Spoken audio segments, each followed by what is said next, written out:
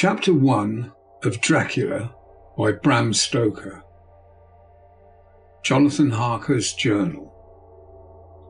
Kept in shorthand. 3rd of May, Bistritz. Left Munich at 8:35 p.m. on the 1st of May, arriving at Vienna early next morning. Should have arrived at 6:46, but train was an hour late. Budapest seems a wonderful place, from the glimpse which I had got of it from the train and the little I could walk through the streets. I feared to go very far from the station, as we had arrived late and would start as near as the correct time as possible. The impression I had was that we were leaving the west and entering the east. The most western of splendid bridges over the Danube, which is here of noble width and depth, took us among the traditions of Turkish rule. We left in pretty good time and came after nightfall to Klosenburg. Here I stopped for the night at the Hotel Royal. I had dinner, or rather supper, a chicken done up in some way with red pepper, which was very good but thirsty. Mem, get recipe for Mina. I asked the waiter and he said it was called paprika Hendel, and that it was a national dish. I should be able to get it anywhere along the Carpathian. I found my smattering of German very useful here indeed. I don't know how I should be able to get on without it. Having had some time at my disposal when in London, I had visited the British Museum and made search among the books and maps in the library regarding Transylvania. It had struck me that some foreknowledge of the country could hardly fail to have some importance in dealing with a nobleman of that country. I find that the district he named is in the extreme east of the country, just on the borders of 3 states, Transylvania, Moldavia and Bukovina, in the midst of the Carpathian Mountains, one of the wildest and least known portions of Europe. I was not able to light on any map or work giving the exact locality of the castle Dracula, and as there are no maps of this country, as yet to compare with our own Ordnance Survey maps, I found that Bistritz, the post town named by Count Dracula, is a fairly well-known place. I shall enter here some of my notes as they may refresh my memory when I talk over my travels with Mina. In the population of Transylvania there are 4 distinct nationalities: Saxons in the south, and mixed with them the Wallachs, who are the descendants of the Dacians, Magyars in the west, Szeklerys in the east and north. I'm going among the latter, who claim to be descended from Attila and the Huns. This may be so, for when the Magyars conquered the country in the 11th century, they found the Huns settled in it. I read that every known superstition in the world is gathered into the horseshoe of the Carpathian, as if it were the centre of some sort of imaginative whirlpool. If so, my stay may be very interesting. Men must ask the Count all about them. I did not sleep well, though my bed was comfortable enough, for I had all sorts of queer dreams. There was a dog howling all night under my window, which may have had something to do with it, or it may have been the paprika, for I had to drink up all the water in my carafe and was still very thirsty. Towards morning I slept and was awakened by the continuous knocking at my door, so I guessed I must have been sleeping soundly then. I had for breakfast more paprika, a sort of porridge of maize flour, which they said was mamaliga, and eggplant stuffed with forcemeat, a very excellent dish which they call implitata. Mem, get this recipe also. I had to hurry breakfast, for the train started a little before 8, or rather it ought to have done so. After rushing to the station at 7:30, I had to sit in the carriage for more than an hour before we began to move. It seems to me that the further east you go, the more unpunctual are the trains. What ought they to be in China? All day long we seemed to dawdle through a country which was full of beauty of every kind. Sometimes we saw little towns or castles on the top of steep hills, such as we see in old missals. Sometimes we ran by rivers and streams, which seemed from the wide stony margin on each side of them to be subject to great floods. It takes a lot of water and running strong to sweep the outside edge of a river clear. At every station there were groups of people, sometimes crowds, and in all sorts of attire. Some of them were just like the peasants at home, or those I saw coming through France and Germany, with short jackets and round hats and homemade trousers. But others were very picturesque. The women looked pretty, except when you got near them, but they were very clumsy about the waist.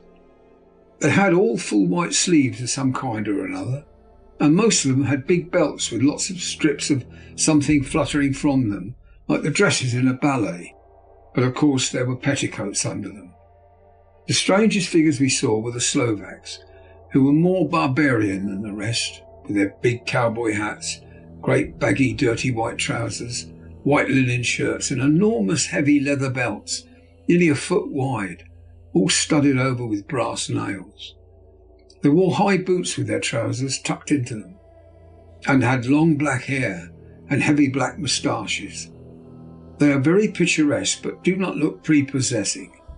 On the stage they would be set down at once as some old Oriental band of brigands. They are, however, I'm told, very harmless and rather wanting in natural self-assertion. It was on the dark side of twilight when we got to Bistritz, which is a very interesting old place, being practically on the frontier, for the Borgo Pass leads from it into Bukovina. It has had a very stormy existence, and it certainly shows the marks of it. 50 years ago, a series of great fires took place, which made terrible havoc on 5 separate occasions. At the very beginning of the 17th century, it underwent a siege of 3 weeks and lost 13,000 people. The casualties of war proper being assisted by famine and disease. Count Dracula had directed me to go to the Golden Krone Hotel, which I found to my great delight to be thoroughly old-fashioned. For of course I wanted to see all I could of the ways of the country. I was evidently expected, for when I got near the door, I faced a cheery-looking elderly woman in the usual peasant dress, white undergarment with long double apron, front and back, of coloured stuff fitting almost too tight for modesty. When I came close, she bowed and said, "The Herr Englishman?" "Yes," I said, "Jonathan Harker." She smiled and gave some message to an elderly man in a white shirt sleeves who had followed her to the door. He went, but immediately returned with a letter. "My friend, welcome to the Carpathians. I'm anxiously expecting you. Sleep well tonight. At 3 tomorrow the diligence will start for Bukovina. A place in it is kept for you. At the Borgo Pass my carriage will await you, and will bring you to me. I trust that your journey from London has been a happy one, and that you will enjoy your stay in my beautiful land. Your friend, Dracula." 4th of May. I found that my landlord had got a letter from the Count directing him to secure the best place on the coach for me. But on making inquiries as to details, he seemed somewhat reticent, and pretended that he could not understand my German. This could not be true, because up to then he had understood it perfectly. At least he answered my questions exactly as if he did. He and his wife, the old lady who had received me, looked at each other in a frightened sort of way. He mumbled out that the money had been sent in a letter, and that was all he knew. When I asked him if he knew Count Dracula and could tell me anything of his castle, both he and his wife crossed themselves, and saying that they knew nothing at all, simply refused to speak further. It was so near the time of starting that I had no time to ask anyone else, for it was all very mysterious and not by any means comforting. Just before I was leaving, the old lady came up to my room and said in a very hysterical way, "Must you go? Oh, young Herr, must you go?" She was in such an excited state that she seemed to have lost her grip of what German she knew, and mixed it all up with some other language which I did not know of at all. I was just able to follow her by asking many questions when I told her that I must go at once, and that I was engaged on important business. She asked again, "Do you know what day it is?" I answered that it was the 4th of May. She shook her head as she said again, "Oh yes, I know that, but do you know what day it is?" On my saying that I did not understand, she went on, "It is the eve of St. George's Day. Do you not know that tonight, when the clock strikes midnight, all the evil things in the world will have full sway? Do you know where you are going or what you are going to?" She was in such evident distress that I tried to comfort her, but without effect. Finally she went down on her knees and implored me not to go, at least to wait a day or two before starting. It was all very ridiculous, but I did not feel comfortable. However, there was business to be done, and I could allow nothing to interfere with it. I therefore tried to raise her up and said as gravely as I could that I thanked her, but my duty was imperative, and that I must go. She then rose and dried her eyes, and taking a crucifix from her neck, offered it to me. I didn't know what to do, for as an English churchman I had been taught to regard such things as in some measure idolatrous, and yet it seemed so ungracious to refuse an old lady, meaning so well and in such a state of mind. She saw, I suppose, the doubt in my face, for she put the rosary round my neck and said, "For your mother's sake," and went out of the room. I'm writing up this part of the diary whilst I'm waiting for the coach, which is, of course, late, and the crucifix is still round my neck.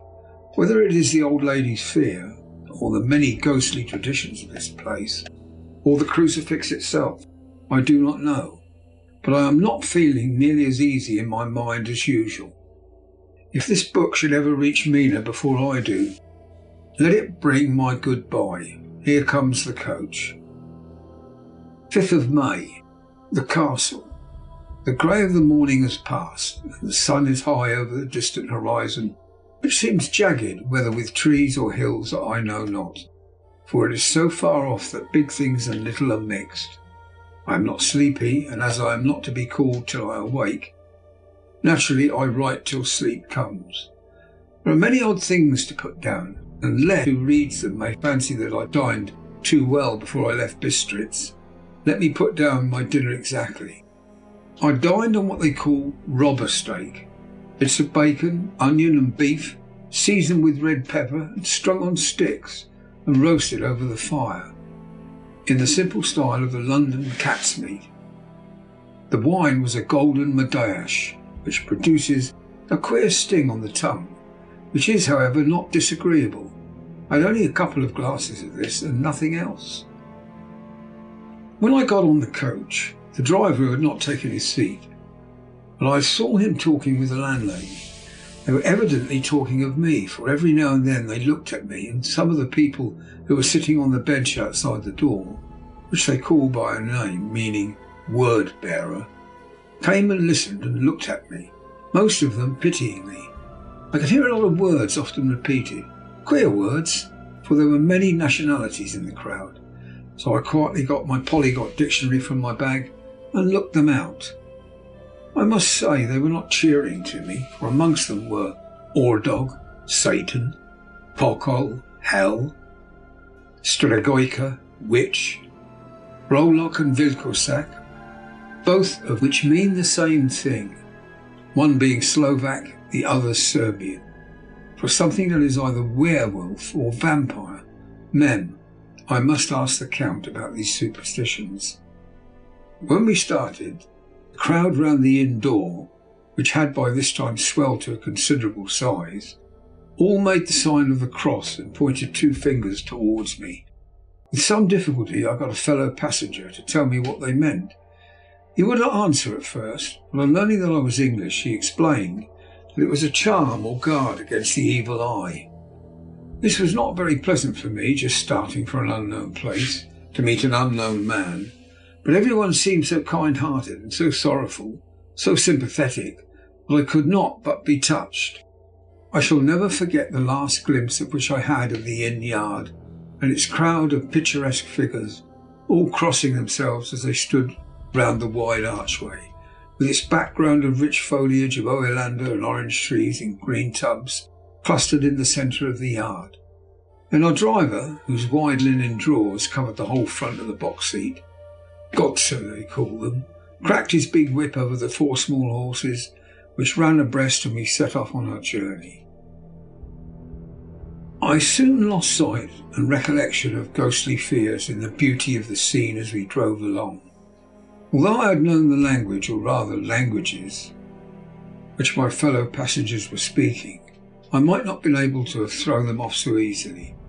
Before us lay a green sloping land full of forests and woods, with here and there steep hills crowned with clumps of trees, or with farmhouses, the blank gable end to the road. There was everywhere a bewildering mass of fruit blossom, apple, plum, pear, cherry, and as we drove by I could see the green grass under the trees, spangled with the fallen petals. In and out amongst these green hills of what they call here Mittelland ran the road, losing itself as it swept round the grassy curve, or was shut out by the straggling ends of pine woods, which here and there ran down the hillside like tongues of flame. The road was rugged, but still we seemed to fly over it with a feverish haste.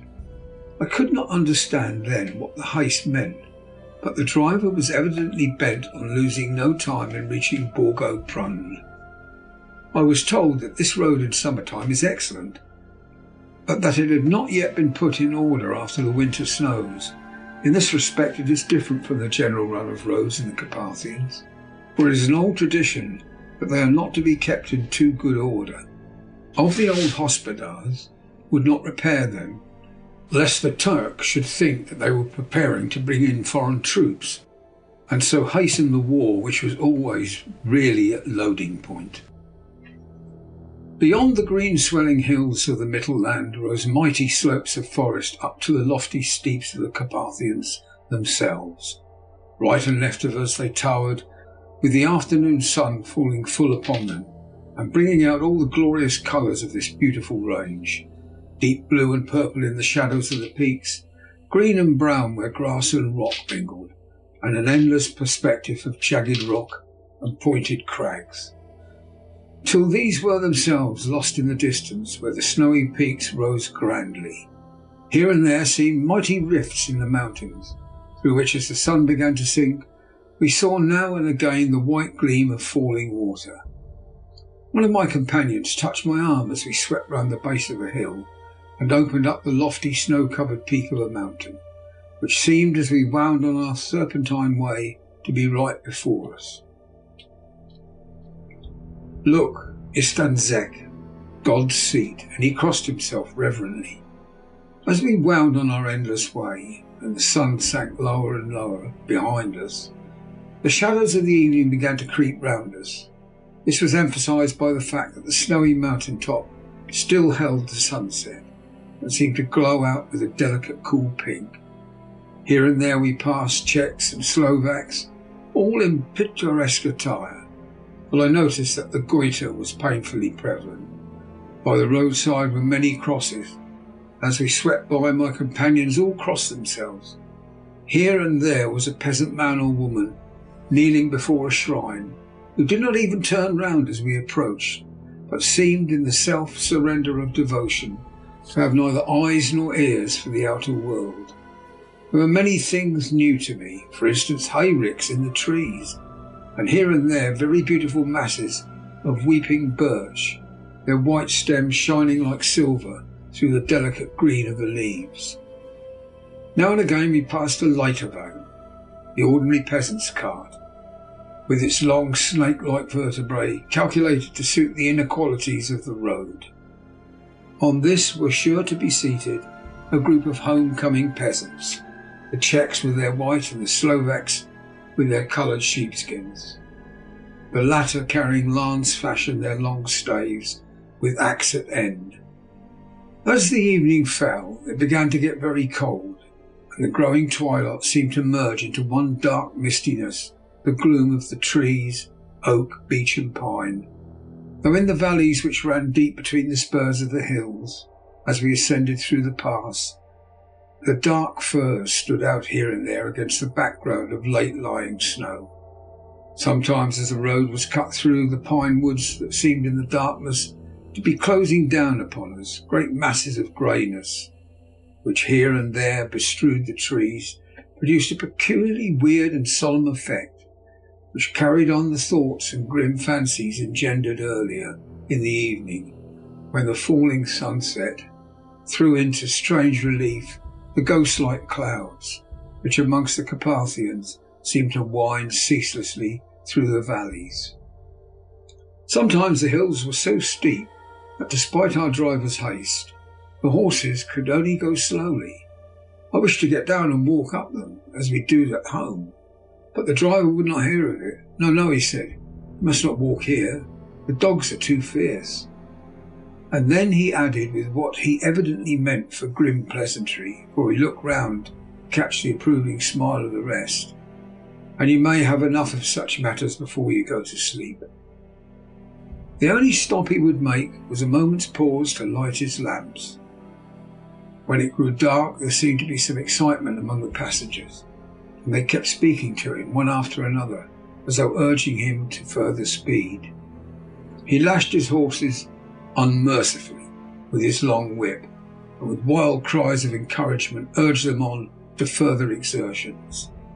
Then through the darkness I could see a sort of patch of grey light ahead of us, as though there was a cleft in the hills. The excitement of the passengers grew greater. The crazy coach rocked on its great leather springs and swayed like a boat tossed on a stormy sea. I had to hold on. The road grew more level and we appeared to fly along. Then the mountains seemed to come nearer to us on each side and to frown down upon us. We were entering on the Borgo Pass.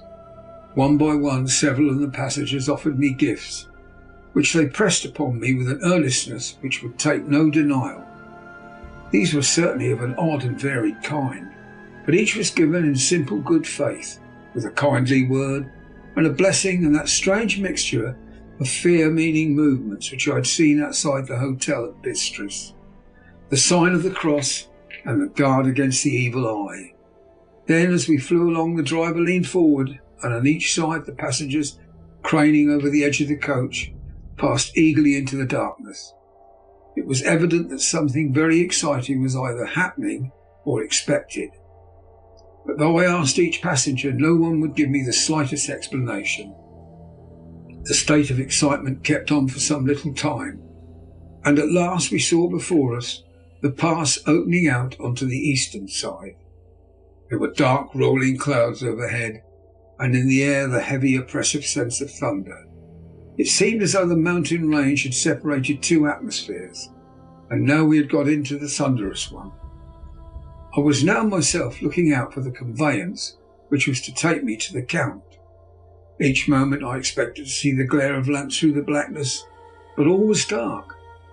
The only light was the flickering rays of our own lamps, in which the stream from our hard-driven horses rose in a white cloud. We could see now the sandy road lying white before us, but there was no sign of a vehicle. The passengers drew back with a sigh of gladness, which seemed to mock my own disappointment. I was already thinking what I had best do, when the driver, looking at his watch, said to the others something which I could hardly hear. It was spoken so quietly and in so low a tone, I thought it was an hour less than the time. And then turning to me, he said in German, worse than my own, "There's no carriage here. The hare is not expected after all. He will now come on to Bukovina and return tomorrow or the next day. Better the next day." While he was speaking, the horses began to neigh and snort and plunge wildly, so that the driver had to hold them up. Then, amongst a chorus of screams from the peasants and a universal crossing of themselves, a caleche with 4 horses drove up behind us, overtook us, and drew up beside the coach. I could see from the flash of our lamps, as the rays fell on them, that the horses were coal-black and splendid animals. They were driven by a tall man with a long brown beard and a great black hat, which seemed to hide his face. I could only see the gleam of a pair of very bright eyes, which seemed red in the lamplight. As he turned to us, he said to the driver, "You are early tonight, my friend." The man stammered in reply, "The Herr English was in a hurry." To which the stranger replied, "That is why, I suppose, you wished him to go on to Bukovina." "You cannot deceive me, my friend. I know too much, and my horses are swift." As he spoke, he smiled, and the lamplight fell on a hard-looking mouth, with very red lips and sharp-looking teeth, as white as ivory. One of my companions whispered to another the line from Berger's Leonore. Denn die Toten reiten schnell, for the dead travel fast. The strange driver evidently heard the words, for he looked up with a gleaming smile. The passenger turned his face away at the same time, putting out his 2 fingers and crossing himself. "Give me the hare's luggage," said the driver, and with exceeding alacrity my bags were handed out and put in the caliche. Then I descended from the side of the coach as the caliche was close up alongside, the driver helping me with a hand which caught my arm in a grip of steel. His strength must have been prodigious. Without a word he shook his reins, the horses turned, and we swept into the darkness of the pass. A wild howling began, which seemed to come from all over the country, as far as the imagination could grasp it through the gloom of the night. At the first howl the horses began to strain and rear, but the driver spoke to them soothingly and they quieted down, but shivered and sweated as though after a runaway from a sudden fright. Then far off in the distance, from the mountains on each side of us, began a louder and sharper howling, that of wolves, which affected both the horses and myself in the same way, for I was minded to jump from the caliche and run, whilst they reared again and plunged madly, so that the driver had to use all his great strength to keep them from bolting. In a few minutes, however, my own ears got accustomed to the sound, and the horses so far became quiet that the driver was able to descend and stand before them. He petted and soothed them, and whispered something in their ears that I have heard of horse tamers doing, and with extraordinary effect, for under his caresses they become quite manageable again. Though they still trembled, the driver again took his seat and, shaking his reins, started off at a great pace. This time, after going to the far side of the pass, he suddenly turned down a narrow roadway which ran sharply to the right. Soon we were hemmed in with trees, which in places arched right over the roadway till we passed as though through a tunnel, and again great frowning rocks guarded us boldly on either side. Though we were in shelter, we could hear the rising wind, for it moaned and whistled through the rocks, and the branches of the trees crashed together as we swept along. It grew colder and colder still. Fine powdery snow began to fall, so that soon we and all around us were covered with a white blanket. The keen wind still carried the howling of the dogs, though this grew fainter as we went on our way. The baying of the wolves sounded nearer and nearer, as though they were closing on us from every side. I grew dreadfully afraid, and the horses shared my fear. The driver, however, was not in the least disturbed. He kept turning his head to left and right, but I could not see anything through the darkness. Suddenly, away on our left, I saw a faint flickering blue flame. The driver saw it at the same moment. He at once checked the horses, and jumping to the ground, disappeared into the darkness. I did not know what to do, the less as the howling of the wolves grew closer. But while I wondered, the driver suddenly appeared again, and without a word took his seat, and we resumed our journey. I think I must have fallen asleep and kept dreaming of the incident, for it seemed to be repeated endlessly. Now looking back, it's like a sort of awful nightmare. Once the flame appeared so near to the road that even in the darkness around us, I could watch the driver's motions. He went rapidly to where the blue flame rose. It must have been very faint, for it did not seem to illumine the place around it at all. And gathering a few stones, formed them into some device. Once there appeared a strange optical effect. When he stood in between me and the flame, it did not obstruct it, for I could see its ghostly flicker all the same. This startled me, but as the effect was only momentary, I took it that my eyes deceived me, straining through the darkness. Then for a time there were no blue flames, and we sped onwards through the gloom, with the howling of the wolves around us as though they were following in a moving circle. At last there came a time when the driver went further afield than he had yet gone. During his absence the horses began to tremble worse than ever and to snort and scream with fright. I could not see any cause for it, for the howling of the wolves ceased altogether. But just then the moon, sailing through the black clouds, appeared behind the jagged crest of a beetling pine-clad rock, and by its light I saw around us a ring of wolves, with white teeth and lolling red tongue, with long sinewy limbs and shaggy hair. They were 100 times more terrible in the grim silence which held them than even when they howled. For myself, I felt a sort of paralysis of fear. It is only when a man feels himself face to face with such horrors can he understand their true import. All at once the wolves began to howl, as though the moonlight had had some peculiar effect on them. The horses jumped about and reared and looked helplessly round with eyes that rolled in a way painful to see, but the living ring of terror encompassed them on every side, and they had perforce to remain within it. I called out to the coachman to come, for it seemed to me that our only chance was to try to break through the ring and to aid his approach. I shouted and beat the side of the caleche, hoping that by the noise to scare the wolves from that side so as to give him a chance of reaching the trap.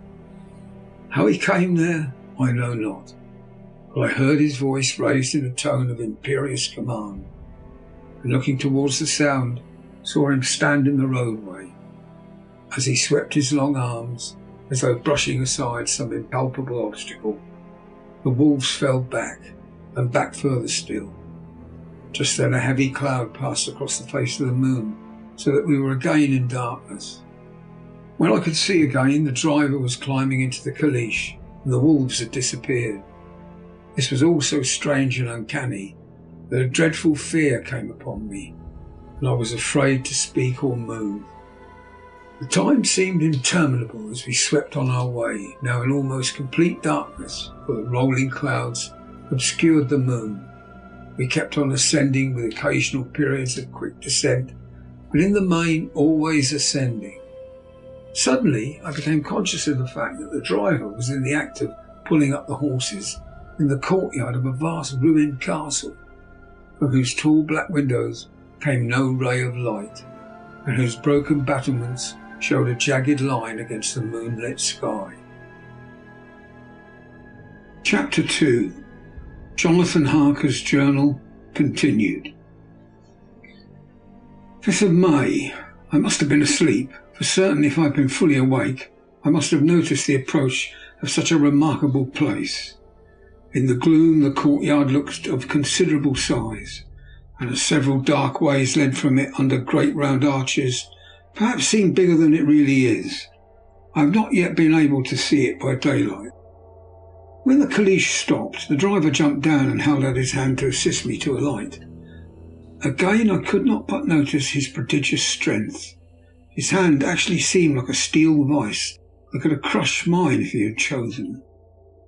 When he took out my traps and placed them on the ground beside me, as I stood close to a great door, old and studded with large iron nails, and set in a projecting doorway of massive stone, I could see even in the dim light that the stone was massively carved, but that the carving had been much worn by time and weather.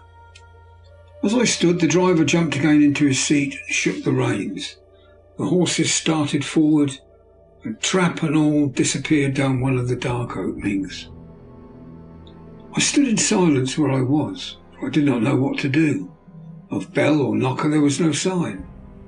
Through these frowning walls and dark window openings it was not likely that my voice would penetrate. The time I waited seemed endless, and I felt doubts and fears crowding upon me. What sort of place had I come to, and among what kind of people? What sort of grim adventure was it on which I had embarked? Was this a customary incident in the life of a solicitor's clerk sent out to explain the purchase of a London estate to a foreigner?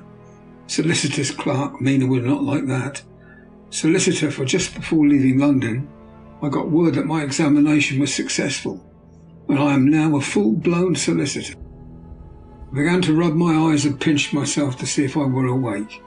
It all seemed like a horrible nightmare to me, and I expected that I should suddenly awake and find myself at home, with the dawn struggling in through the windows, as I had now and again felt in the morning after a day of overwork.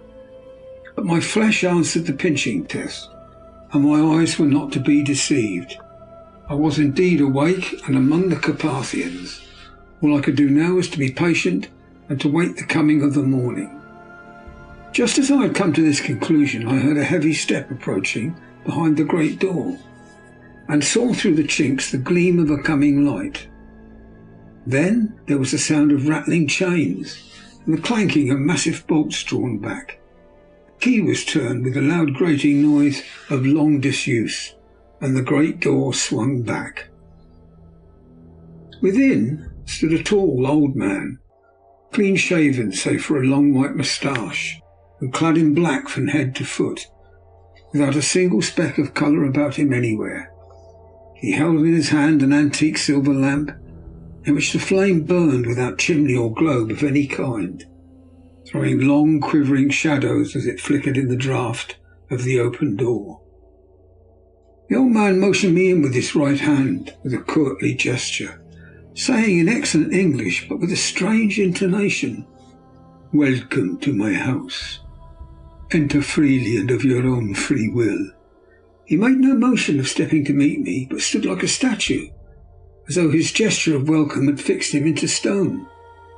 The instant, however, that I had stepped over the threshold, he moved impulsively forward, and holding out his hand, grasped mine with strength which made me wince, which was not lessened by the fact that it seemed as cold as ice, more like the hand of a dead than a living man.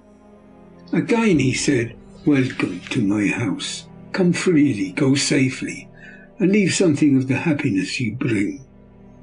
The strength of the handshake was so much akin to that which I had noticed in the driver, whose face I had not seen, that for a moment I doubted if it were not the same person to whom I was speaking. So to make sure, I said interrogatively, "Count Dracula?" He bowed in a courtly way as he replied, "I am Dracula, and I bid you welcome, Mr. Harker, to my house. Come in. The night air is chill, and you must need to eat and rest."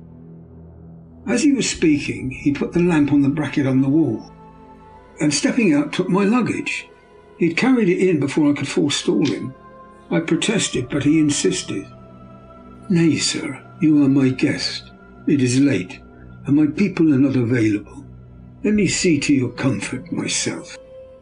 He insisted on carrying my traps along the passage, then up a great winding stair and along another great passage, on whose stone floor our steps rang heavily.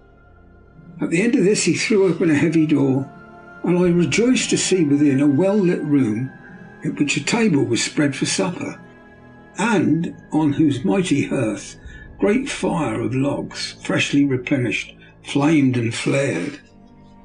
The Count halted, putting down my bags, closed the door, crossing the room opened another door, which led into a small octagonal room lit by a single lamp, and seemingly without a window of any sort. Passing through this, he opened another door, and motioned me to enter. It was a welcome sight, for here was a great bedroom, well lighted, and warmed with another log fire, also added to but lately, for the top logs were fresh, which sent a hollow roar up the wide chimney. The Count himself left my luggage inside, and withdrew, saying before he closed the door, "You will need after your journey to refresh yourself by making your toilet. I trust you will find all you wish. When you are ready, come into the other room, where you will find your supper prepared." The light and warmth of the Count's courteous welcome seemed to have dissipated all my doubts and fears. Having then reached my normal state, I discovered that I was half famished with hunger, so making a hasty toilet, I went into the other room. I found supper already laid out. My host, who stood on one side of the great fireplace, leaning against the stonework, made a graceful wave of his hand to the table and said, "I pray you, be seated and sup how you please. You will, I trust, excuse me that I do not join you, but I have dined already, and I do not sup." I handed him the sealed letter which Mr. Hawkins had entrusted to me. He opened it and read it gravely. Then, with a charming smile, he handed it to me to read. One passage of it at least gave me a thrill of pleasure.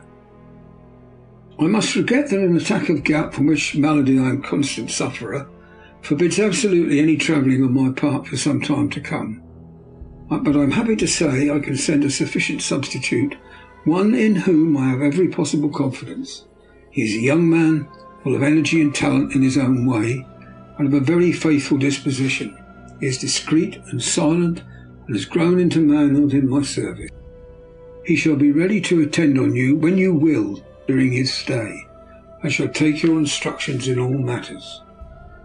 The Count himself came forward and took off the cover of the dish, and I fell to at once an excellent roast chicken.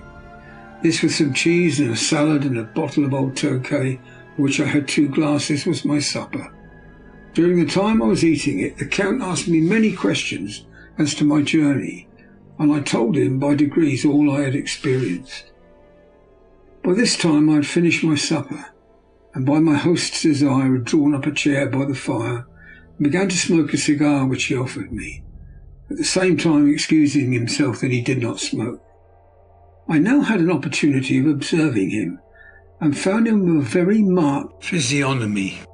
His face was strong, very strong, aquiline, with a high bridge of the thin nose, the peculiarly arched nostrils, with lofty domed forehead and hair growing scantily around the temples, but profusely elsewhere. His eyebrows were very massive, almost meeting over the nose, and with the bushy hair it seemed to curl in its own profusion. The mouth, so far as I could see it under the heavy moustache, was fixed and rather cruel looking, with peculiarly sharp white teeth. These protruded over the lips, whose remarkable ruddiness showed astonishing vitality in a man of his years. For the rest, his ears were pale at the tops, extremely pointed. The chin was broad and strong, and the cheeks firm though thin. The general effect was one of extraordinary power. Hitherto I had noticed that the backs of his hands as they lay on his knees in the firelight, and they had seemed rather white and fine. But seeing them now close to me, I could not help but notice that they were rather coarse, broad, with squat fingers. Strange to say, there were hairs in the centre of the palm. The nails were long and fine, and cut to a sharp point. As the Count leaned over me and his hands touched me, I could not repress a shudder. It may have been that his breath was rank, but a horrible feeling of nausea came over me, which, do what I would, I could not conceal. The Count, evidently noticing it, drew back, and with a grim sort of smile, which showed more than he had yet done of his protuberant teeth, sat himself down again on his own side of the fireplace. We were both silent for a while, and as I looked towards the window I saw the first dim streak of the coming dawn. There seemed a strange stillness over everything, but as I listened I heard, as if from down below in the valley, the howling of many wolves. The Count's eyes gleamed, and he said, "Listen to them, the children of the night, what music they make." Seeing, I suppose, some expression in my face strange to him, he added, "Ah, sir, you dwellers in the city cannot enter into the feelings of the hunter." And he rose and said, "But you must be tired. Your bedroom is all ready, and tomorrow you shall sleep as late as you will. I have to be away till the afternoon, so sleep well and dream well." With a courteous bow, he opened for me himself the door to the octagonal room, and I entered my bedroom. I am all in a sea of wonders. I doubt, I fear, I think strange things, which I dare not confess to my own soul. God keep me, if only for the sake of those dear to me. 7th of May. It is again early morning, but I have rested and enjoyed the last 24 hours. I slept till late in the day, and awoke of my own accord. When I dressed myself, I went into the room where we had supped, and found a cold breakfast laid out, with coffee kept hot by the pot being placed on the hearth. There was a card on the table, on which was written, "I have to be absent for a while. Do not wait for me. D." I set to and enjoyed a hearty meal. When I had done, I looked for a bell so that I might let the servants know I had finished, but I could not find one. There are certainly odd deficiencies in the house, considering the ordinary evidences of wealth which are around me. The table service is of gold and so beautifully wrought that it must be of immense value. Curtains and upholstery of the chairs and sofas and the hangings of my bed are of the costliest and most beautiful fabrics, and must have been of fabulous value when they were made, for they are centuries old, though in excellent order. I saw something like them in Hampton Court, but there they were worn and frayed and moth-eaten. But still in none of the rooms is there a mirror. There's not even a toilet glass on my table. I had to get the little shaving glass from my bag before I could either shave or brush my hair. I have not yet seen a servant anywhere, or heard a sound near the castle, except the howling of wolves. Some time after I had finished my meal, I do not know whether to call it breakfast or dinner, for it was between 5 and 6 o'clock when I had it, I looked about for something to read, for I did not like to go about the castle until I had asked the Count's permission. There was absolutely nothing in the room, book, newspaper, or even writing materials. So I opened another door in the room and found a sort of library. The door opposite mine I tried, but found it locked. In the library I found to my great delight a vast number of English books, whole shelves full of them, with bound volumes of magazines and newspapers.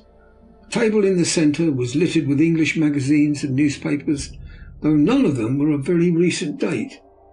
The books were of the most varied kind: history, geography, politics, political economy, botany, geology, law, all relating to England and English life and customs and manners. There were even such books of reference as the London Directory, the Red and Blue books, Whitaker's Almanac, the Army and Navy lists. It somehow gladdened my heart to see it, the Law List. Whilst I was looking at the books, the door opened and the Count entered. He saluted me in a hearty way and hoped that I had had a good night's rest. Then he went on. "I am glad you found your way in here, for I am sure there's much that will interest you. These companions," and he laid his hand on some of the books, "have been good friends to me, and for some years past, ever since I had the idea of going to London, have given me many hours of pleasure. Through them I have come to know your great England, and to know her is to love her. I long to go through the crowded streets of your mighty London, to be in the midst of the whirl and rush of humanity, to share its life, its change, its death, and all that makes it what it is. But alas, as yet I know only your tongue through books. To you, my friend, I look that I know it to speak." "But, Count," I said, "you know and speak English thoroughly." He bowed gravely. "I thank you, my friend, for your all too flattering estimate. But yet I fear that I am a little way on the road. I would travel, true. I know the grammar and the words, but yet I do not know how to speak them." "Indeed," I said, "you speak excellently." "Not so," he answered. "Well I know that. Did I move and speak in your London, none there are who would not know me for a stranger. That is not enough for me. Here I am noble, I am boyar. The common people know me, and I am master. But a stranger in a strange land, he is no one. Men know him not. And to know not is to care not for. I am content if I am like the rest, so that no man stops if he see me, or pause in his speaking if he hear my words. Aha, stranger! I have been so long master that I would be master still, or at least that none other should be master of me. You come to me not alone as an agent of my friend Peter Hawkins of Exeter to tell me all about my new estate in London. You shall, I trust, rest here with me a while, so that by our talking I may learn the English intonation, and I would that you tell me when I make error, even of the smallest in my speaking. I am sorry that I had to be away so long today, but you will, I know, forgive one who has so many important affairs in hand."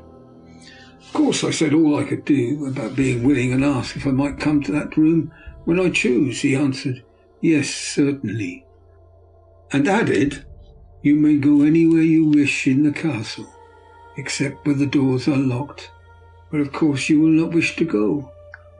There is reason that all things are as they are, and did you see with my eyes and know with my knowledge, you would perhaps better understand.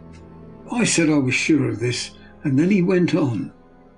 We are in Transylvania, and Transylvania is not England. Our ways are not your ways, and there shall be to you many strange things. Nay, from what you have told me of your experiences already, you know something of what strange things there may be. This led to much conversation, and it was evident that he wanted to talk, if only for talking's sake. I asked him many questions regarding things that had already happened to me or come within my notice. Sometimes he sheered off the subject or turned the conversation by pretending not to understand. But generally he answered all I asked most frankly. And as time went on, and I had got somewhat bolder, I asked him some of the strange things of the preceding night. For instance, why the coachman went to the places where he had seen the blue flames. Then he explained to me that it was commonly believed that on a certain night of the year, last night in fact, when all the evil spirits are supposed to have been checked away, a blue flame is seen over any place where treasure has been concealed. That treasure has been hidden, he went on, in the region through which you came last night. There can be little doubt, for it was the ground fought over for centuries by the Wallachian, the Saxon and the Turk. Why, there is hardly a foot of soil in all this region that has not been enriched by the blood of men, patriots or invaders. In the old days there were stirring times, when the Austrian and the Hungarian came up in hordes, and the patriots went out to meet them, men and women, the aged and the children too, and waited their coming on the rocks above the passes, that they might sweep destruction on them with their artificial avalanches. When the invader was triumphant, he found but little, for what there was had been sheltered in the friendly soil. But how, I said, how can it have remained so long undiscovered, when there is a sure index that if men will but take the trouble to look? The Count smiled, and as his lips ran back over his gums, the long, sharp canine teeth showed out. Strangely, he answered, because your peasant is at heart a coward and a fool. Those flames only appear on one night, and on that night no man of this land will, if he can help it, stir without his doors. And, dear sir, even if he did, he would not know what to do. Or even the peasant that you tell me of, who marked the place of the flame, would not know where to look in daylight, even for his own work. Even you would not. I dare be sworn to be able to find these places again. There you are right, I said. I know no more than the dead where even to look for them. But then we drifted into other matters. Come, he said at last, tell me of London, and of the house which you have procured for me. With an apology for my remissness, I went into my own room to get the papers from my bag. Whilst I was placing them in order, I heard a rattling of china and silver in the next room, and as I passed through, noticed that the table had been cleared and the lamp lit, for it was by this time deep into the dark. The lamps were also lit in the study or library, and I found the Count lying on the sofa, reading of all things in the world an English Bradshaw's Guide. When I came in, he cleared the books and papers from the table, and with him I went into plans and deeds and figures of all sorts. He was interested in everything, and asked me myriad questions about the place and its surroundings. He had clearly studied beforehand all he could get on the subject of the neighbourhood, for he evidently at the end knew very much more than I did. When I remarked this, he answered, "Well, but my friend, it is not needful that I should. When I go there, I shall be all alone, and my friend Harker Jonathan, nay, pardon me, I fall into my country's habit of putting your patronymic first. My friend Jonathan Harker will not be by my side to correct and aid me. He will be in Exeter, miles away, probably working at papers of the law with my other friend, Peter Hawkins. So We went thoroughly into the business of the purchase of the estate at Purfleet. When I told him the facts and he got his signature to the necessary papers and had written a letter with them ready to post to Mr. Hawkins, he began to ask me how I had come across so suitable a place. I read to him the notes which I had made at the time and which I inscribe here. At Purfleet, on a by-road, I came across such a place as seemed to be required, and where there was displayed a dilapidated notice that the place was for sale. It is surrounded by a high wall of ancient structure, built of heavy stones, and has not been repaired for a large number of years. The closed gates are of heavy old oak and iron, all eaten with rust. The estate is called Carfax, no doubt a corruption of the old Quatre Face, as the house is four-sided, agreeing with the cardinal points of the compass. It contains in all some 20 acres, quite surrounded by the solid stone wall above mentioned. There are many trees on it, which make it in places gloomy, and there is a deep, dark-looking pond or small lake, evidently fed by some springs, as the water is clear and flows away in a fair-sized stream. The house is very large, and of all periods back, I should say, to medieval times, for one part is of stone, immensely thick, with only a few windows high up and heavily barred with iron. It looks like a part of a keep, and is close to an old chapel or church. I could not enter it, as I had not the key of the door leading into it from the house, but I have taken with my Kodak views of it from various points. The house has been added to, but in a very straggling way, and I can only guess at the amount of ground it covers, which must be very great. There are but few houses close at hand, one being a very large house, only recently added and formed into a private lunatic asylum. It is not, however, visible from the grounds. When I had finished, he said, "I am glad that it is old and big. I myself am an old family, and to live in a new house would kill me. A house cannot be made habitable in a day, and after all, how few days go to make up a century.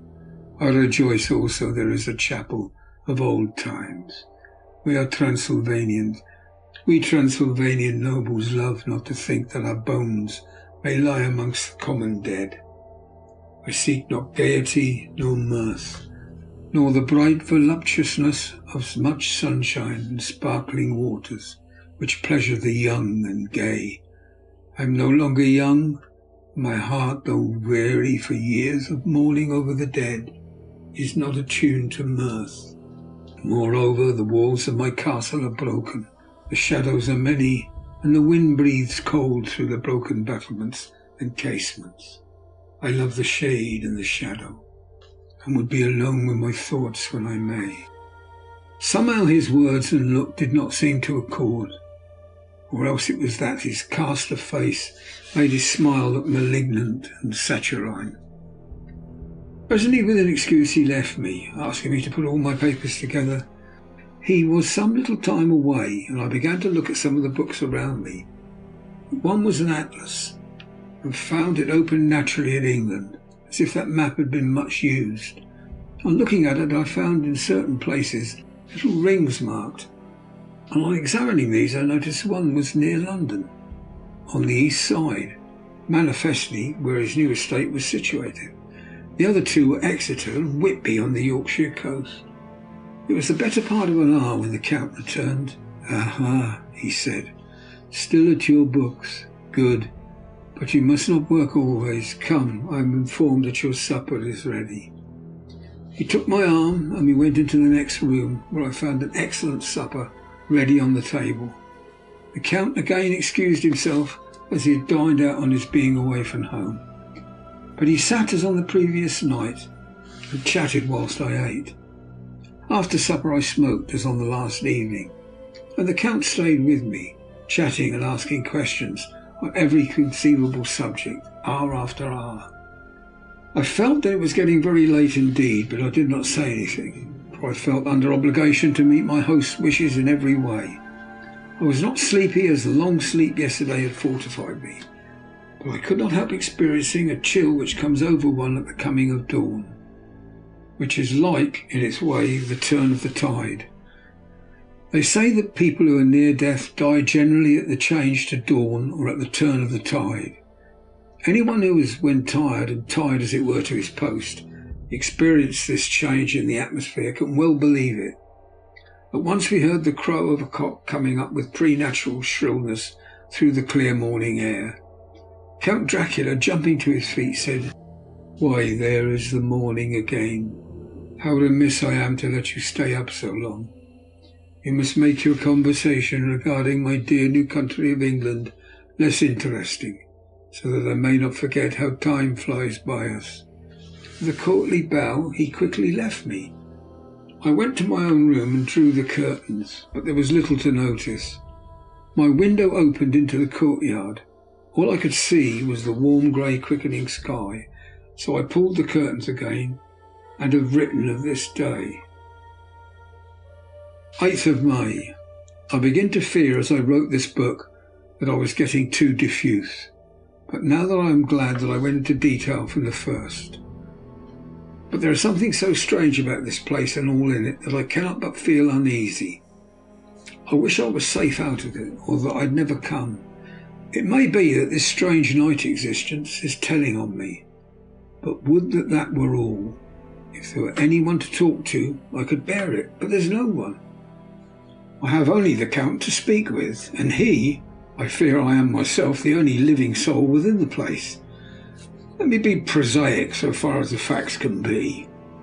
It will help me to bear up, and imagination must not run riot with me. If it does, I am lost.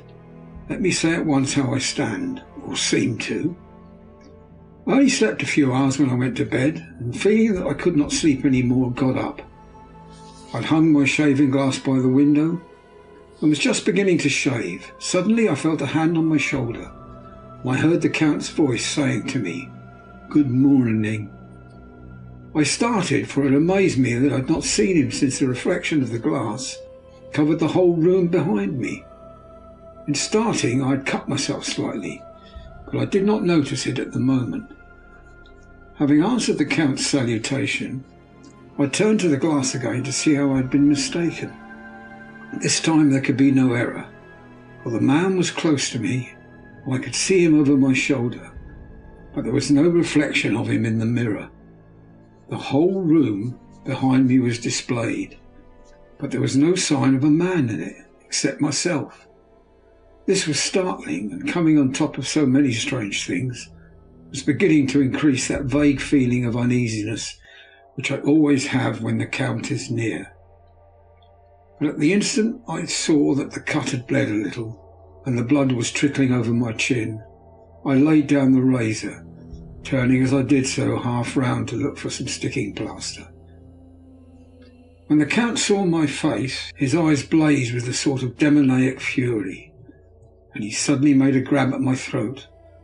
I drew away, and his hand touched a string of beads which held the crucifix. It made an instant change in him, for the fury passed so quickly that I could hardly believe that it was ever there. "Take care," he said. "Take care how you cut yourself. It is more dangerous than you think in this country." And seizing the shaving glass, he went on. "And this is the wretched thing that has done the mischief. It is a foul bauble of man's vanity. Away with it."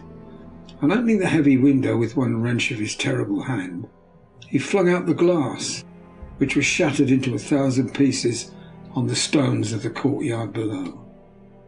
Then he withdrew without a word. It is very annoying, for I do not see how I am to shave, unless in my watch case or the bottom of the shaving pot, which is fortunately made of metal. When I went into the dining room, breakfast was prepared. I could not find the Count anywhere, so I breakfasted alone. It is strange that as yet I have not seen the Count eat or drink. He must be a very peculiar man. After breakfast I did a little exploring in the castle, went out on the stairs, found a room looking towards the south. The view was magnificent, and from where I stood there was every opportunity of seeing it. The castle is on the very edge of a terrible precipice. A stone falling from a window would fall 1,000 feet without touching anything. As far as the eye can reach is a sea of green treetops, with occasionally a deep rift where there is a chasm. Here and there are silver threads where the rivers wind in deep gorges through the forest. But I am not at heart to describe beauty. When I had seen the view, I explored further. Doors, doors, doors everywhere, and all locked and bolted. In no place, save from the windows in the castle, is there an available exit. The castle is a veritable prison, and I am a prisoner. Chapter 3. Jonathan Harker's Journal. Continued. When I found out that I was a prisoner, a sort of wild feeling came over me. I rushed up and down the stairs, trying every door and peering out of every window I could find. But after a little, the conviction of my helplessness overpowered all other feelings. But when I look back after a few hours, I think I must have been mad for the time, for I behaved much as a rat does in a trap. When, however, the conviction had come to me that I was helpless, I sat down quietly, as quietly as I have ever done anything in my life, and began to think over what was best to be done. I am thinking still, and as yet have come to no definite conclusion. Of one thing only I am certain, that it is no use making my ideas known to the Count. He knows well that I am imprisoned, as he has done it himself, and has doubtless his own motives for it. He would only deceive me if I trusted him fully with the facts. So far as I can see, my only plan will be to keep my knowledge and my fears to myself, and my eyes open. I am, I know, either being deceived like a baby by my own fears, or else I am in desperate straits, and if the latter be so, I need and shall need all my brains to get through. I had hardly come to this conclusion when I heard the great door below shut, and knew that the Count had returned. He did not come at once into the library, so I went cautiously to my own room and found him making the bed. This was odd, but it only confirmed what I had all along thought, that there were no servants in the house. When later I saw him through the chink of the hinges of a door, laying the table in the dining room, I was assured of it. For if he does himself all these menial offices, surely it is proof that there is no one else to do them. This gave me a fright, for if there was no one else in the castle, it must have been the Count himself, who was the driver of the coach that brought me here. This is a terrible thought, for if so, what does it mean that he could control the wolves as he did, by only holding up his hand in silence? How was it that all the people at Bistritz and on the coach had some terrible fear for me? What meant the giving of the crucifix, the garlic, of the wild rose, the mountain ash? Bless that good woman who hung the crucifix round my neck, for it is a comfort and a strength to me whenever I touch it. It's an odd thing that which I have been taught to regard with disfavour as idolatrous should in a time of loneliness and trouble be of help. Is it that there is something in the essence of sympathy and comfort? Some time, if may be, I must examine this matter to try and make up my mind about it. In the meantime, I must find out all I can about Count Dracula, as it may help me to understand. Tonight he may talk of himself if I turn the conversation that way. I must be very careful, however, not to awake his suspicion. Midnight. I've had a long talk with the Count. I asked him a few questions on Transylvania history, and he warmed up to the subject wonderfully. And in speaking of things and people, and especially of battles, he spoke as if he had been present at them all. This he afterwards explained by saying that to a boyar, the pride of his house and name is his own pride, and their glory is his glory, and their fate is his fate. Whenever he spoke of his house, he always said we, and spoke almost in the plural, like a king speaking. I wish I could put down all he said exactly as he said it to me, for to me it was most fascinating. It seemed to have in it a whole history of the country. He grew excited as he spoke, and walked around the room, pulling his great white moustache and grasping anything on which he laid his hands, as though he would crush it by main strength. One thing he said, which I shall put down as nearly as I can, for it tells in its way the story of his race. We Sletskis have a right to be proud, for in our veins flows the blood of many brave races who fought as the lion fights for lordship. Here in the whirlpool of European races, the Ugric tribe bore down from the Iceland the fighting spirit which Thor and Woden gave them, which their berserkers displayed to such fell intent on the seaboards of Europe, aye, and of Asia and Africa too, till the people thought that the werewolves themselves had come. Here too, when they came, they found the Huns, whose warlike fury had swept the earth like a living flame, till the dying peoples held that in their veins ran the blood of those old witches who, expelled from Scythia, had mated with the devils in the desert.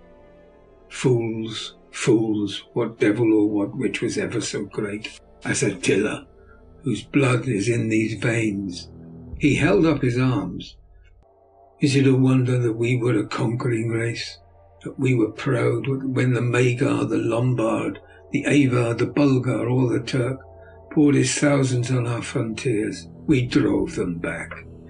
Is it strange that when Arpad and his legions swept through the Hungarian fatherland, he found us here when he reached the frontier, and that the Onfogalas was completed there?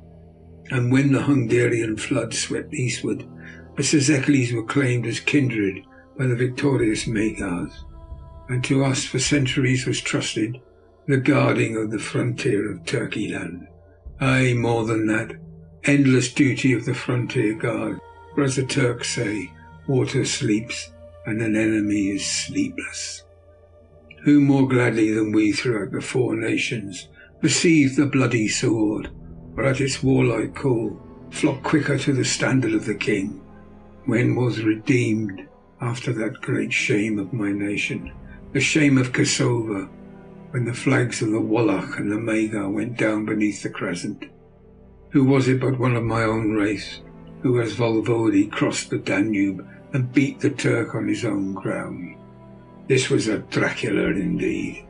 Woe was it that his own unworthy brother, when he had fallen, sold his people to the Turk and brought the shame of slavery on them. Was it not this Dracula indeed who inspired that the other of his race, who in a later age again and again brought his forces over the great river into Turkeyland, who, when he was beaten back, came again and again and again, though he had to come himself? Ah, what good are peasants without a leader? Where ends the war without a brain and a heart to conduct it? Again, when after the Battle of Mohics we threw off the Hungarian yoke, we of the Dracula blood were amongst their leaders, for our spirit would not brook that we were not free. Ah, young sir, the Szeklis and the Dracula is their heart's blood, their brains and their swords, and boast a record that mushroom growths like the Habsburgs and the Romanovs can never reach. The warlike days are over. Blood is too precious a thing in these days of dishonourable peace, and the glories of the great races are in a tale that is told. It was by this time close on morning, and we went to bed. Mem. This diary seems horribly like the beginning of the Arabian Nights, for everything has to break off at cockcrow, or like the ghost of Hamlet's father. 12th of May. Let me begin with facts. Bare, meagre facts, verified by books and figures, and of which there can be no doubt.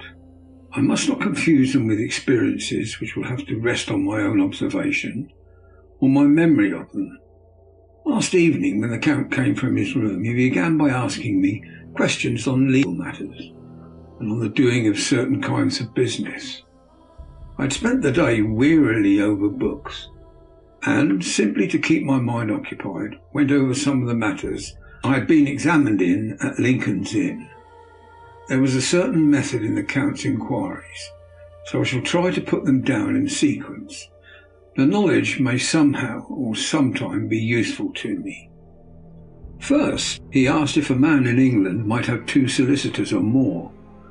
I told him he might have a dozen if he wished, but that it would not be wise to have more than one solicitor engaged in one transaction, as only one could act at a time, and that the change would be certain to militate against his interest. He seemed thoroughly to understand, and went on to ask if there would be any practical difficulty in having one man to attend, say, to banking and another to look after shipping, in case local help were needed in a place far from the home of the banking solicitor. I asked him to explain more fully so that I might not by any chance mislead him. So he said, "I shall illustrate. Your friend and mine, Mr. Peter Hawkins, and under the shadow of your beautiful cathedral at Exeter, which is far from London, buys for me through your good self my place at London. Good. Now here let me say frankly, lest you should think it strange that I have sought the services of one so far off from London instead of some one resident there, that my motive was no local interest might be served save my wish only, and that as one of London's residents might perhaps have some purpose of himself or friend to serve, I went thus afield to seek my agent, whose labours should be only to my interest. Now I suppose I, who have much affairs, wish to ship goods, say, to Newcastle, or Durham, or Harwich, or Dover. Might it not be that I could more ease be done by consigning to one in these ports?" I answered that certainly it would be most easy, but that we solicitors had a system of agency, one for the other, so that local work could be done locally on instruction from any solicitor, so that the client, simply placing himself in the hands of one man, could have his wishes carried out by him without further trouble. "But," said he, "I could be at liberty to direct myself, is it not so?" "Of course," I replied, "and such often done by men of business who do not like the whole of their affairs to be known by any one person." "Good," he said, and then went on to ask about the means of making consignments and the forms to be gone through, and all sorts of difficulties which might arise, but by forethought could be guarded against. I explained all these things to him to the best of my ability, and he certainly left me under the impression that he would have made a wonderful solicitor, for there was nothing that he did not think of or foresee. For a man who was never in the country, and who did not evidently do much in the way of business, his knowledge and acumen were wonderful. When he had satisfied himself on these points of which he had spoken, and I had verified all as well as I could by the books available, he suddenly stood up and said, "Have you written since your first letter to our friend Mr. Peter Hawkins, or to any other?" It was with some bitterness in my heart that I answered I had not, and as yet I had not seen any opportunity of sending letters to anybody. "Then write now, my young friend," he said, laying a heavy hand on my shoulder. "Write to our friend and to any other, and say, if it will please you, that you shall stay with me until a month from now." "Do you wish me to stay so long?" I asked, for my heart grew cold at the thought. "I desire it much. Nay, I will take no refusal. When your master, employer, what you will, engaged in that someone would come on his behalf, it was understood that my needs were only to be consulted. I have not stinted, is it not so? What could I do but bow acceptance? It was Mr. Hawkins' interest, not mine, and I had to think of him, not myself. And beside, while Count Dracula was speaking, there was that in his eyes and in his bearing which made me remember that I was a prisoner, that if I wished it I could have no choice. The Count saw his victory in my bow, and his mastery in the trouble of my face, for he began at once to use them, but in his own smooth, resistless way. "I pray you, my good young friend, that you will not discourse of things other than business in your letters. It will doubtless please your friends to know you are well, and that you look forward to getting home to them. Is it not so?" As he spoke, he handed me 3 sheets of notepaper and 3 envelopes. They were all of the thinnest foreign post, and looking at them and then at him, and noticing his quiet smile with the sharp canine teeth laying over the red underlip. I understood as well as if he had spoken that I should be careful what I wrote, for he would be able to read it. So I determined to write only formal notes now, but to write fully to Mr. Hawkins in secret, and also to Mina, for to her I could write in shorthand, which would puzzle the Count if he did see it. When I had written my 2 letters, I sat quiet reading a book, whilst the Count wrote several notes, referring as he wrote them to some books on his table. Then he took up my 2 and placed them with his own, and put by his writing materials, after which, the instant the door had closed behind him, I leaned over and looked at the letters which were face down on the table. I felt no compunction in doing so, for under the circumstances I felt that I should protect myself in every way I could. One of the letters was directed to Samuel F. Billington, number 7 The Crescent, Whitby, and another to Herr Leutner, Varna. The third was to Coates & Co. in London, and the fourth to Heron Klopstock in Belarus, Bankers, Budapest. The second and fourth were unsealed. I was just about to look at them when I saw the door handle move. I sank back in my seat, having just had time to replace the letters as they had been and to resume my book before the Count, holding still another letter in his hand, entered the room, took up the letters on the table, stamped them carefully, and turning to me said, "I trust you will forgive me, but I have much work to do in private this evening. You will, I hope, find all things as you wish." At the door he turned after a moment's pause and said, "Let me advise you, my dear young friend, nay, let me warn you with all seriousness, that should you leave these rooms, you will not by any chance go to sleep in any other part of the castle. It is old and has many memories. There are bad dreams for those who sleep unwisely. Be warned. Should sleep now, or ever overcome you, or be like to do, then haste to your own chamber, or to these rooms, for your rest will then be safe. But if you be not careful in this respect, then—" He finished his speech in a gruesome way, for he motioned with his hands as if he were washing them. I quite understood. My only doubt was as to whether any dream could be more terrible, the unnatural, horrible net of gloom, mystery which seemed to be closing around me. Later, I endorsed the last words written, but this time there is no doubt in question. I shall not fear to sleep in any place where he is not. I have placed the crucifix over the head of my bed. I imagine that my rest is thus freer from dreams, and there it shall remain.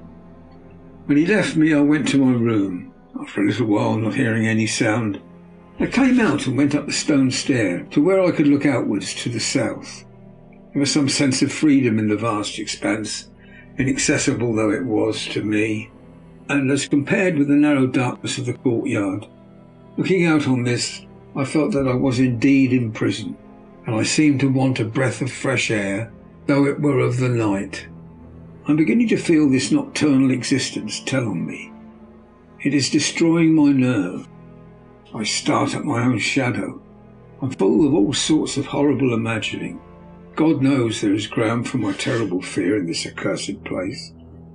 I look out over the beautiful expanse, bathed in soft yellow moonlight, till it was almost as light as day. In the soft light the distant hills became melted, and the shadows in the valleys and gorges of velvety blackness. The mere beauty seemed to cheer me. There was peace and comfort in every breath I drew.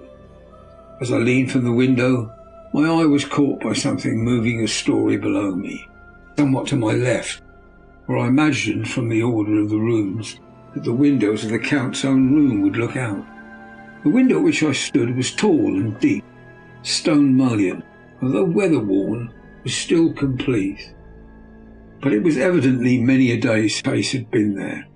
I drew back behind the stonework and looked carefully out. What I saw was the Count's head coming out from the window. I did not see the face, but I knew the man by the neck and the movement of his back and arms. In any case, I could not mistake the hands which I had had so many opportunities of studying. I was at first interested and somewhat amused, for it is wonderful how small a matter will interest and amuse a man when he is a prisoner. But my very feelings changed to repulsion and terror when I saw the whole man slowly emerge from the window and begin to crawl down the castle wall over that dreadful abyss face down, with his cloak spreading out around him like great wings. At first I could not believe my eyes. I thought it was some trick of the moonlight, some weird effect of shadow. But I kept looking, and it could be no delusion. I saw the fingers and toes grasp the corners of the stones, worn clear of the mortar by the stress of years, and thus using every projection and inequality move downwards with considerable speed, just as a lizard moves along a wall. What manner of man is this, or what manner of creature is in the semblance of man? I feel the dread of this horrible place overpowering me. I am in fear, in awful fear, and there's no escape for me. I am encompassed about with terrors that I dare not think of. 15th of May. Once more I have seen the Count go out in his lizard fashion. He moved downwards in a sidelong way some 100 feet down, and a good deal to the left. He vanished into some hole or window. When his head had disappeared, I leaned out to try and see more, but without avail. The distance was too great to allow a proper angle of sight. I knew he had left the castle now, and thought to use the opportunity to explore more than I had dared to do as yet. I went back to the room and, taking a lamp, tried all the doors. They were all locked, as I had expected, and the locks were comparatively new. But I went down the stone stairs to the hall where I had entered originally. I found I could pull back the bolts easily and unhook the great chains, but the door was locked and the key was gone. That must be the key in the Count's room. I must watch should his door be unlocked so that I might get it and escape. I went on to make a thorough examination of the various stairs and passages, and to try the doors that opened from them. One or two small rooms near the hall were open, but there was nothing to see in them except old furniture, dusty with age and moth-eaten. At last, however, I found one door at the top of the stairway, which, though it seemed to be locked, gave a little under pressure. I tried it harder, and found that it was not really locked, but that the resistance came from the fact that the hinges had fallen somewhat, and the heavy door rested on the floor. Here was an opportunity which I might not have again, so I exerted myself, and with many efforts forced it back so that I could enter. I was now in a wing of the castle further to the right than the rooms I knew, and a story lower down. From the windows I could see that the suites of rooms laying along to the south of the castle, the windows of the end room looking out both west and south. On the latter side, as well as to the former, there was a great precipice. The castle was built on the corner of a great rock, so that on three sides it was quite impregnable, and great windows were placed here where sling or bow or culverin could not reach, and consequently light and comfort, impossible to a position which had to be guarded, were secured. To the west was a great valley, rising far away, great jagged mountain fastness, rising peak on peak, a sheer rock studded with mountain ash and thorn, whose roots clung in cracks and crevices and crannies of the stone. This was evidently the portion of the castle occupied by the ladies in bygone days, for the furniture had more an air of comfort than any I had seen. The windows were curtainless, and the yellow moonlight flooding in through the diamond panes enabled one to see even colours, whilst it softened the wealth of dust which lay over all, and disguised in some measure the ravages of time and the moth. My lamp seemed to be of little effect in the brilliant moonlight, but I was glad to have it with me, for there was a dread loneliness in the place which chilled my heart and made my nerves tremble. Still, it was better than living alone in the rooms which I had come to hate from the presence of the Count, and after trying a little to school my nerves, I found a soft quietude come over me. Here I am, sitting at a little oak table, where in old times possibly some fair lady sat to pen, with much thought and many blushes, her ill-spelt love letter, and writing in my diary in shorthand all that has happened since I closed it last. It is 19th century up to date with a vengeance.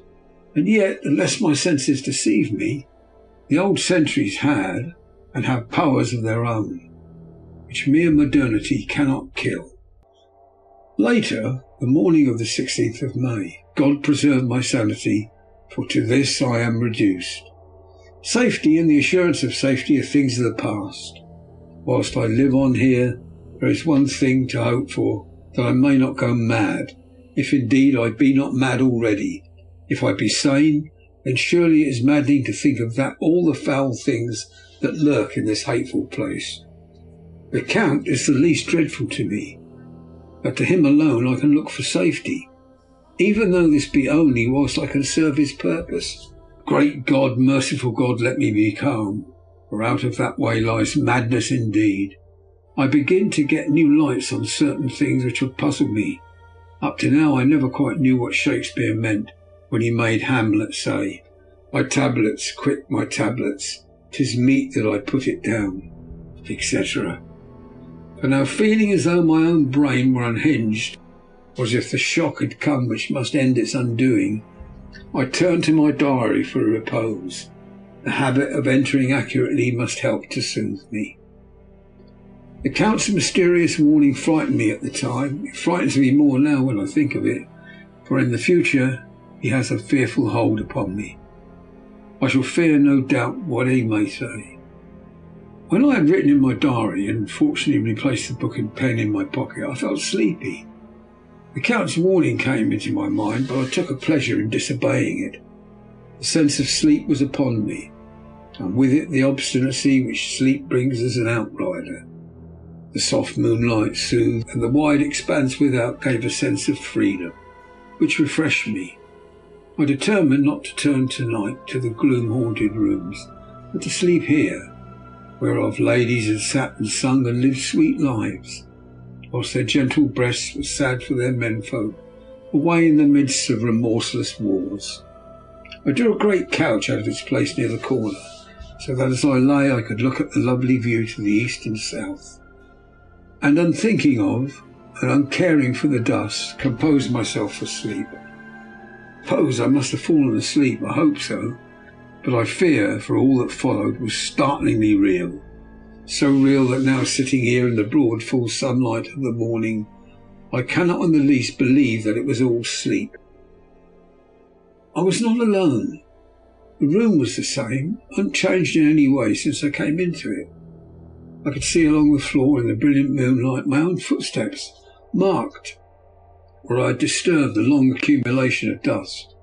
In the moonlight opposite me were three young women, ladies by their dress and manner. I thought at the time that I must be dreaming when I saw them, for, though the moonlight was behind them, they threw no shadow on the floor.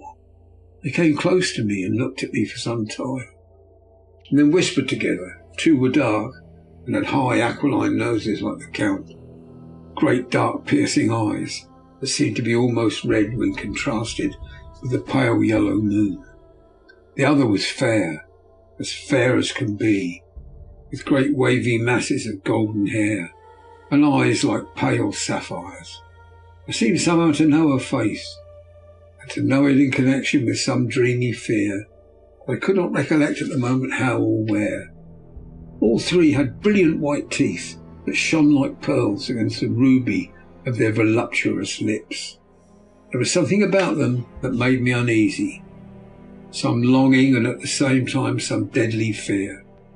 I felt in my heart a wicked burning desire that they would kiss me with those red lips. It is not good to note this down, lest some day it should meet Mina's eyes and cause her pain, but it is the truth.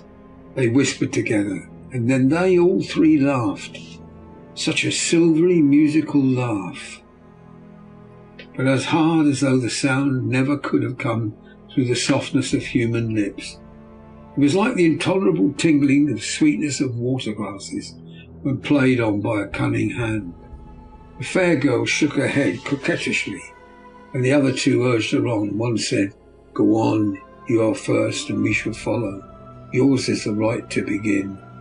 The other added, "He is young and strong. There are kisses for us all.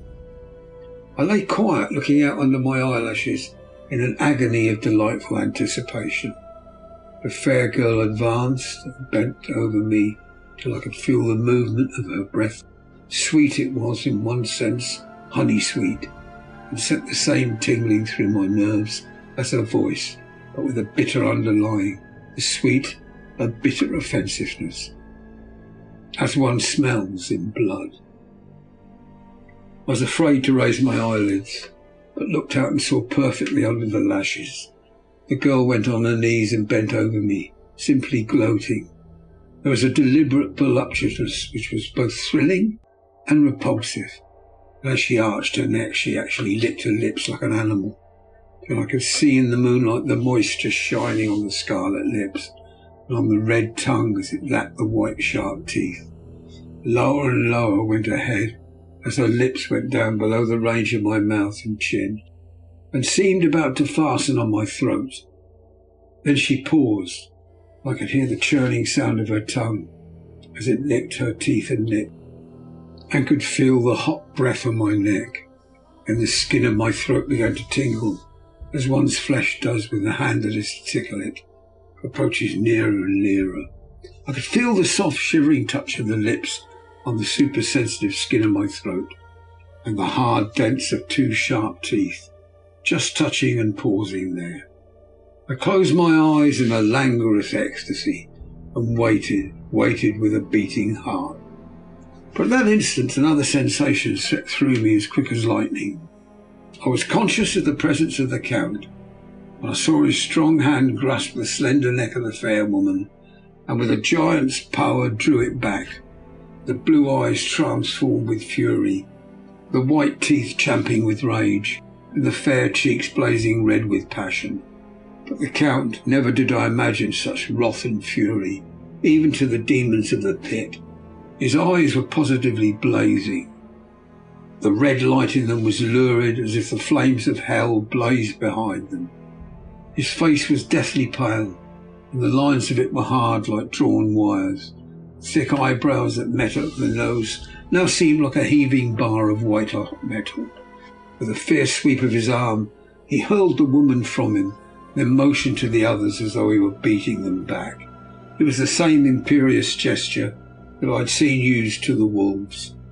In a voice which, though low and almost in a whisper, seemed to cut through the air and ring round the room, he said, "How dare you touch him, any of you? How dare you cast your eyes on him when I had forbidden it? Back, I tell you all. This man belongs to me. Beware how you meddle with him, or you'll have to deal with me." The fair girl, with a laugh of ribald coquetry, turned to answer him. "You yourself never loved, you never love." On this the other women joined, and such mirthless, hard, soulless laughter rang through the room it almost made me faint to hear. It seemed like the pleasure of fiends. Then the Count turned, after looking at my face attentively, and said in a soft whisper, "Yes, too, I can love. You yourselves can tell it from the past. Is it not so? Well, now I promise you that when I am done with him, you shall kiss him at your will. Now go, I must awaken him, for there is work to be done." "Are we to have nothing tonight?" said one of them with a low laugh. She pointed to the bag which she had thrown upon the floor, and which moved as though there was some living thing within it. For answer he nodded his head.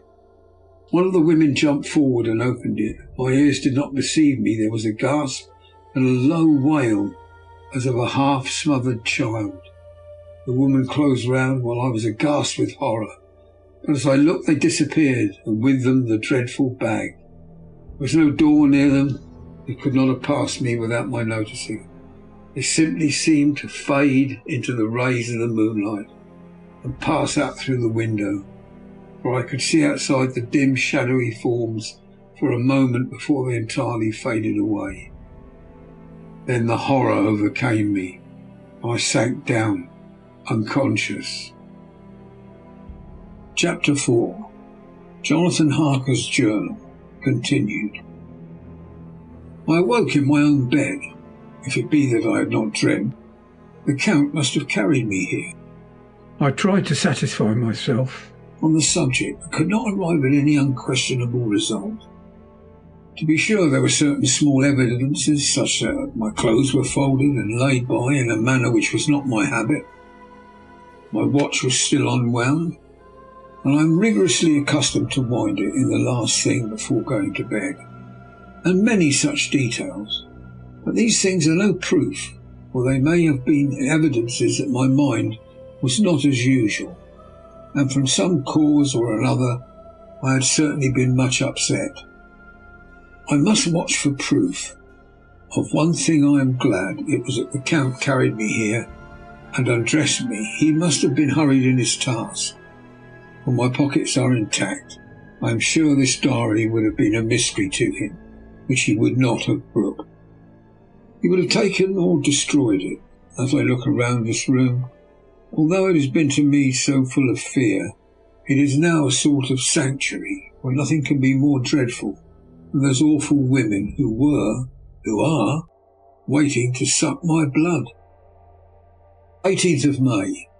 I've been down to look at that room again in daylight, for I must know the truth. When I got to the doorway at the top of the stairs, I found it closed. It had been so forcibly driven against the jamb that part of the woodwork was splintered. I could see that the bolt of the lock had not been shot, but the door was fastened from the inside. I fear it was no dream, and I must act on this surmise. 19th of May. I am surely in the toils. Last night the Count asked me in the suavest tones to write 3 letters, one saying that my work here was nearly done, and that I should start for home within a few days, another that I was starting on the next morning from the time of the letter, and the third that I had left the castle and arrived at Bistritz. I would fain have rebelled, but felt that in the present state of things it would be madness to quarrel openly with the Count whilst I am so absolutely in his power, and to refuse would be to excite his suspicion and to arouse his anger. He knows that I know too much, and that I must not live, lest I be dangerous to him. My only chance is to prolong my opportunities. Something may occur which will give me a chance to escape. I saw in his eyes something of that gathering wrath which was manifest when he hurled that fair woman from him. He explained to me that the posts were few and uncertain, and that my writing now will ensure ease of mind to my friends, and he assured me with so much impressiveness that he would countermand the later letters, which would be held over at Bistritz until due time in case chance would admit of my prolonging my stay. That to oppose him would have been to create a new suspicion. I therefore pretended to fall in with his views and asked him what dates I should put on the letters. He calculated a minute and then said, the first should be the 12th of June, the second June the 19th, and the third June the 29th. I now know the span of my life. God help me. 28th of May. There is a chance of escape, or at any word being able to send word home. A band of Szgany have come to the castle and are encamped in the courtyard. These Szgany are gypsies. I have notes of them in my book. They are peculiar to this part of the world, though allied to the ordinary gypsies all the world over. There are thousands of them in Hungary and Transylvania, who are almost outside the law. They attach themselves as a rule to some great noble or boyar, and call themselves by his name. They are fearless and without religion, save superstition, and they talk only their own varieties of the Romany tongue. I shall write some letters home and shall try to get them to have them posted. I have already spoken to them through my window to begin acquaintanceship. They took their hats off and made obeisance and many signs, which, however, I could not understand any more than I could their spoken language. I have written the letters, mean as is in shorthand, and I simply asked Mr. Hawkins to communicate with her. To her I have explained my situation, but without the horrors which I may only surmise. It would shock and frighten her to death were I to expose my heart to her. Should the letters not carry, then the Count shall not yet know my secret or the extent of my knowledge. Now, given the letters, I threw them through the bars of my window with a gold piece and made what signs I could to have them posted. The man who took them pressed them to his heart and bowed, and then put them in his cap. I could do no more. I stole back into the study and began to read. As the Count did not come in, I have written here. The Count has come. He sat down beside me and said in his smoothest voice, as he opened 2 letters, "The Sisgani have given me these, of which, though I know not whence they come, I shall of course take care. See, he must have looked at it. One is from you and to my friend, Peter Hawkins. The other—" Here he caught sight of the strange symbols as he opened the envelope, and the dark look came into his face, and his eyes blazed wickedly. "The other is a vile thing, an outrage upon friendship and hospitality. It is not signed. Well, so it cannot matter to us." And he calmly held the letter and envelope in the flame of the lamp until they were consumed. Then he went on. "The letter to Hawkins, that I shall of course send on, since it is yours. Your letters are sacred to me. Your pardon, my friend, and unknowingly I did break the seal. Will you not cover it again?" He held out the letter to me. With a courteous bow, handed me the green envelope. I could only redirect it and hand it to him in silence. When he went out of the room, I could hear the key turning softly. A minute later I went over and tried it, and the door was locked. When an hour or 2 after, the Count came quietly into the room. His coming awakened me, for I had gone to sleep on the sofa. He was very courteous and very cheery in his manner, and seeing as I had been sleeping, he said, "So, my friend, you are tired. Get to bed. There is the surest rest. I may not have the pleasure to talk tonight, since there are many labours to me. But you will sleep, I pray." I passed into my room and went to bed, and, strange to say, slept without dreaming. Despair has its own calms. 31st of May. This morning when I awoke, I thought I would provide myself with some paper and envelopes from my bag and keep them in my pocket so that I might write in case I should get an opportunity. But again a surprise, again a shock. Every scrap of paper was gone, and with it all my notes, my memoranda relating to railways and travel, my letter of credit, in fact all that might be useful to me were I once outside the castle. I sat and pondered for a while, and then some thought occurred to me, and I made search of my portmanteau and in the wardrobe where I had placed my clothes. The suit in which I had travelled was gone, also my overcoat and rug. I could find no trace of them anywhere. This looked like some new scheme of villainy. 17th of June. This morning, as I was sitting on the edge of my bed, cudgelling my brains, I heard without a cracking of whips and pounding and scraping of horses' feet up the rocky path beyond the courtyard. With joy I hurried to the window and saw drive into the yard 2 great lighter wagons, each drawn by 8 sturdy horses. At the head of each pair, a Slovak with his wide hat, great nail-studded belt, dirty sheepskin and high boots. They also had their long staves in hand. I ran to the door, intending to descend and try and join them through the main hall, as I thought that way might be open for them. Again a shock. My door was fastened on the outside. Then I ran to the window and cried to them. They looked up at me stupidly and pointed, but just then the hetman, or the Sagani, came out, and seeing them pointing to my window, said something at which they laughed. Henceforth no effort of mine, no piteous cry or agonized entreaty would make them even look up at me. They resolutely turned away. The lighter wagons contained great square boxes with handles and thick rope. These were evidently empty by the ease with which the Slovaks handled them, and by their resonance as they were roughly moved.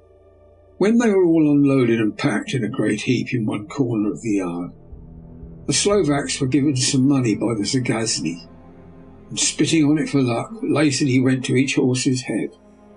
Shortly afterwards I heard the cracking of their whips die away in the distance. 24th of June, before morning. Last night the Count left me early and locked himself into his own room. As soon as I dared, I darted up the winding stair and looked out of the window which opened south. I thought I would watch for the Count, for there is something going on. Zagani are quartered somewhere in the castle and doing work of some kind, I know it, for now and then I hear a far-away muffled sound, as of mattock and spade, and whatever it is, it must be the end of some ruthless villainy. I'd been at the window somewhat less than half an hour when I saw something coming out of the Count's window. I drew back and watched carefully, and saw the whole man emerge. It was a new shock to me to find out he had on the suit of clothes which I had worn whilst travelling here, and slung over his shoulder a terrible bag which I had seen the women take away. There could be no doubt as to his quest, and in my garb too. This then is his new scheme of evil, that he will allow others to see me as they think, so that he may both leave evidence that I have been seen in the towns or villages posting my own letters, and that any wickedness which he do shall by the local people be attributed to me. It makes me rage to think that this can go on, and whilst I am shut up here, a veritable prisoner, but without that protection of the law which is even a criminal's right and consolation. I thought I would watch for the Count's return, and for a long time sat doggedly at the window. Then I began to notice there were some quaint little specks floating in the rays of the moonlight. They were like the tiniest grains of dust, and they whirled round and gathered in clusters in a nebulous sort of way. I watched them with a sense of soothing and a sort of calm stole over me. I leaned back in the embrasure in a more comfortable position so that I could enjoy more fully the aerial gambolling. Something made me start up. A low, piteous howling of dogs somewhere far below in the valley, which was hidden from my sight. Louder it seemed to ring in my ears, and the floating motes of dust to take new shapes to the sound as they danced in the moonlight. I felt myself struggling to awake to some call of my instincts. Nay, my very soul was struggling, and my half-remembered sensibilities were striving to answer the call. I was becoming hypnotized. Quicker and quicker danced the dust. The moonbeams seemed to quiver as they went by me in the mass of the gloom beyond. More and more they gathered till they seemed to take dim phantom shape. And then I started, broad awake and in full possession of my senses, and ran screaming from the place. The phantom shapes which were becoming gradually materialized from the moonbeams were those of 3 ghostly women to whom I was doomed. I fled, and I felt somewhat safer in my own room, where there was no moonlight and where the lamp was burning brightly. When a couple of hours had passed, I heard something stirring in the Count's room, something like a sharp wail quickly suppressed. Then there was silence, deep, awful silence, which chilled me. With a beating heart I tried the door, but I was locked in my prison and could do nothing. I sat down and simply cried.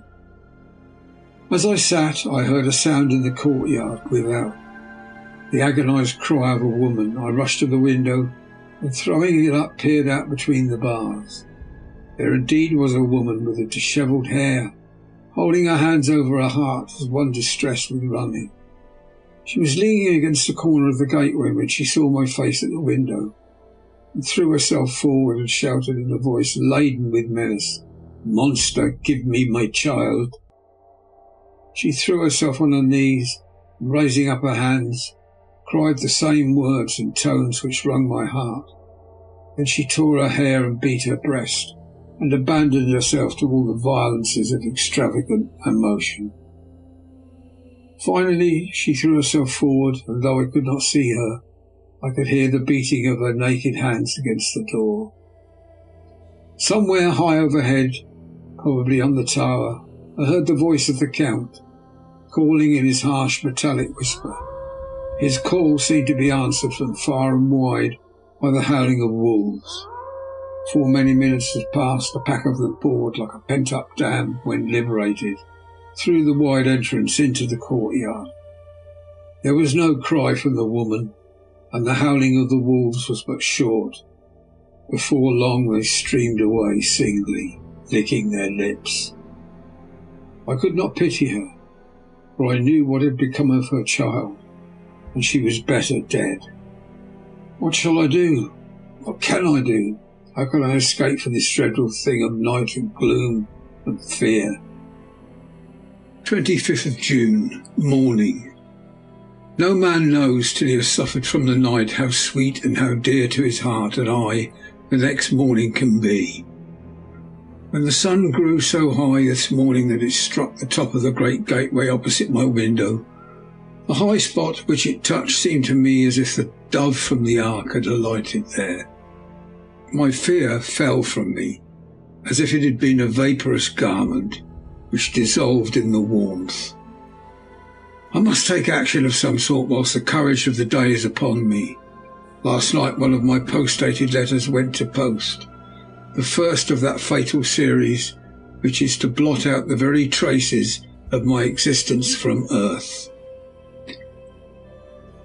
Let me not think of it. Action! It has always been at night time that I have been molested or threatened or in some way in danger or in fear. I have not yet seen the Count in the daylight. Can it be that he sleeps when others wake? And he may be awake whilst they sleep? If only I could get into his room. But there's no possible way. The door is always locked. No way for me. Yes, there is a way if one dares to take it. Where his body is gone, why may not another body go? I have seen him myself crawl from his window. Why should I not imitate him and go in by his window? The chances are desperate, but my need is more desperate still. I shall risk it. At the worst it can only be death. And a man's death is not a calf's, and the dreaded hereafter may still be open to me.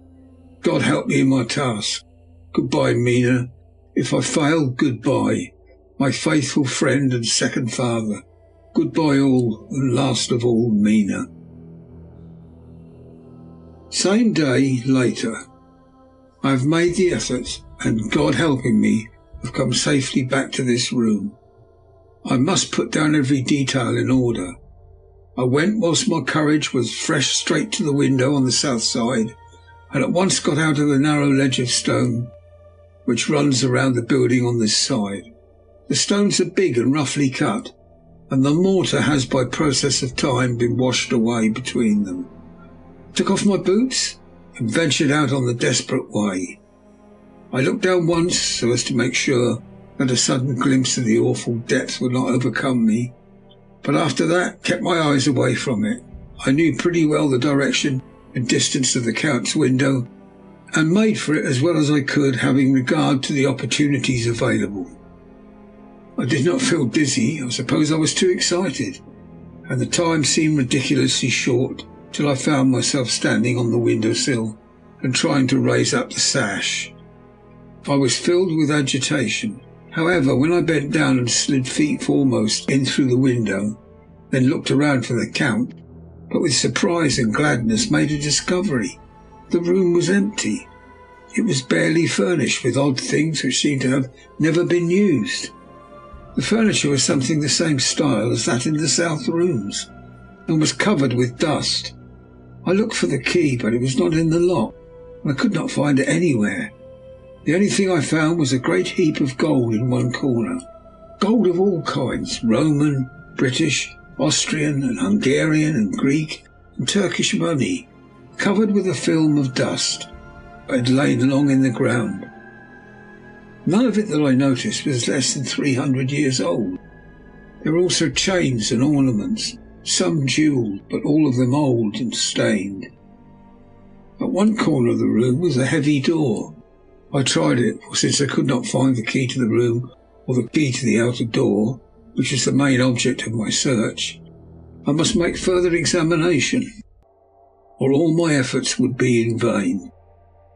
It was open and led through a stone passage to a circular stairway which went steeply down. I descended, minding carefully where I went, for the stairs were dark, being only lit by loopholes in the heavy masonry.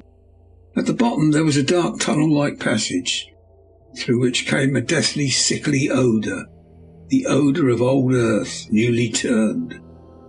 As I went through the passage, the smell grew closer and heavier. At last I pulled open a heavy door which stood ajar, and found myself in an old ruined chapel, which had evidently been used as a graveyard.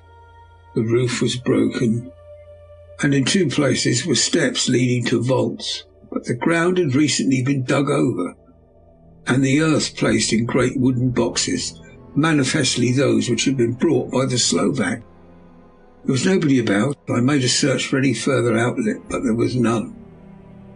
Then I went over every inch of ground, so as not to lose a chance. I went down even into the vaults where the dim light struggled, although to do so was a dread to my very soul. Into two of these I went, but I saw nothing except fragments of old coffins and piles of dust. In the third, however, I made a discovery. There, in one of the great boxes, of which there were 50 in all, on a pile of newly dug earth, lay the Count. He was either dead or asleep. I could not say which, for his eyes were open and stony, but without the glassiness of death, and the cheeks had warmth of life through all their pallor. The lips were as red as ever, but there was no sign of movement, no pulse, no breath, no beating of the heart. I bent over him and tried to find any sign of life, but in vain. He could not have lain there long, for the earthy smell would have passed away in a few hours. By the side of the box was its cover, pierced with holes here and there. I thought he might have the keys on him, but when I went to search I saw the dead eyes, and in them, dead though they were, such a look of hate, though unconscious of me or my presence, that I fled from the place, and leaving the Count's room by the window, crawled up against the castle wall. Regaining my room, I threw myself panting upon the bed and tried to think. 29th of June. Today is the date of my last letter, and the Count has taken steps to prove that it was genuine. For again I saw him leave the castle by the same window, and in my clothes. As he went down the wall, lizard fashion, I wished I had a gun or some lethal weapon I might destroy him. But I fear that no weapon wrought alone by man's hand would have any effect on him. I dared not wait to see him return, for I feared to see those weird sisters. I came back to the library and read there till I fell asleep. I was awakened by the Count, who looked at me grimly as a man could look, as he said, "Tomorrow, my friend, we must part. You return to your beautiful England, I to some work which may have such an end that we may never meet. Your letter home has been dispatched. Tomorrow I shall not be here, but all shall be ready for your journey. In the morning come the Cigani, who have some labours of their own here, and also come some Slovaks. When they have gone, my carriage shall come for you, and shall bear you to the Borgo Pass, to meet the diligence from Bukovina to Bistritz. I am in hopes that I shall see more of you at Castle Dracula." I suspected him and determined to test his sincerity. Sincerity, it seems, is like a profanation of the word to write it in connection with such a monster. So I asked him point blank, "Why may I not go tonight?" "Because, dear sir, my coachman and horses are away on a mission." "But I would walk with pleasure. I want to get away at once." He smiled, such a soft, smooth, diabolical smile, that I knew there was some trick behind his smoothness. He said, And your baggage. I do not care about it. I can send for it some other time. The Count stood up and said with a sweet courtesy which made me rub my eyes, it seemed so real, "You English have a saying which is close to my heart, for its spirit is that which rules our boyars. Welcome the coming, speed the parting guest. Come with me, my dear young friend. Not an hour shall you wait in my house against your will. Though sad I am at your going, and that you so suddenly desire it. Come." With a stately gravity, he with the lamp preceded me down the stairs and along the hall. Suddenly he stopped. Hark! Close at hand came the howling of many wolves. It was almost as if the sound sprang up at the rising of his hand, just as the music of a great orchestra seemed to leap under the baton of the conductor. After a pause of a moment, he proceeded his stately way to the door, drew back the ponderous bolts, unhooked the heavy chains, and began to draw it open. To my intense astonishment, I saw that it was unlocked. Suspiciously, I looked all round. I could see no key of any kind. As the door began to open, the howling of the wolves without grew louder and angrier. Their red jaws with champing teeth and their blunt-clawed feet as they leapt came in through the opening door. And I knew then that to struggle at that moment against the Count was useless. With such allies as these at his command, I could do nothing. But still the door continued slowly to open, and only the Count's body stood in the gap. Suddenly it struck me this might be the moment and means of my doom. I was to be given to the wolves, and at my own instigation. There was a diabolical wickedness in the idea, great enough for the Count, and as a last chance I cried out, "Shut the door, I shall wait till morning," covered my face with my hands to hide my tears of bitter disappointment. With one sweep of his powerful arm, the Count threw the door shut, and the great bolts clanged and echoed through the hall as they shot back into their places. In silence we returned to the library. After a minute or two I went to my own room. The last I saw of Count Dracula was his kissing his hand to me with a red light of triumph in his eyes, and with a smile that Judas in hell might be proud of. When I was in my room and about to lie down, I thought I heard a whispering at my door. I went to it softly and listened. Unless my ears deceived me, I heard the voice of the Count. "Back to your own place. Your time is not yet come. Wait, have patience. Tonight is mine. Tomorrow night is yours." There was a low, sweet ripple of laughter, and in a rage I threw open the door and saw without the three terrible women licking their lips. As I appeared, they all joined in a horrible laugh and ran away. I came back to my room, threw myself on my knees. It is then so near the end. Tomorrow, Lord help me, and those to whom I am dear. 30th of June, morning. These may be the last words I ever write in this diary. I slept till just before the dawn, and when I woke threw myself on my knees, for I determined that if death came, he should find me ready. At last I felt that subtle change in the air, and knew that morning had come. Then come the welcome cockcrow, and I felt that I was safe. With a glad heart I opened my door and ran down to the hall. I had seen that the door was unlocked, and no escape was before me. With hands that trembled with eagerness, I unhooked the chains and drew back the massive bolts. But the door would not move. Despair seized me. I pulled and pulled at the door and shook it till, massive as it was, it rattled in its casement. I could see the bolt shot. It had been locked after I left the Count. Then a wild desire took me to obtain that key at any risk, and I determined then to scale the wall again and gain the Count's room. He might kill me, but death now seemed a happier choice of evils. Without a pause I rushed up to the east window and scrambled down the wall as before into the Count's room. It was empty, but that was as I expected. could not see a key anywhere, but the heaps of gold remained. I went through the door in the corner and down the winding stair, along the dark passage to the old chapel. I knew now well enough where to find the monster I sought. The great box was in the same place, close against the wall, but the lid was laid on it, not fastened down, but with the nails ready in their places to be hammered home. I knew I must reach the body for the key. So I raised the lid and laid it back against the wall. Then I saw something which filled my very soul with horror. There lay the Count, but looking as if his youth had been half renewed, for the white hair and moustache were charged with dark iron grey. The cheeks were fuller, and the white skin seemed ruby red underneath.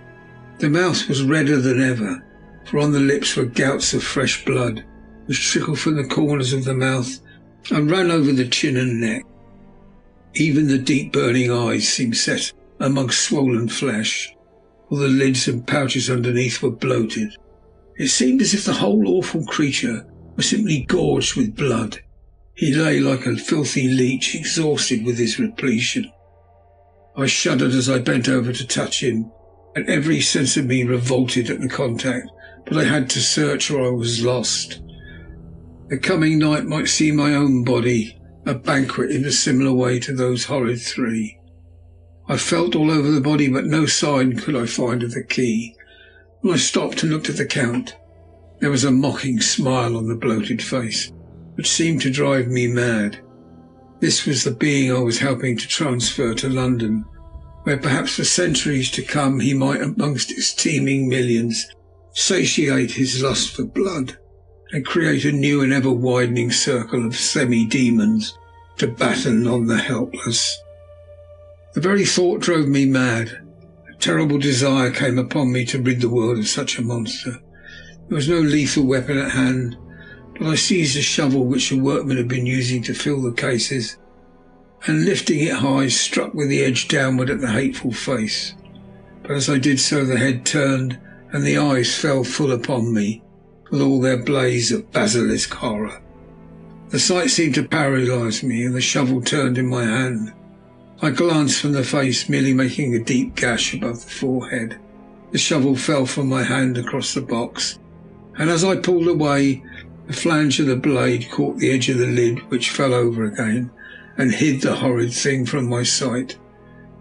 The last glimpse I had was of the bloated face, blood-stained and fixed with a grin of malice, which would have held its own in the nethermost hell.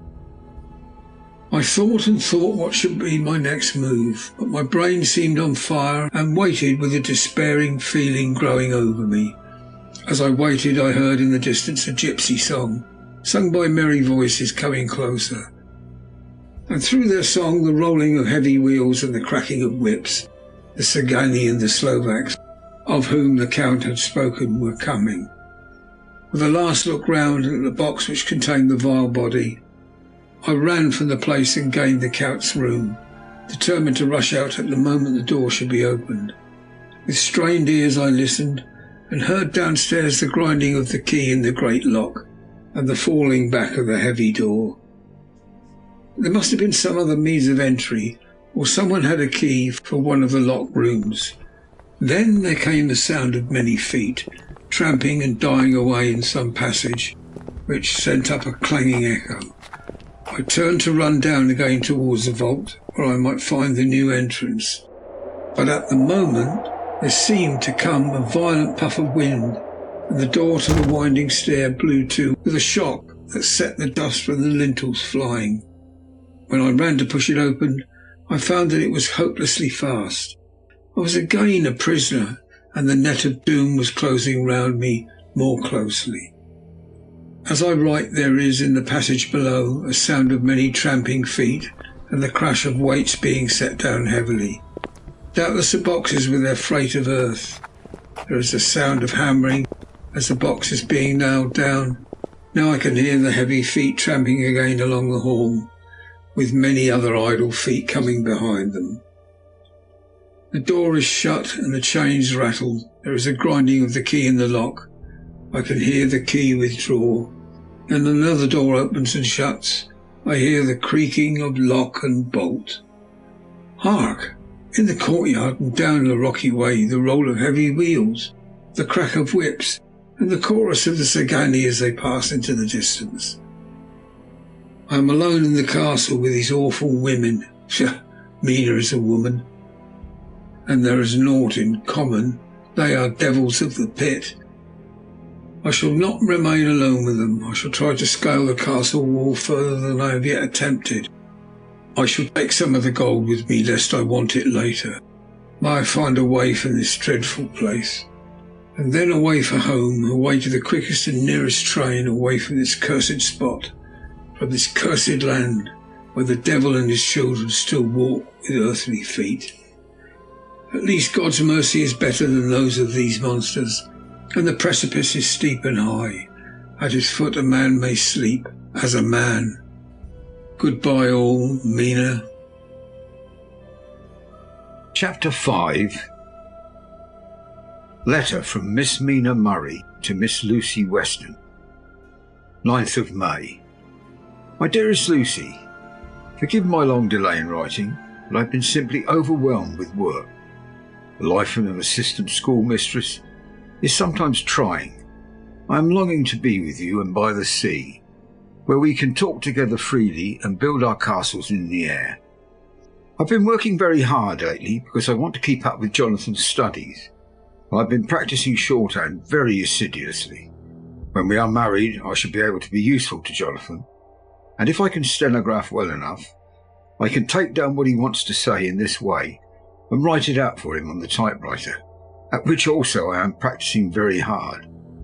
He and I sometimes write letters in shorthand, and he is keeping a stenographic journal of his travels abroad. When I am with you, I shall keep in the diary the same way. I don't mean one of those 2 pages to the week with Sunday squeezed in a corner diaries, but a sort of journal which I can write in whenever I feel inclined. I do not suppose there would be much of interest to other people, but it is not intended for them. I may show it to Jonathan some day if there is anything worth sharing, but it really is an exercise book. I shall try to do what I see lady journalists do, interviewing and writing descriptions and trying to remember conversations. I am told that with a little practice one can remember all that goes on, or that one hears said during a day. However, we shall see. I will tell you of my little plans when we meet. I just had a few hurried lines from Jonathan from Transylvania. He is well and will be returning in about a week. I am longing to hear all his news. It must be so nice to see strange countries. I wonder if we, Jonathan and I, shall ever see them together. There's the 10 o'clock bell ringing. Goodbye. Your loving Mina. Tell me all the news when you write. You have not told me anything for a long time. I hear rumours, and especially of a tall, handsome, curly-haired man. Letter, Lucy Weston to Mina Murray. 17 Chatham Street, Wednesday. My dearest Mina, I must say you tax me very unfairly with being a bad correspondent. I wrote to you twice since we parted, and your last letter was only your second. Besides, I have nothing to tell you. There really is nothing to interest you. Town is very pleasant just now, and we go a good deal to the picture galleries and for walks and rides in the park. As to the tall, curly-haired man, I suppose it was the one who was with me at the last pop. Someone has evidently been telling tales. That was Mr. Homewood. He often comes to see us, and he and Mamma get on very well together. They have so many things to talk about in common. We met some time ago a man that would just do for you if you are not already engaged to Jonathan. He's an excellent party, being handsome, well off and of good birth. He is a doctor and really clever. Just fancy, he is only 29, and he has an immense lunatic asylum all under his own care. Mr. Homewood introduced him to me, and he called here to see us, and often comes now.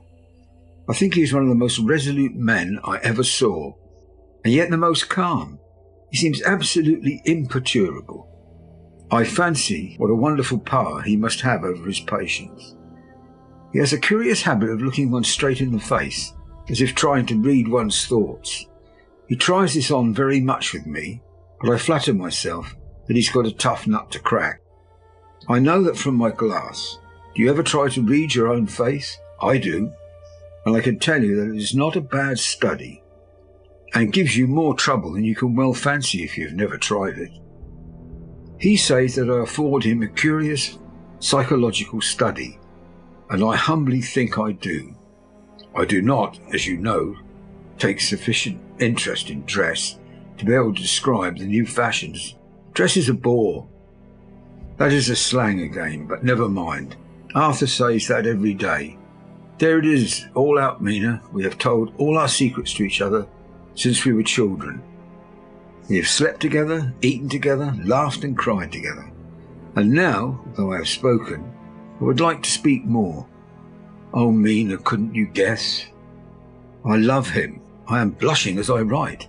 Although I think he loves me, he has not told me so in words. But oh, Mina, I love him. I love him, I love him. There, that does me good. I wish I were you, dear, sitting by the fire undressing as we used to sit, and I would try to tell you what I feel. I do not know how I am writing this even to you. I am afraid to stop, or should I tear up the letter? I don't really want to stop, for I do so want to tell you all. Let me hear from you at once, and tell me all that you think about it. Mina, I must stop. Good night. Bless me in your prayers, and Mina, pray for my happiness. Lucy.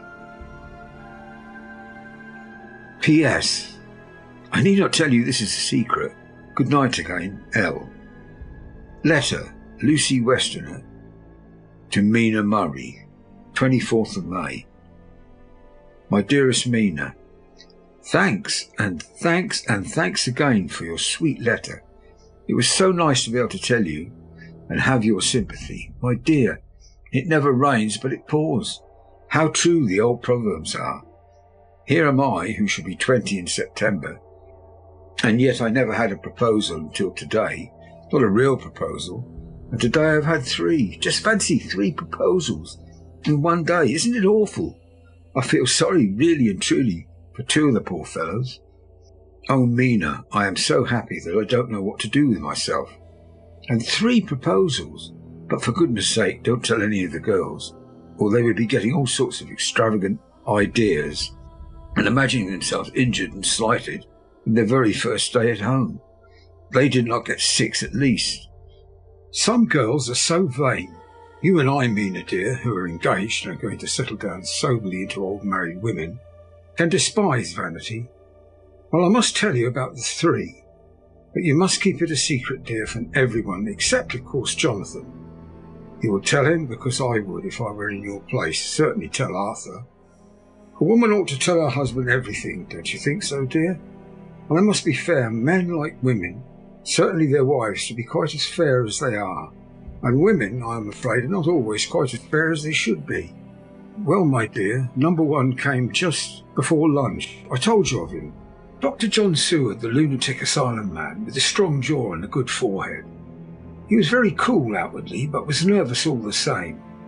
He had evidently been schooling himself as to all sorts of little things, and remembered them, but he almost managed to sit down on his silk hat, which men don't generally do when they are cool.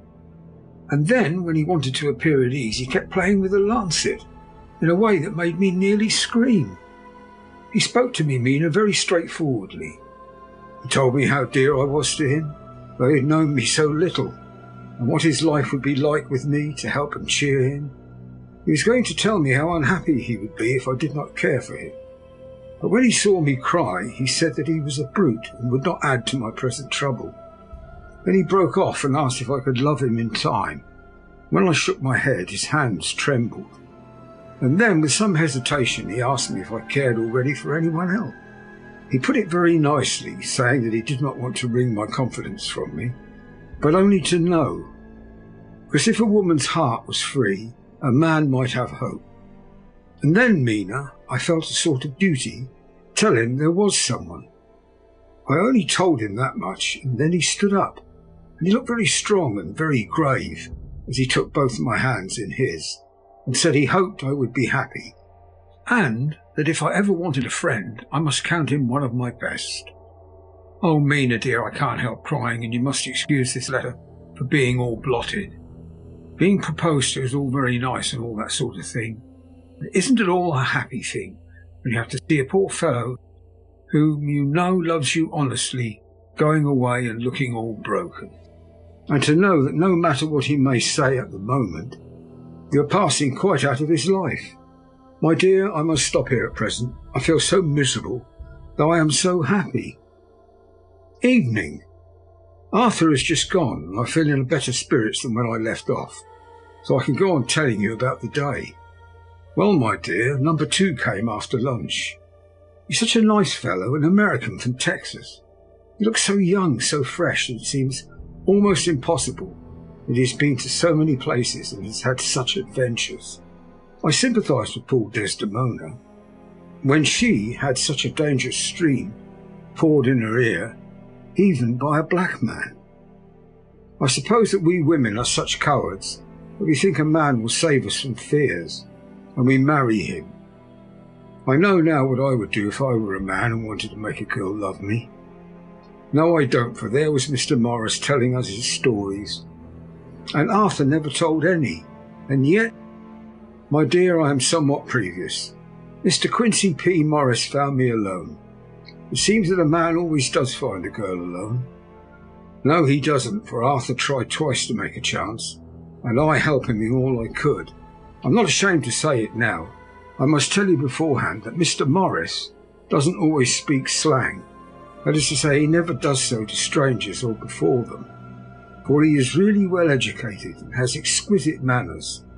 But he found out that it amused me to hear him talk American slang, and whenever I was present and there was no one to be shocked, he said such funny things. I'm afraid, my dear, he has to invent it all, for it fits exactly into whatever else he has to say. But this is a way slang has. I do not know myself if I shall ever speak slang. I do not know if Arthur likes it, as I have never heard him use any as yet. Well, Mr. Morris sat down beside me and looked as happy and jolly as he could, but I could see all the same that he was very nervous. He took my hand in his and said ever so sweetly, "Miss Lucy, I know I ain't good enough to regulate the fixings on your little shoes, but I guess if you wait till you find a man that is, you'll go and join them 7 young women with the lamps when you quit. Won't you just hitch up alongside of me and let us go down to the long road together, driving in double harness?" Well, he did look so good-humoured and so jolly that it didn't seem half so hard to refuse him, as it did poor Dr. Seward. So I said as lightly as I could that I did not know anything of hitching, and I wasn't broken to harness at all yet.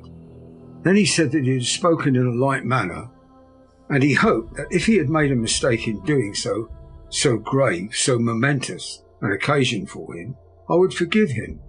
He really did look serious when he was saying it. I couldn't help feeling a bit serious too. I know, Mina, you will think me a horrid flirt, though I couldn't help feeling a sort of exultation that he was number 2 in one day. And then, my dear, before I could say a word, he began pouring out a perfect torrent of love-making, laying his very heart and soul at my feet. He looked so earnest over it that I shall never again think that a man must be playful always and never earnest, because he is merry at times. I suppose he saw something in my face which checked him, for suddenly he stopped, and said with a sort of manly fervour that I could have loved him for had I been free, "Lucy, you are an honest-hearted girl, I know.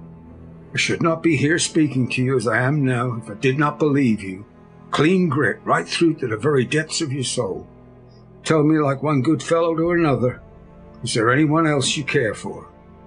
And if there is, I'll never trouble you a hair's breadth again, but will be, if you will let me, a very faithful friend."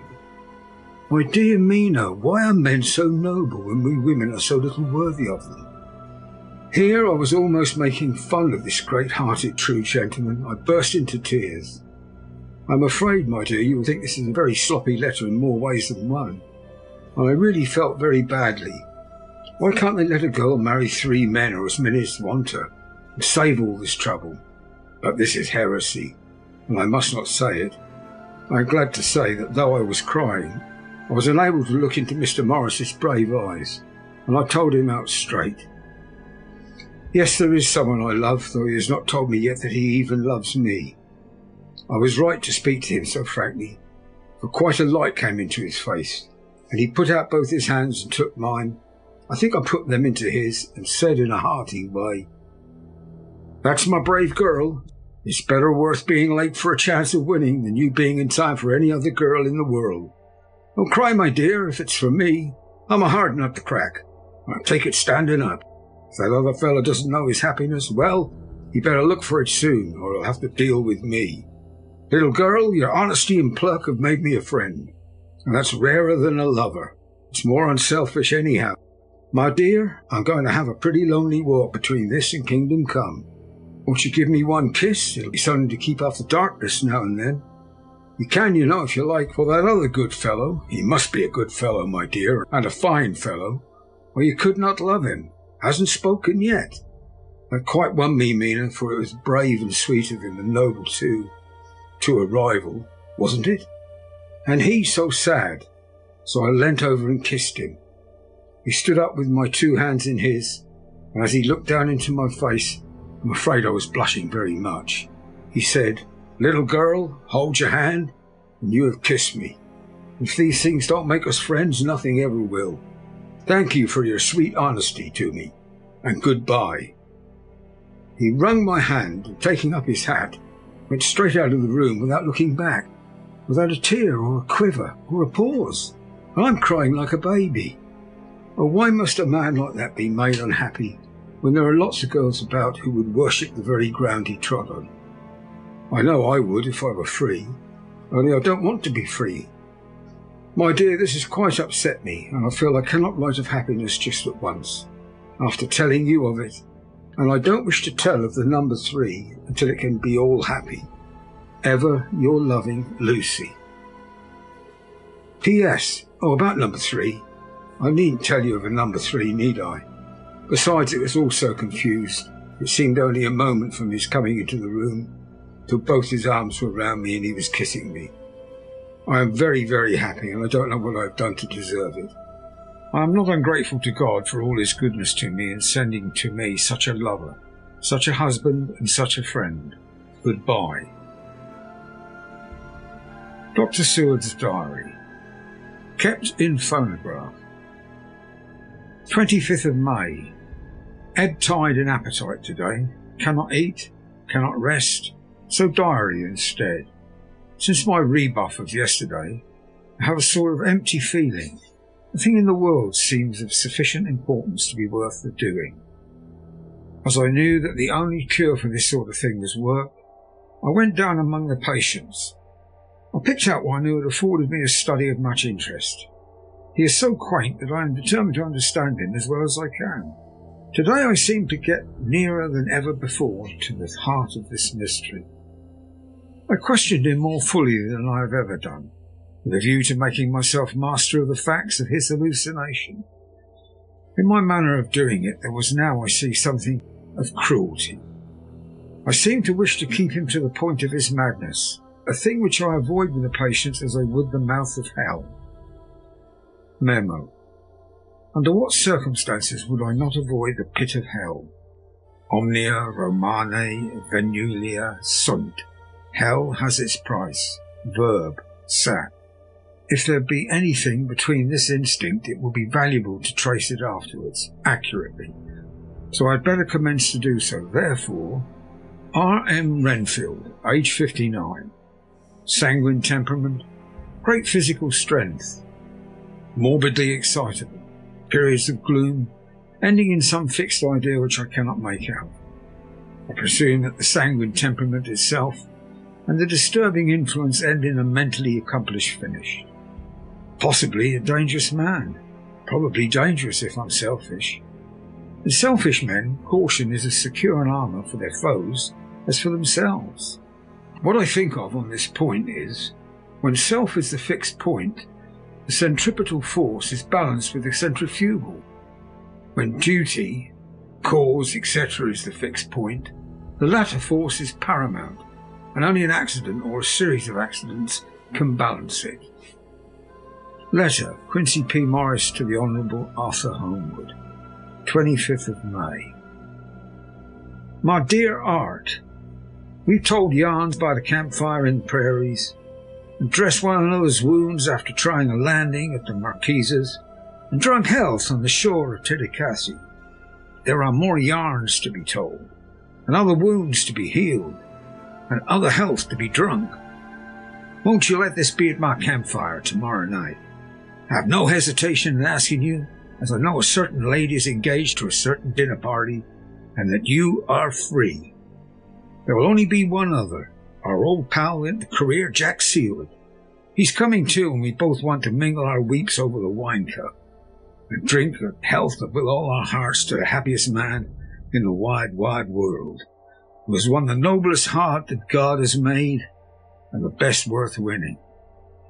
We promise you a hearty welcome, and a loving greeting, and a health as true as your own right mind. We shall both swear to leave you at home if you drink too deep a certain pair of eyes. Come, yours as ever and always, Quincy P. Morris. Telegram from Arthur Homewood to Quincy P. Morris, 26th of May. Count me in every time. I bear messages which will make both your ears tingle. Art. Chapter 6. Mina Murray's Journal. 24th of July, Whitby. Lucy met me at the station, looking sweeter and lovelier than ever, and we drove up to the house at the Crescent in which they have rooms. This is such a lovely place. The little river, the Esk, runs through a deep valley, which broadens out as it comes near the harbour. A great viaduct runs across with high piers, through which the view seems somehow further away than it really is. The valley is beautifully green, and it is so steep that when you are on the high land on either side, you look right across it, unless you are near enough to see down. The houses of the old town, the side away from us, are all red-roofed, and seem piled up one over the other anyhow, like the pictures we see of Nuremberg. Right over the town is the ruin of Whitby Abbey, which was sacked by the Danes, and which is the scene of part of Marmion, where the girl was built up in the wall.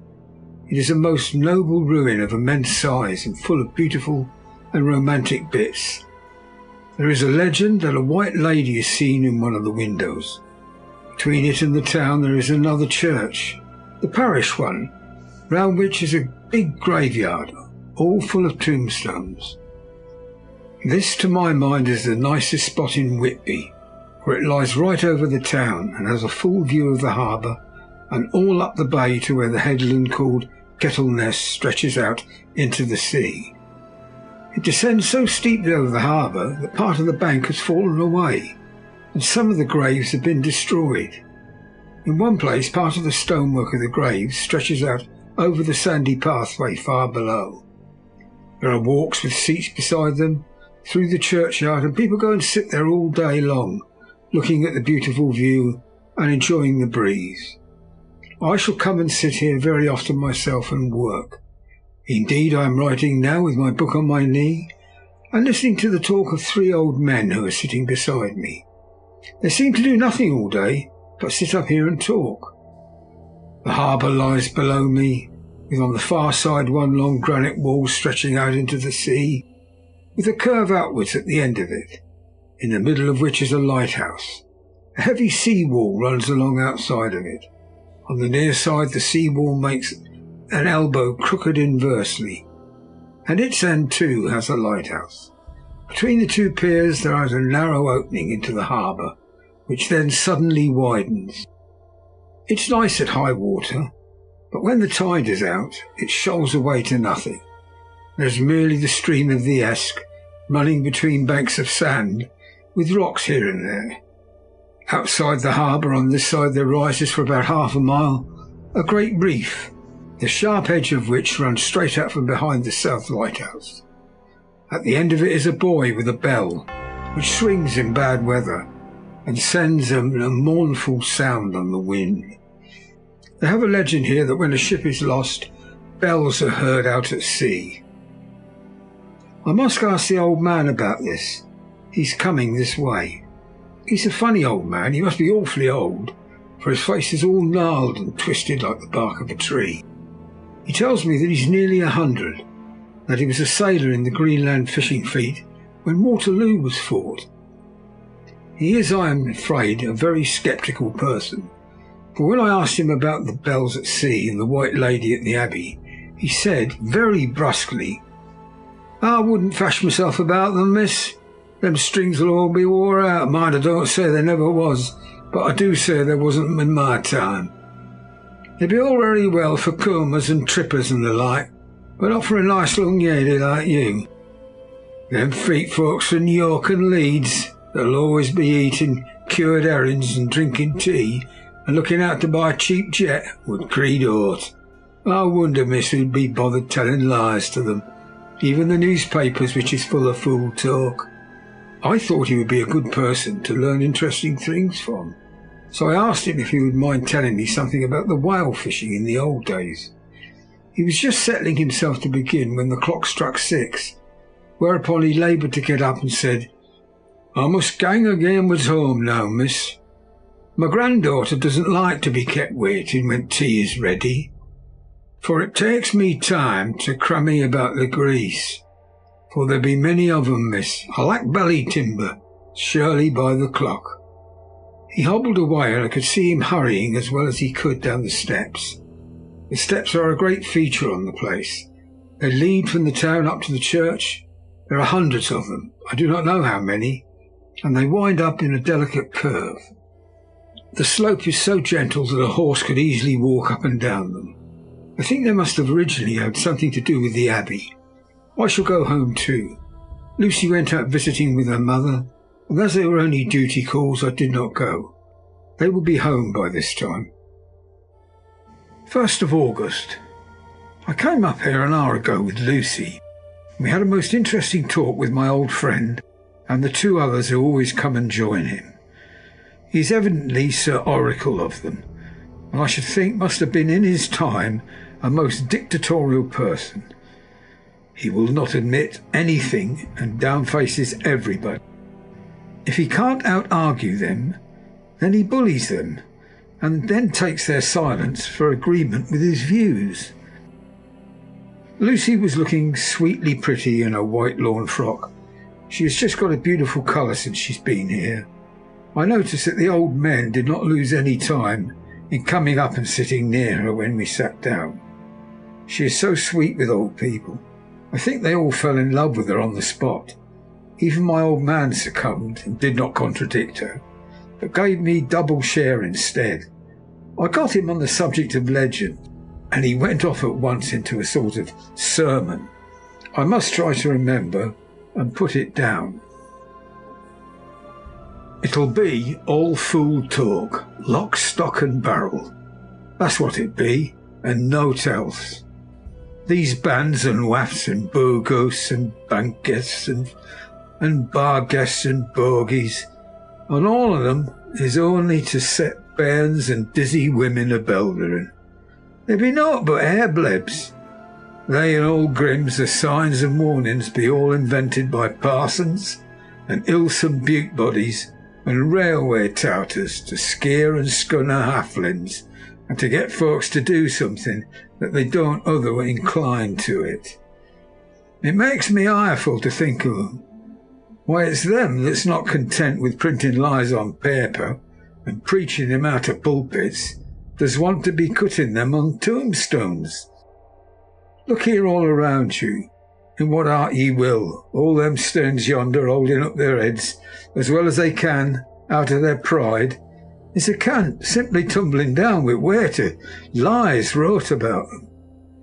Here lies the body, or sacred to the memory, wrote on all of them. Yet in nigh half of them there bean't no bodies at all, and the memories of them bean't cared a pinch or a snuff about, much less sacred. Lies, all of them, nothing but lies of one kind or another. My God, but it'll be a queer scoldment on day of judgment when they come tumbling up in their death sarks, all grouped together, and trying to drag their tombstones with them to prove how good they was. Some of them trimming and dithering with their hands that doesn't and slippery from lying in sea, that they can't even keep their grip of them. I could see from the old fellow's self-satisfied air and the way in which he looked round for the approval of his cronies that he was showing off, so I put in a word to keep him going. "Oh, Mr. Swales, you can't be serious. Surely these tombstones are not all wrong?" "Yabblins. There may be a poorish few not wrong, saving where they make out the people too good, for there be folk that do think a barnball be like the sea, if only it be their own. The whole thing be only lies. Now look you here, you come here a stranger, and you see this Kirkgath." I nodded, for I thought it better to assent, though I did not quite understand his dialect. I knew it had something to do with the church. He went on, "And you can say that all these stones be about folk that apt here snog and snog." I assented again. "Then that be just where the lie comes in. Why, there be scores of these lay beds to be tombed as old Dunn's backer box on Friday night." He nudged one of his companions and they all laughed. "And my gog, how could they be otherwise? Look at that one. After Sabbath at the beer bank, read it." I went over and read. "Edward Spenlar, master mariner, murdered by pirates off the coast of Andreas, April 1854, age 30. When I came back, Mr. Swales went on. "Who brought him home, I wonder, to have him here? Murdered off the coast of Andreas? And you concerted his body lay under? Why, I could name you a dozen whose bones lie in the Greenland seas above."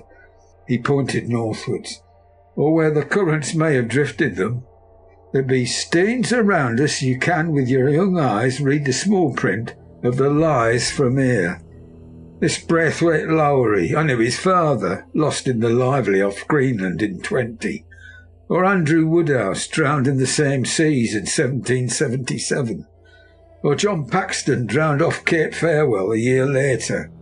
Or old John Rawlings, whose grandfather sailed with me, drowned in the Gulf of Finland in 50. Do you think that all these men will have to make a rush to Whitby when the trumpet sounds? I have me other rhythms about it, I tell you that. When they got here, they'd be jomming and jostling one another. That way it'd be like a fight upon the ice in the old days, when we'd all be at one another from daylight to dark, and trying to tie up our cuts by light of aurora borealis." This was evidently local pleasantry, for the old man cackled over it, and his cronies joined in with gusto. "But," I said, "surely you're not quite correct, for you start on the assumption that all the poor people or their spirits will have to take their tombstones with them on the Day of Judgment. Do you think that would be really necessary?" "Well, what else be their tombstones for? Answer me that, miss." "To please their relatives, I suppose." "To please their relatives, you suppose?" He said this with intense scorn. "How will it please their relatives to know that lies is wrought over them, and that everybody in the place know that they be lies?" He pointed to a stone at our feet, which had been laid down as a slab, on which the seat was rested, close to the edge of the cliff. "Read the lies on that steam," he said. The letters were upside down to me from where I sat, but Lucy was more opposite to them, so she leant over and read. "Sacred to the memory of George Cannon, who died in the hope of a glorious resurrection on July the 29th, 1873, falling from the rocks at Kettleness. This tomb was erected by his sorrowing mother to her dearly beloved son. He was the only son of his mother, and she was a widow." Really, Mr. Swales, I don't see anything very funny in that. She spoke her comment very gravely and somewhat severely.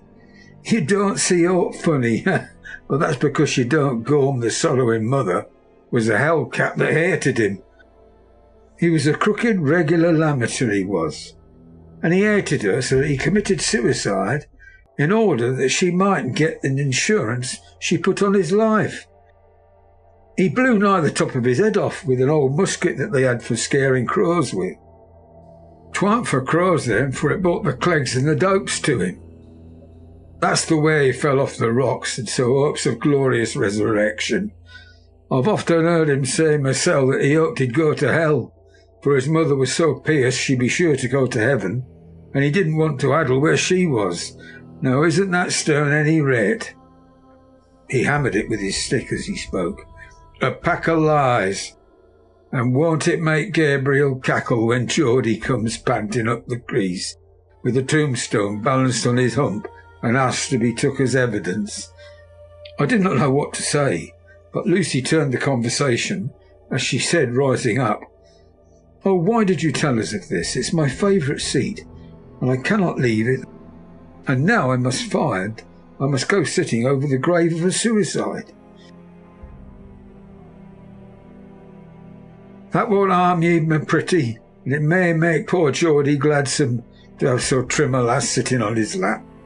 That won't hurt ye, why I've sat there often for nigh on 20 years past. It hasn't done me no harm. Don't ye fash about them as lies under ye. Well, that doesn't lie here either. It'll be time for ye to be getting scarp when you see the tombstones all run away with, and the place as bare as a stubble field. There's the clock, and I must be gang. My service to you, ladies." And off he hobbled. Lucy and I sat a while, and it was all so beautiful before us that we took hands as we sat. She told me over and over again about Arthur and their coming marriage. That made me just a little heartsick, for I haven't heard from Jonathan for a whole month. The same day I came up here alone, for I am very sad. There was no letter for me. I hope there cannot be anything the matter with Jonathan. The clock has just struck 9. I see the lights scattered all over the town, sometimes in rows where the streets are, and sometimes singly. They run right up the Esk and die away in the curve of the valley. To my left, the view is cut off by a black line of roof of the old house next to the abbey. The sheep and the lambs are bleating in the fields away behind me. There is the clatter of donkeys' hooves up the paved road below. The band on the pier is playing a harsh waltz in good time, and further along the quay there is a Salvation Army meeting in a back street. Neither of the bands hears the other, but up here I hear and see them both. I wonder where Jonathan is, and if he is thinking of me. I wish he were here. Dr. Seward's Diary, 5th of June. The case of Renfield grows more interesting the more I get to understand the man. He has certain qualities very largely developed: selfishness, secrecy, and purpose. I wish I could get at what the object is of the latter. He seems to have some settled scheme of his own, but what it is I do not know yet. His redeeming quality is a love of animals, though indeed he has such curious turns in it that I sometimes imagine he's only abnormally cruel. His pets are of odd sorts. Just now his hobby is catching flies. He has at present such a quantity that I have had myself to expostulate. To my astonishment, he did not break out into a fury as I expected, but took the matter in simple seriousness. He thought for a moment and said, "May I have 3 days? I shall clear them away." "Of course," I said. "That would do. I must watch him." 16th of June. He has turned his mind now to spiders. He's got several very big fellows in a box. He keeps feeding them with his flies, and the number of the latter is becoming sensibly diminished, although he has had to use half his food in attracting more flies from outside his room. 1st of July. His spiders are now becoming as great a nuisance as his flies, and today I told him that he must get rid of them. He looked very sad at this, so I said he must clear out some of them at all events. He cheerfully acquiesced in this, and I gave him the same time as before for reduction. He disgusted me much while with him, for when a horrid blowfly, bloated with some carrion food, buzzed into the room, he caught it, held it exultingly for a few moments between his finger and thumb, and before I knew what he was going to do, put it in his mouth and ate it. I scolded him for it, but he argued quietly that it was very good and very wholesome, that it was life, strong life, and gave life to him. This gave me an idea, or the rudiment, of one I must watch how he gets rid of his spiders. He has evidently some deep problem in his mind, for he keeps a little notebook in which he's always jotting down something. Whole pages of it are filled with masses of figures, generally single numbers, added up in batches, and then totals added in batches again, as though he were focusing some account, as the auditors put it. 8th of July. There is a method in his madness, and the rudimentary idea in my mind is growing. It will be a whole idea soon, and then, oh unconscious celebration, you will have to give the wall to your conscious brother. I kept away from my friend for a few days, so that I might notice if there were any change. Things remain as they were, except that he has parted with some of his pets and got a new one. He's managed to get a sparrow, and has already partially tamed it. His means of taming is simple, for already the spiders have diminished, and those that do remain, however, are well fed, for he still brings in the flies by tempting them with his food. 19th of July. We are progressing. My friend has now a whole colony of sparrows, and his flies and spiders are almost obliterated. When I came in, he ran to me and said he wanted to ask me a great favour, a very, very great favour. And as he spoke, he fawned on me like a dog. I asked him what it was. He said, with a sort of rapture in his voice and bearing, "A kitten, a nice little sleek, playful kitten that I can play with and teach and feed and feed and feed." I was not unprepared for this request, for I had noticed how his pets went on increasing in size and vivacity, but I did not care that his pretty family of tame sparrows should be wiped out in the same manner as the flies and the spiders. So I said I would see about it, and asked him if he would not rather have a cat than a kitten. His eagerness betrayed him as he answered, "Oh yes, I would like a cat. I only asked for a kitten lest you should refuse me a cat. No one would refuse me a kitten, would they?" I shook my head and said that at present I feared it would not be possible, but that I would see about it. His face fell, and I could see a warning of danger in it, for there was a sudden fierce sidelong look which meant killing. The man is an undeveloped homicidal maniac. I shall test him with his present craving to see how it will work out, then I shall know more. 10 p.m. I have visited him again and found him sitting in a corner brooding. When I came in, he threw himself on his knees before me and implored me to let him have a cat, that his salvation depended upon it. I was firm, however, and told him that he could not have it, whereupon he went without a word, sat down, gnawing his fingers in the corner where I had found him. I shall see him in the morning early. 20th of July. Visited Renfield very early before the attendant went his rounds. Found him up and humming a tune. He was spreading out his sugar, which he had saved, in the window, and was manifestly beginning his fly-catching again, and beginning it cheerfully and with good grace. I looked around for his birds, and not seeing them, asked where they were. He replied without turning round that they had flown away. There were a few feathers about the room and on his pillow, and a drop of blood. I said nothing, but went out and told the keeper to report to me if there was anything odd about him during the day. The attendant had just been to me and said that Grenfield had been very sick and was disgorging a whole lot of feathers. My belief is, Doctor, he said, that he has eaten his birds, and that he just took and ate them raw. 11 p.m. I gave Renfield a strong opiate tonight, enough to make him sleep, and took away his pocket-book to look at it. The thought that has been buzzing about my brain lately is complete, and the theory proved. My homicidal maniac is of a peculiar kind. I shall have to invent a new classification for him, and call him zoophagous, life-eating maniac.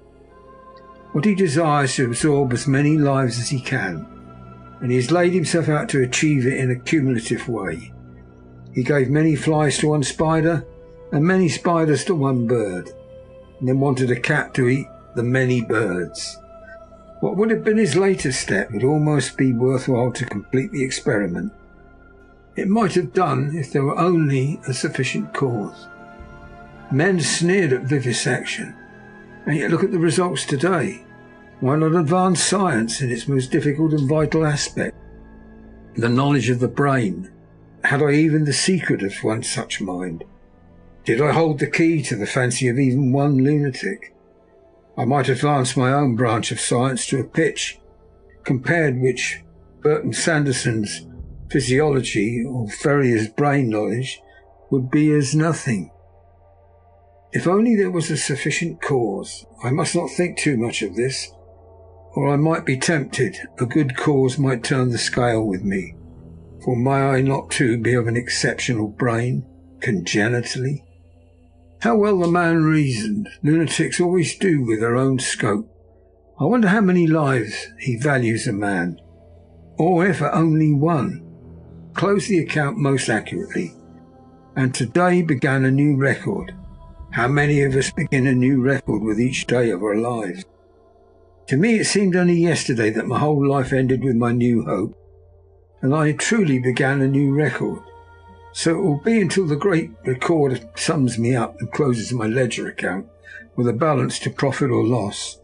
Oh, Lucy, Lucy, I cannot be angry with you, nor can I be angry with my friend whose happiness is yours. But I must only wait on happiness and work. If I only could have as strong a cause as my poor mad friend there, a good unselfish cause to make me work, that would indeed be happiness. Mina Murray's Journal. The 26th of July. I am anxious, and it soothes me to express myself here. It is like whispering to oneself and listening at the same time. And there is also something about the shorthand symbols that make it different from writing. I am unhappy about Lucy and about Jonathan. I had not heard from Jonathan for some time and was very concerned. But yesterday dear Mr. Hawkins, who was always so kind, sent me a letter from him. I had written asking him if he had heard, and he said the enclosed had just been received, and it is only a line dated from Castle Dracula, and he says that he's just starting for home. That is not like Jonathan. I do not understand it, and it makes me uneasy. And then too Lucy, although she is so well, has lately taken to her old habit of walking in asleep. Her mother has spoken to me about it, and we have decided that I am to lock the door of our room every night. Mrs. Westerner has got the idea that sleepwalkers always go out on roofs of houses and along edges of cliffs, and then get suddenly wakened and fall over with a despairing cry that echoes all over the place. Poor dear, she is naturally anxious about Lucy. Lucy's father had the same habit, and he would get up in the night, dress himself and go out. But if he were not stopped, Lucy is to be married in the autumn, and she is already planning her dresses and how her house is to be arranged.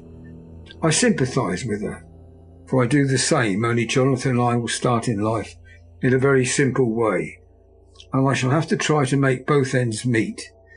Mr. Holmwood, he is the Honourable Arthur Holmwood, the only son of Lord Godalming, is coming up here very shortly, as soon as he can leave town, for his father is not well, and I think dear Lucy is counting the moments till he comes.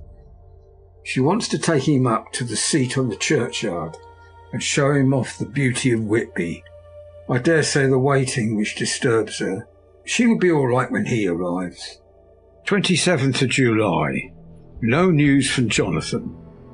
I'm getting quite uneasy about him, though why I should I do not know. But I do wish that he would write, if it were only a single line. Lucy walks more than ever, and each night I'm awakened by her moving about the room.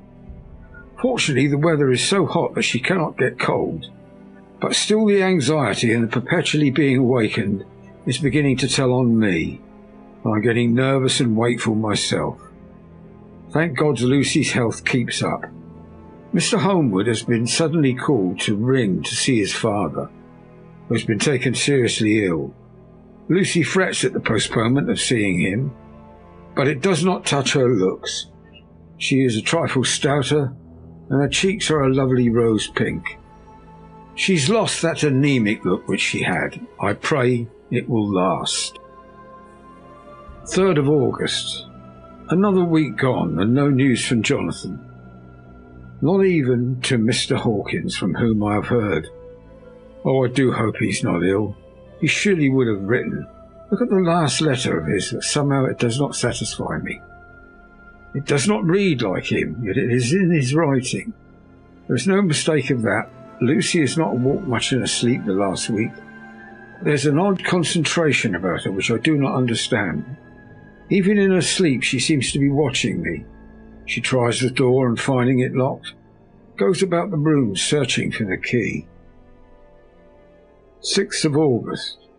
Another 3 days and no news. This suspense is getting dreadful.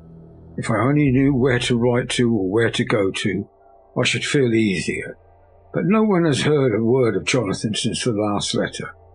I must only pray to God for patience. Lucy is more excitable than ever, but is otherwise well. Last night was very threatening. When the fishermen say that we are in for a storm, I must try to watch it and learn the weather signs. Today is a grey day, and the sun, as I write, is hidden in thick clouds high over Kettleness. Everything is grey except the green grass, which seems like an emerald amongst it. Grey earthy rock, grey clouds, tinged with sunburst at the far edge, hang over the grey sea, into which the sand points stretch like grey fingers. The sea is tumbling over in the shallows, and the sandy flats with a roar, muffled in the sea mists drifting inland. The horizon is lost in a grey mist. All is vastness. The clouds are piled up like giant rocks, and there is a brool over the sea that sounds like some presage of doom. Dark figures are on the beach here and there, sometimes half shrouded in the mist, and seem men like trees walking. The fishing boats are racing for home, and rise and dip in the groundswell as they sweep into the harbour, bending to the scuppers. Here comes old Mr. Swales. He's making straight for me. I can see by the way he lifts his hat that he wants to talk. I've been quite touched by the change in the poor old man. When he sat down beside me, he said in a very gentle way, "I want to say something to you, miss." I could see he was not at ease, so I took the poor old wrinkled hand in mine and asked him to speak fully. So he said, leaving his hand in mine, "I'm afraid, my dearie, that I must have shocked you by all the wicked things I've been saying about the dead and such like for weeks past. But I didn't mean them, and I want you to remember that when I'm gone, we old folks be daffled, and with one foot abaft the crook hole, do altogether like to think of it. And we don't want to feel scart of it, and that's why I've took to making light of it, so that I'd cheer up my own heart of it. But Lord love ye, miss, I ain't afraid of dying, not a bit. Only I don't want to die if I can help it. My time must be nigh at hand now, for I be old, and 100 years is too much for any man to expect. I am so nigh that the old man is ready whetting his scythe. You see, I can't get out of the habit of caffing about it all at once. The shafts will wag as they used to. Some day soon the angel of death will sound his trumpet for me. But don't ye dole and greet, my dearie," for he saw that I was crying. "If he should come this very night, I'd not refuse to answer his call. For life be, after all, only a waiting for something else than what we're doing, and death be all that we can rightly depend on. But I'm content it's coming to me, my dearie, and coming quick. It may be coming while we be looking and wondering. Maybe it's in the wind over the sea that's bringing with it loss and wreck, and sore distress and sad hearts. Look, look," he cried suddenly. "There was something in that wind and in the house beyond that sounds, and looks and tastes and smells like death. It's in the air, I feel it coming. Lord, make me answer cheerful when my call comes." He held up his arms devoutly and raised his hat. His mouth moved as though he were praying. After a few minutes' silence he got up, shook hands with me and blessed me and said goodbye, and hobbled off. It all touched me and upset me very much. I was glad when the Coast Guard came along with his spyglass under his arm. He stopped to talk with me, as he always does, but all the time kept looking at a strange ship. "Can't make her out," he said. "She's a Russian by the look of her, but she's knocking about in the queerest way. She doesn't know her mind a bit. She seems to see storm coming, but can't decide whether to run up north in the open or to put in here. Look, there again, she steered mightily strangely. Well, she doesn't mind the hand on the wheel. Changes about with every puff of wind. We'll hear more of her before this time tomorrow." Chapter 7. Cutting from the Daily Graph, 8th of August. Pasted in Mina Murray's journal. From a correspondent, Whitby. One greatest and suddenest storms on record has just been experienced here, with results both strange and unique. The weather had been somewhat sultry, but not to any degree uncommon in the month of August. Saturday evening was as fine as was ever known, and the great body of holiday makers laid out yesterday for visits to Mulgrave Woods, Robin Hood's Bay, Rig Mill, Runswick, Staithes, and the various trips in the neighbourhood of Whitby. The steamers Emma and Scarborough made trips up and down the coast, and there was an unusual amount of tripping both to and fro from Whitby. The day was unusually fine till the afternoon, and some of the gossips who frequent the East Cliff churchyard, and from that commanding eminence watched the wide sweep of sea visible to the north and east, called attention to a sudden show of mares' tails high in the sky to the northwest. The wind was then blowing from the southwest in the mild degree which in barometrical language is ranked number 2 light breeze. The Coast Guard on duty at once made a report, and one old fisherman who for more than half a century has kept watch on weather signs from the East Cliff foretold in an emphatic manner the coming of a sudden storm. The approach of sunset was so very beautiful, so grand in its masses of splendidly coloured clouds, but there was quite an assemblage on the walk along the cliff of the old churchyard to enjoy the beauty. Before the sun dipped below the black mass of Kettle Ness, standing boldly athwart the western sky, its downward way was marked by myriad clouds of every sunset colour, flame purple, pink, green, violet, and all the tints of gold, with here and there masses not large but of seemingly absolute blackness, in all sorts of shapes, as well outlined as colossal silhouettes. The experience was not lost on the painters, and doubtless some of the sketches of the prelude to the great storm will grace the RA and RI walls in May next. More than one captain made up his mind then and there that his cobble, or his mule as they term the different classes of boats, would remain in the harbour till the storm had passed. The wind fell away entirely during the evening, and at midnight there was a dead calm. A sultry heat, and that prevailing intensity which on the approach of thunder affects persons of a sensitive nature. There were but few lights in sight at sea. Even the coasting steamers, which usually hug the shore so closely, kept well to seaward, and but a few fishing boats were in sight. The only sail noticeable was a foreign schooner, with all sails set, which was seemingly going westwards. The foolhardiness or ignorance of her officers was the prolific theme for comment while she remained in sight, and efforts were made to signal her to reduce sail in face of her danger. Before the night shut down she was seen with sails idly flapping as she gently rolled on the undulating swell of the sea, as idle as a painted ship upon a painted ocean. Shortly before 10 o'clock the stillness of the air grew quite oppressive, and the silence was so marked that the bleating of sheep inland or the barking of a dog in the town was distinctly heard, and the band on the pier with its lively French air was like a discord in the great harmony of nature's silence. A little after midnight came a strange sound from over the sea, and high overhead the air began to carry a strange, faint, hollow booming. Then without warning the tempest broke, with a rapidity which at the time seemed incredible, and even afterwards it is impossible to realise. The whole aspect of nature at once became convulsed. The waves rose in growing fury, each overtopping its fellow, till, in a very few minutes, the lately glassy sea was like a roaring and devouring monster. White-crested waves beat madly on the level sands and rushed up the shelving cliffs.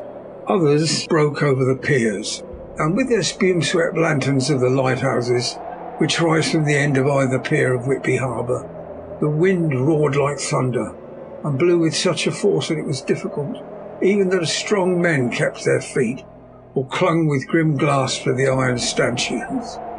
It was found necessary to clear the entire piers from the mass of onlookers, or else the fatalities of the night would have been increased manifold. To add to the difficulties and dangers of the time, masses of sea fog came drifting inland, white wet clouds which swept by in ghostly fashion, so dank and damp and cold that it needed but little effort of imagination to think that the spirits of those lost at sea were touching their living brethren with clammy hands of death. And many a one shuddered as the wreaths of sea mist swept by. At times the mist cleared and the sea for some distance could be seen in the glare of the lighting, which now came back thick and fast, followed by such sudden peals of thunder that the whole sky overhead seemed trembling under the shock of the footsteps of the storm. Some of the scenes thus revealed were of immeasurable grandeur and of absorbing interest, the sea running mountains high, through skywards with each wave mighty masses of white foam, which the tempest seemed to snatch at and whirl away into space, here and there a fishing boat with a rag of sail running madly for shelter before the blast, now and again the white wings of a storm-tossed seabird on the summit of the east cliff. The new searchlight was ready for experiment, but had not yet been tried. The officers in charge of it got into working order, and in the pauses of the inrushing mist swept with it the surface of the sea. Once or twice its service was most effective, as when a fishing boat, with a gunwale under water, rushed into the harbour, able, by the guidance of the sheltering light, so as to avoid the danger of dashing against the piers. By the guidance of the sheltering light, to avoid the danger of dashing against the piers.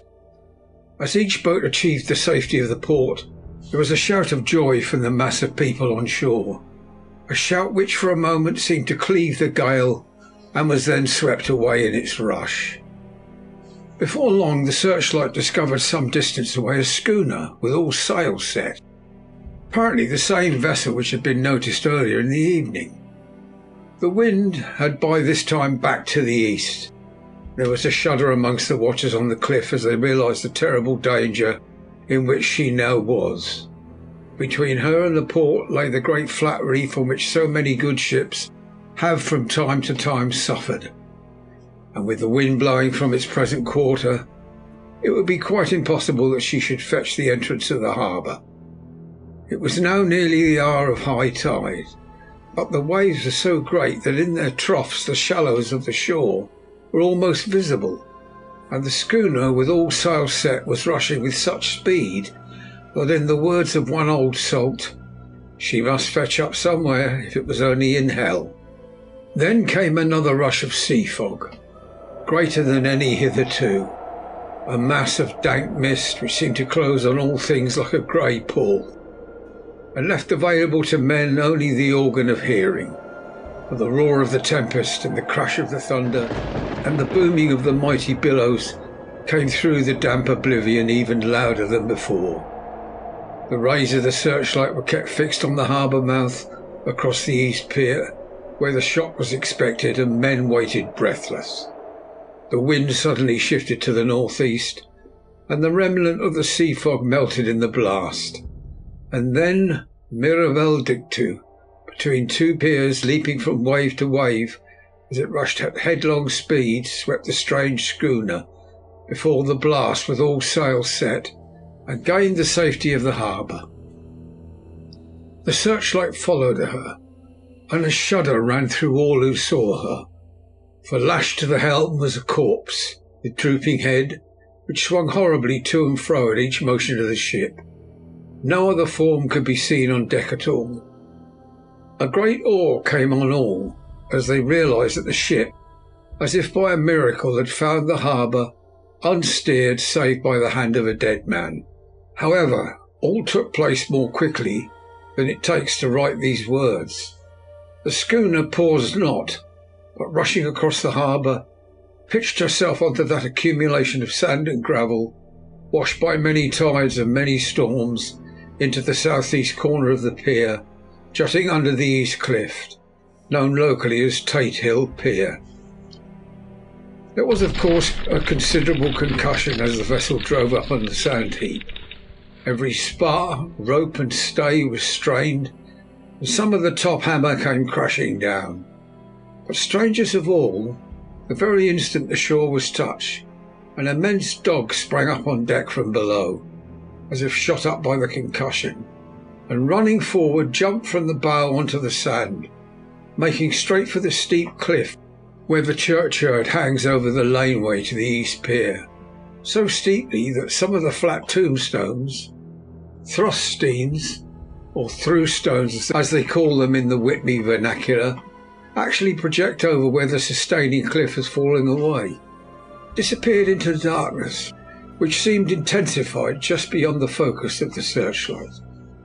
It so happened that there was no one at the moment on Tate Hill Pier.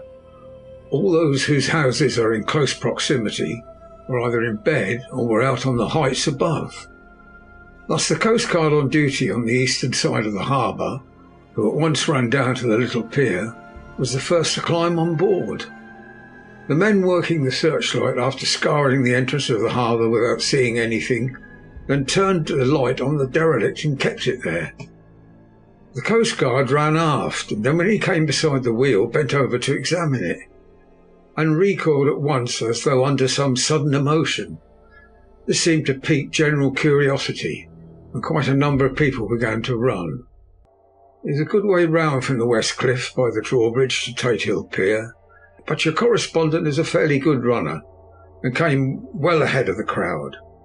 When I arrived, however, I found already assembled on the pier a crowd, whom the Coast Guard and police refused to allow to come on board. By the courtesy of the chief boatman, I was, as your correspondent, permitted to climb on deck, and was one of a small group who saw the dead seaman whilst actually lashed to the wheel. It was no wonder that the Coast Guard was surprised or even awed, for not often can such a sight have been seen. The man was simply fastened by his hands, tied one over the other to a spoke of the wheel. Between the inner hand and the wood was a crucifix, the set of beads on which it was fastened being both around wrists and wheel, and all kept fast by the binding cords. The poor fellow may have been seated at one time, but the flapping and buffeting of the sails had worked through the rudder of the wheel and dragged him to and fro, so that the cords which he was tied had cut the flesh to the bone. Accurate note was made of the state of things, and a doctor, Surgeon J.M. Caffin, of 33 East Elliot Place, who came immediately after me, declared after making an examination that the man must have been dead for quite 2 days. In his pocket was a bottle of carefully corked empty, save for a little roll of paper, which proved to be the addendum to the log. The Coast Guard said the man must have tied up his own hands, fastening the knots with his teeth. The fact that a Coast Guard was the first on board may save some complications later on in the Admiralty Court. The Coast Guards cannot claim the salvage, which is the right of the first civilian entering on a derelict.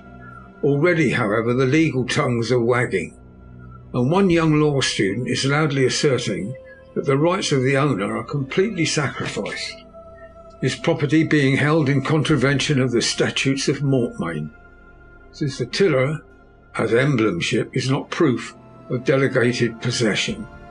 It is held in a dead hand.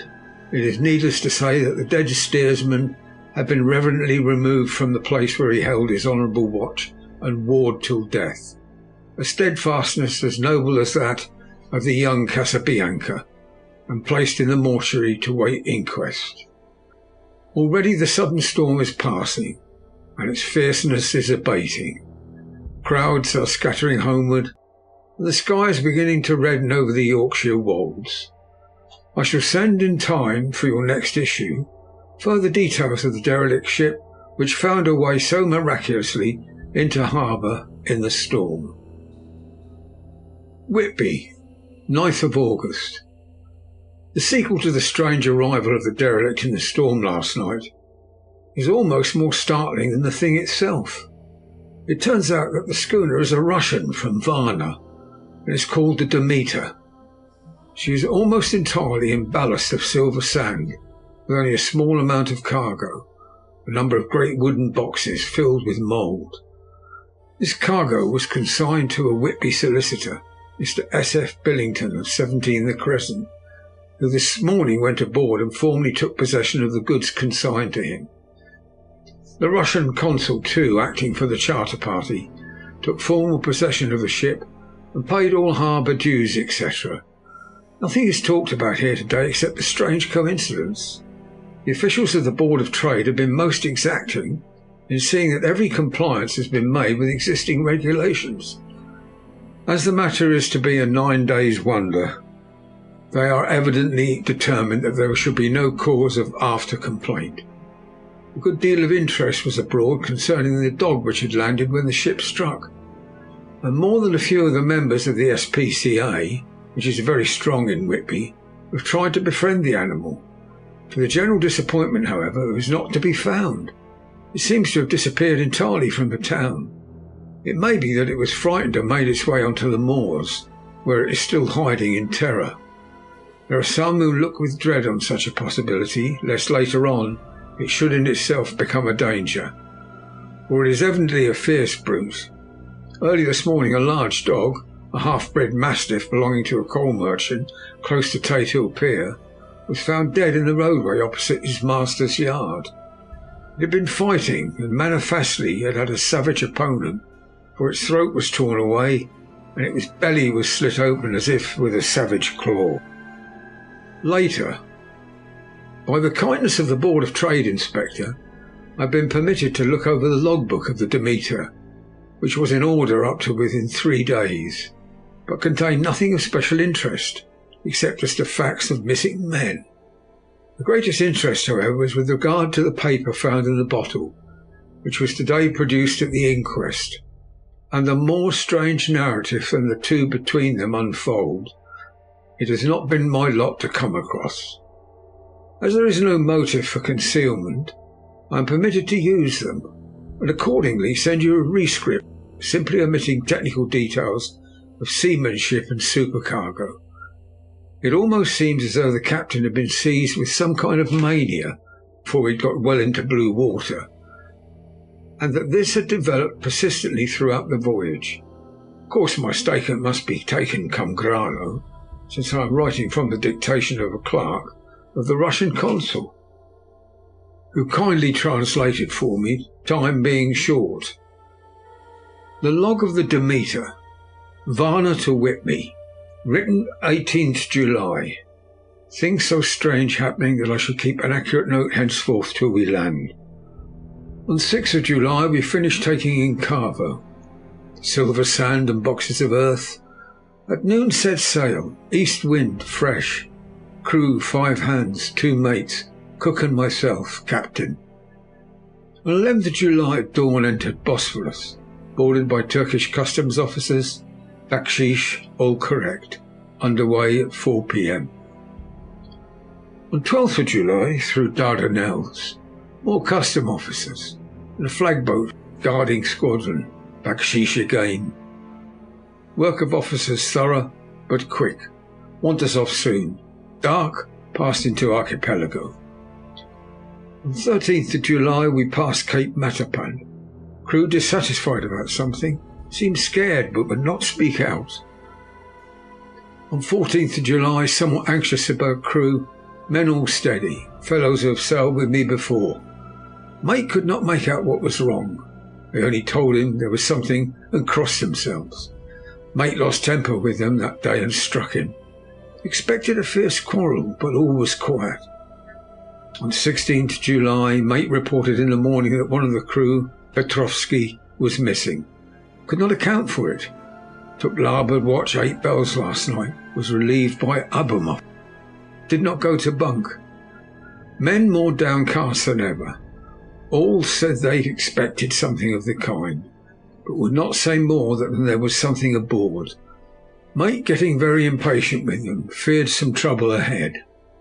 On 17th of July, yesterday, one of the men, Olgarden, came to my cabin and in an awestruck way confided to me that he thought there was a strange man aboard the ship. He said that in his watch he had been sheltering behind the deckhouse as there was a rainstorm, when he saw a tall, thin man who was not like any of the crew come up the companionway and go along the deck forward and disappear. He followed cautiously, but when he had got to bows found no one, and the hatchways were all closed. He was in a panic of superstitious fear, and I am afraid the panic may spread.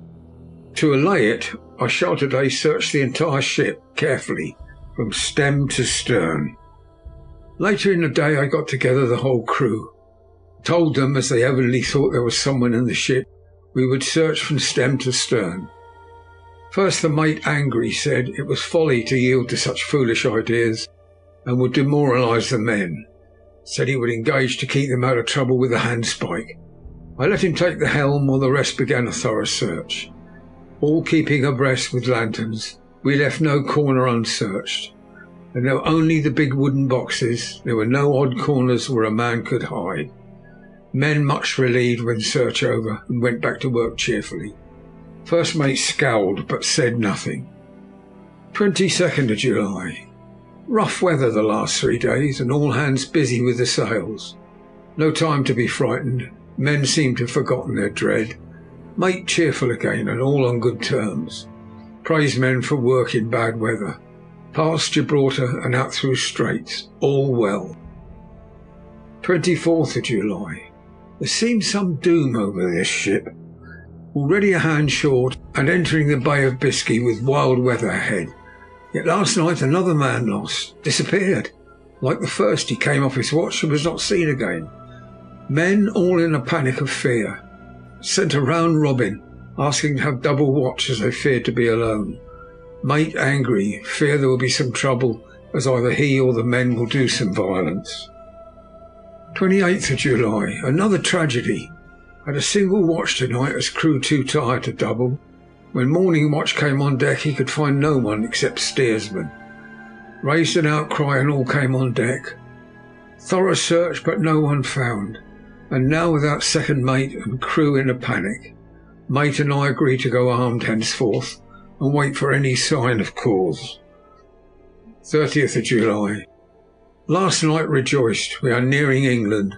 Weather fine, all sails set. Retired, worn out, slept soundly.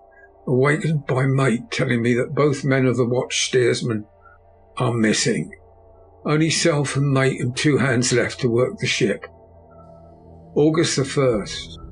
2 days of fog and not a sail sighted.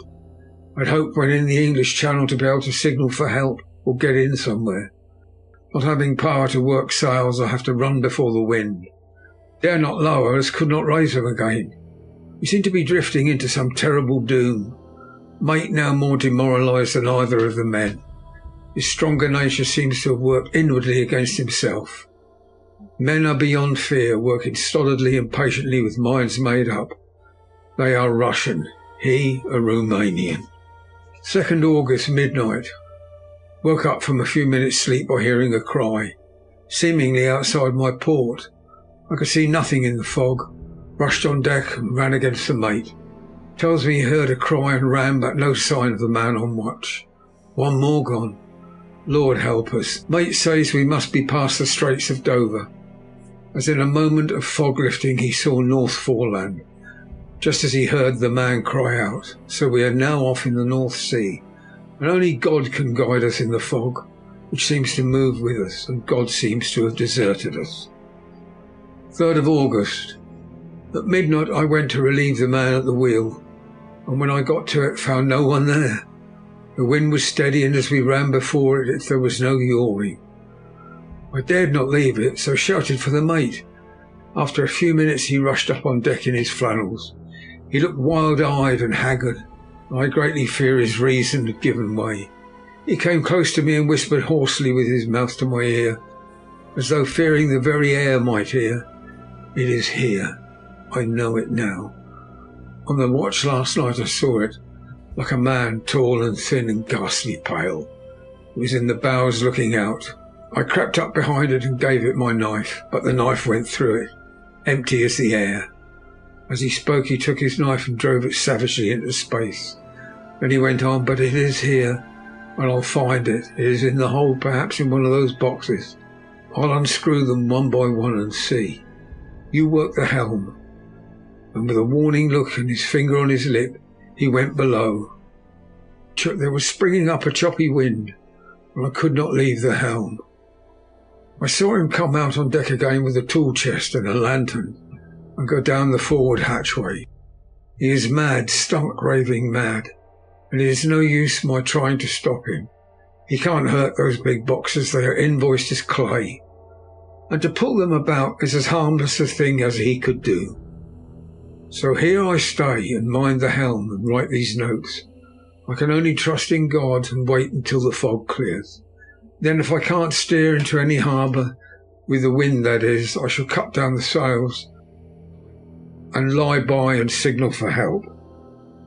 It is nearly all over now, just as I was beginning to hope that the mate would come out calmer, for I heard him knocking away at something in the hold, and work is good for him.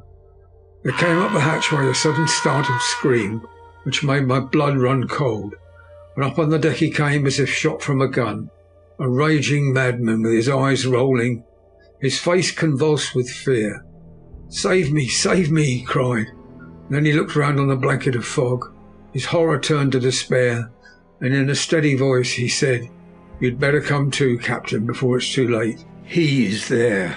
I know the secret now. The sea will save me from him, and that's all that is left." Before I could say a word or move forward to seize him, he sprang on the bulwark and deliberately threw himself into the sea. I suppose I know the secret too now. It was this madman who had got rid of the men one by one, and now he has followed them himself. God help me. How am I to account for all those horrors when I get to port? When I get to port, will that ever be?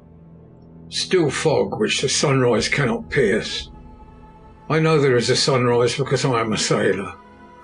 Why else I know not. I dared not go below, dared not leave the helm. So here all night I stayed, and in the dimness of the night I saw it. Him. God forgive me, but the mate was right to jump overboard. It was better to die like a man, to die like a sailor in blue water. No man can object. But I am captain, and I must not leave my ship. But I shall baffle this fiend or monster, for I shall tie my hands to the wheel when my strength begins to fail, and along with them I shall tie that which it, dare not touch. And then by good wind or foul I shall save my soul and my honour as a captain. I am growing weaker, and the night is coming on. If he can look me in the face again, I may not have time to act. If we are wrecked, maybe this bottle may be found, and those who find it may understand. If not, well, then all men shall know that I have been true to my trust. God and the Blessed Virgin and the saints help a poor ignorant soul trying to do his duty. Of course the verdict was an open one. There is no evidence to adduce, and whether or not the man himself committed the murders, there is now none to say. The folk here hold almost universally that the captain is simply a hero, and he is to be given a public funeral. Already it is arranged that his body is to be taken with a train of boats up the Esk for a piece, and then brought back to Tate Hill Pier and up the Abbey steps, where it is to be buried in the churchyard on the cliff. The owners of more than 100 boats have already given in their names as wishing to follow him to the grave. No trace has ever been found of the great dog, at which there is much mourning, for with public opinion in its present state he would, I believe, be adopted by the town. Tomorrow we shall see the funeral, and so will end this one more mystery of the sea. Mina Murray's Journal, 8th of August. Lucy was very restless all night, and I too could not sleep. The storm was fearful. As it boomed loudly among the chimney pots, it made me shudder. When a sharp puff came, it seemed to be like a distant gun. Strangely enough, Lucy did not wake, but she got up twice and dressed herself. Fortunately, each time I woke in time, I managed to undress her without waking her, and got her back to bed. It's a very strange thing, this sleepwalking, for as soon as her will is thwarted in any physical way, her intention, if there be any, disappears, and she yields herself almost exactly to the routine of her life. Early in the morning we both got up and went down to the harbour to see if anything had happened in the night.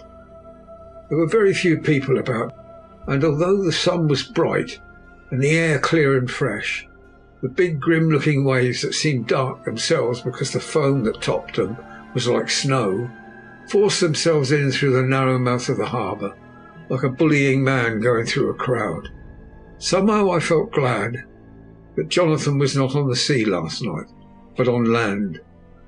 But oh, is he on land or sea? Where is he, and how? I'm getting fearfully anxious about him. If I only knew what to do and could do anything. 10th of August. The funeral of the poor sea captain today was most touching. Every boat in the harbour seemed to be there, and the coffin was carried by captains all the way from Tate Hill Pier up to the churchyard. Lucy came with me, and we went early to our old seat, whilst a cortege of boats went up the river to the viaduct and came down again. We had a lovely view and saw the procession nearly all the way. The poor fellow was laid to rest quite near our seat, so that we stood on it when the time came and saw everything. Poor Lucy seemed much upset. She was restless and uneasy all the time, and I cannot but think that her dreaming at night is telling on her. She is quite odd in one thing. She will not admit to me that there is any cause for restlessness. Or if there be, she does not understand it herself. There is an additional cause in that. Poor old Mr. Swales was found dead this morning on our seat. His neck had been broken. He had evidently, as the doctor said, fallen back in the seat in some sort of fright, for there was a look of fear and horror on his face that men said made them shudder. Poor dear old man! Perhaps he had seen death with his dying eyes. Lucy is so sweet and sensitive that she feels the influences more acutely than other people do. Just now she was quite upset by a little thing which I did not much heed, though I am, myself, very fond of animals. One of the men who came up here often to look for the boats was followed by his dog. The dog is always with him. They are both quiet persons, and I never saw the man angry nor heard the dog bark. During the service the dog would not come to its master, who was on the seat, but kept a few yards off, barking and howling. His master spoke to it gently, and then harshly, and then angrily, but it would neither come nor cease to make a noise. It was in a sort of fury, with its eyes savage, and all its hair bristling out like a cat's tail, when puss is on the warpath. Finally the man too got angry, and jumped down and kicked the dog, and took it by the scruff of the neck, and half dragged and half threw it on the tombstone on which the seat is fixed. The moment it touched the stone, the poor thing became quiet, and fell into a tremble. It did not try to get away, but crouched down, quivering and cowering. I was in such a pitiable state of terror, although I tried, though without effect, to comfort it. Lucy was full of pity too, but she did not attempt to touch the dog, but looked at it in an agonised sort of way. I greatly fear she is too supersensitive for nature to go through the world without trouble. She will be dreaming of this tonight, I am sure. The whole agglomeration of things. The ship steered into port by a dead man, his attitude tied to the wheel with a crucifix and beads, the touching funeral, the dog, now furious and now in terror, will afford material for her dreams. I think it would be best for her to go to bed tired out physically, so I shall take her for a long walk by the cliffs to Robin Hood's Bay and back. She ought not to have much inclination for sleepwalking then. Chapter 8. Mina Murray's Journal. Same day, 11 o'clock. Oh, but I am tired. If it were not that I had made my diary a duty, I should not open it tonight. We had such a lovely walk with Lucy. After a while I was in gay spirits, owing, I think, to some dear cows who came nosing towards us in a field close to the lighthouse, and frightened the wits out of us. I believe we forgot everything except, of course, personal fear, and it seemed to wipe the slate clean and give us a fresh start.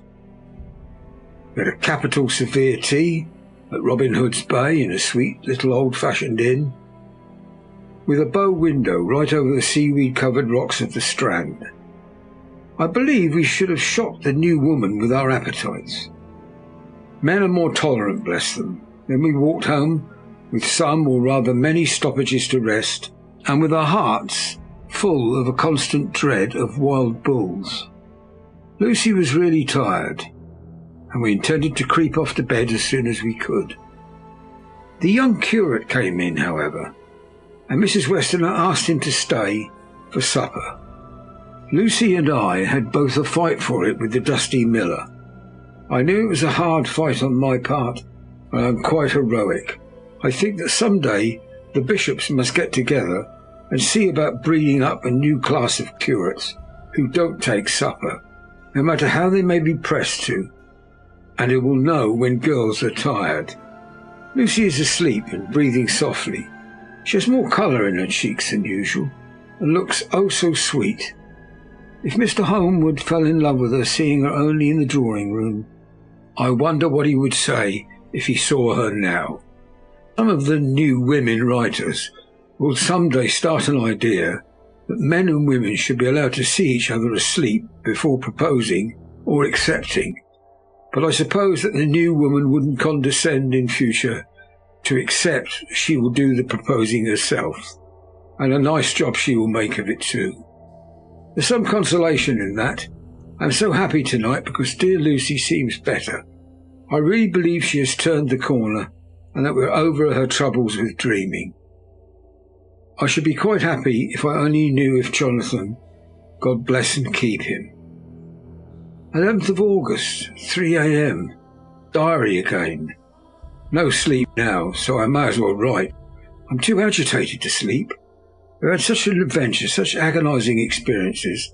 I fell asleep as soon as I'd closed my diary. Suddenly I became broad awake and sat up with a horrible sense of fear upon me, and some feeling of emptiness around me. The room was dark, so I could not see Lucy's bed. I stole across and felt for her. The bed was empty. I lit a match and found she was not in the room. The door was shut, but not locked as I had left it. I feared to wake her mother, who has been more than usually ill lately, so threw on some clothes and got ready to look for her. As I was leaving the room, it struck me that the clothes she wore might give me some clue to her dreaming intention. Dressing gown would mean house, dress outside. Dressing gown and dress were both in their places. Thank God, I said to myself. She cannot be far, she's only in her nightdress. I ran downstairs and looked in the sitting room. Not there. Then I looked in all the other open rooms of the house, with an ever-growing fear chilling my heart.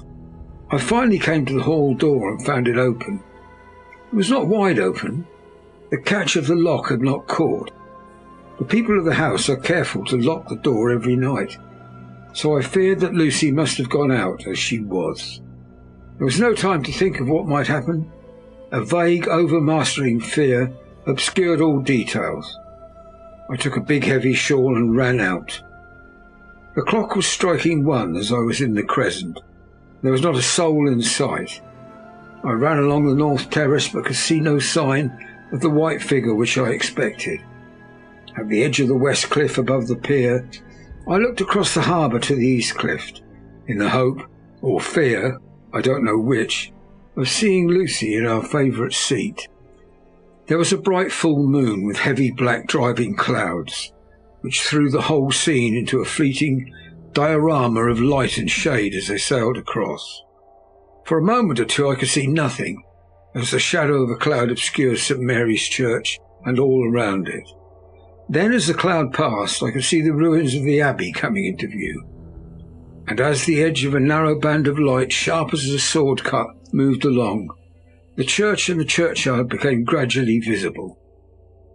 Whatever my expectation was, it was not disappointed, for there, on our favourite seat, the silver light of the moon struck a half-reclining figure, snowy white.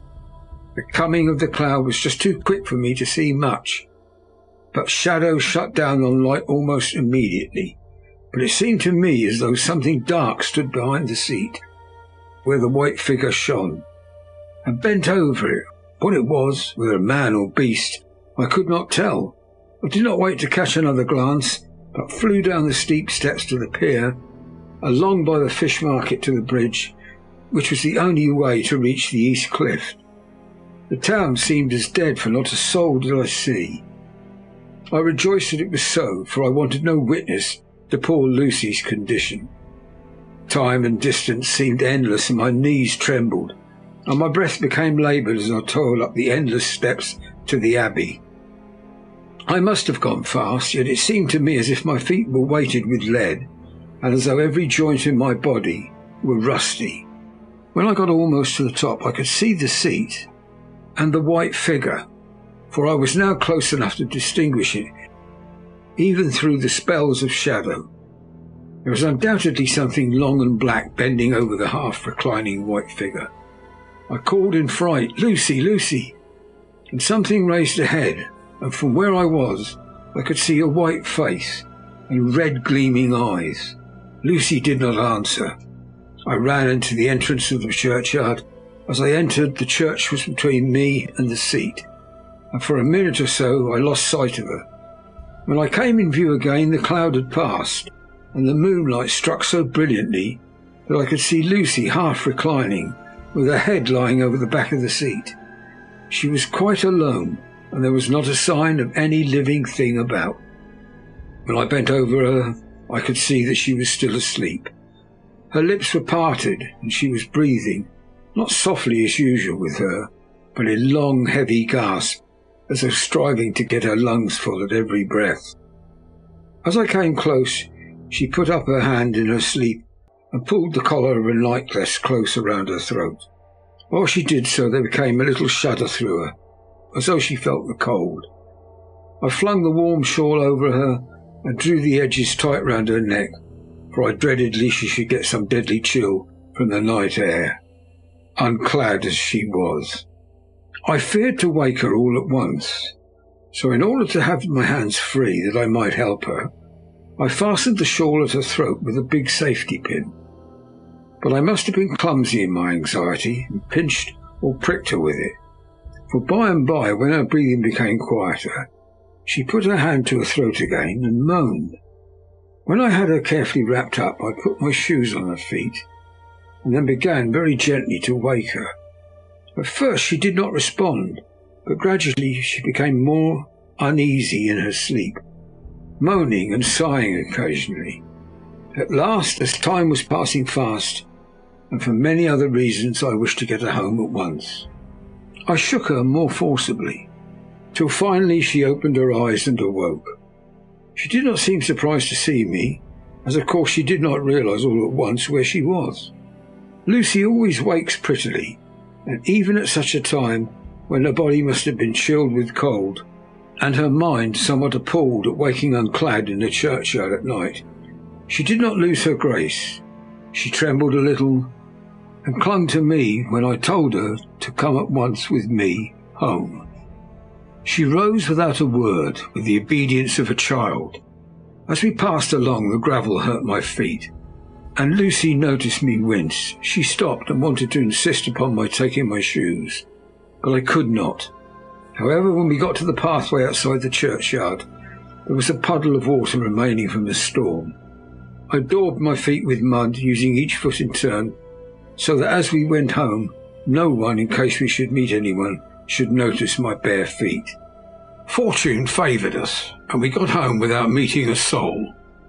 Once we saw a man who seemed not quite sober, passing along a street in front of us, but we hid in a door till he had disappeared, up an opening such as there are here, steep little closes, or wynds as they call them in Scotland. My heart beat so loud all the time that sometimes I thought I should faint. I was filled with anxiety about Lucy, not only for her health, lest she should suffer from the exposure, but for her reputation, in case the story should get wind. When we got in and had washed our feet and had said a prayer of thankfulness together, I tucked her into bed.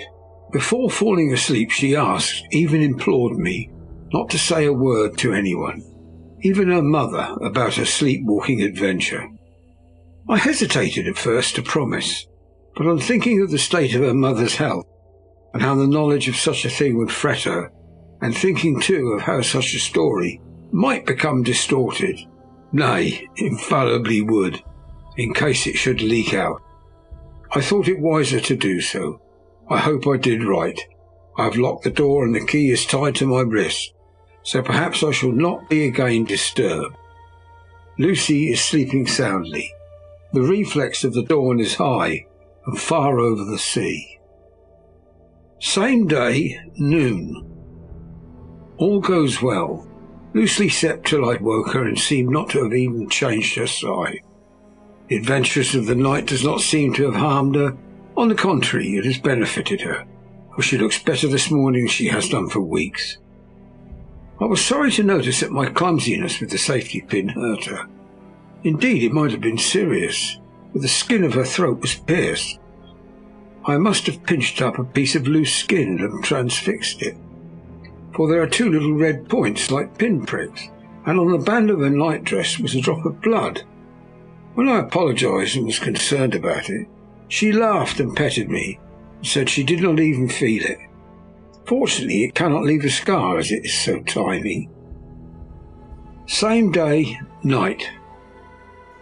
We passed a happy day. The air was clear, the sun bright. There was a cool breeze. We took our lunch to Mulgrave Woods, Mrs. Westernard driving by the road, and Lucy and I walking by the cliff path and joining her at the gate. I felt a little sad myself, for I could not feel but how absolutely happy it would have been had Jonathan been with me. But there I must only be patient. In the evening we strolled in the casino terrace and heard some good music by Spohr and Mackenzie, and went to bed early. Lucy seemed more restful than she has been for some time, and fell asleep at once. I shall lock the door and secure the key the same as before, though I do not expect any trouble tonight. 12th of August. My expectations were wrong, for twice during the night I was wakened by Lucy trying to get out. She seemed even in her sleep to be a little impatient at finding the door shut, and went back to bed under a sort of protest. I woke with the dawn and heard the birds chirping out of the window. Lucy woke too, and I was glad to see was even better than on the previous morning. All of her old gaiety of manner seemed to have come back. She came and snuggled in beside me, told me all about Arthur. I told her how anxious I was about Jonathan, and she tried to comfort me. Well, she succeeded somewhat, for though sympathy can't alter facts, it can help to make them more bearable. 13th of August. Another quiet day, and to bed with the key on my wrist as before. Again I woke in the night and found Lucy sitting up in bed, still asleep, pointing to the window. I got up quietly, and pulling aside the blind, looked out. It was brilliant moonlight, and the soft effect of the light over the sea and sky merged together in one great silent mystery. It was beautiful beyond words. Between me and the moonlight flitted a great bat, coming and going in great whirling circles.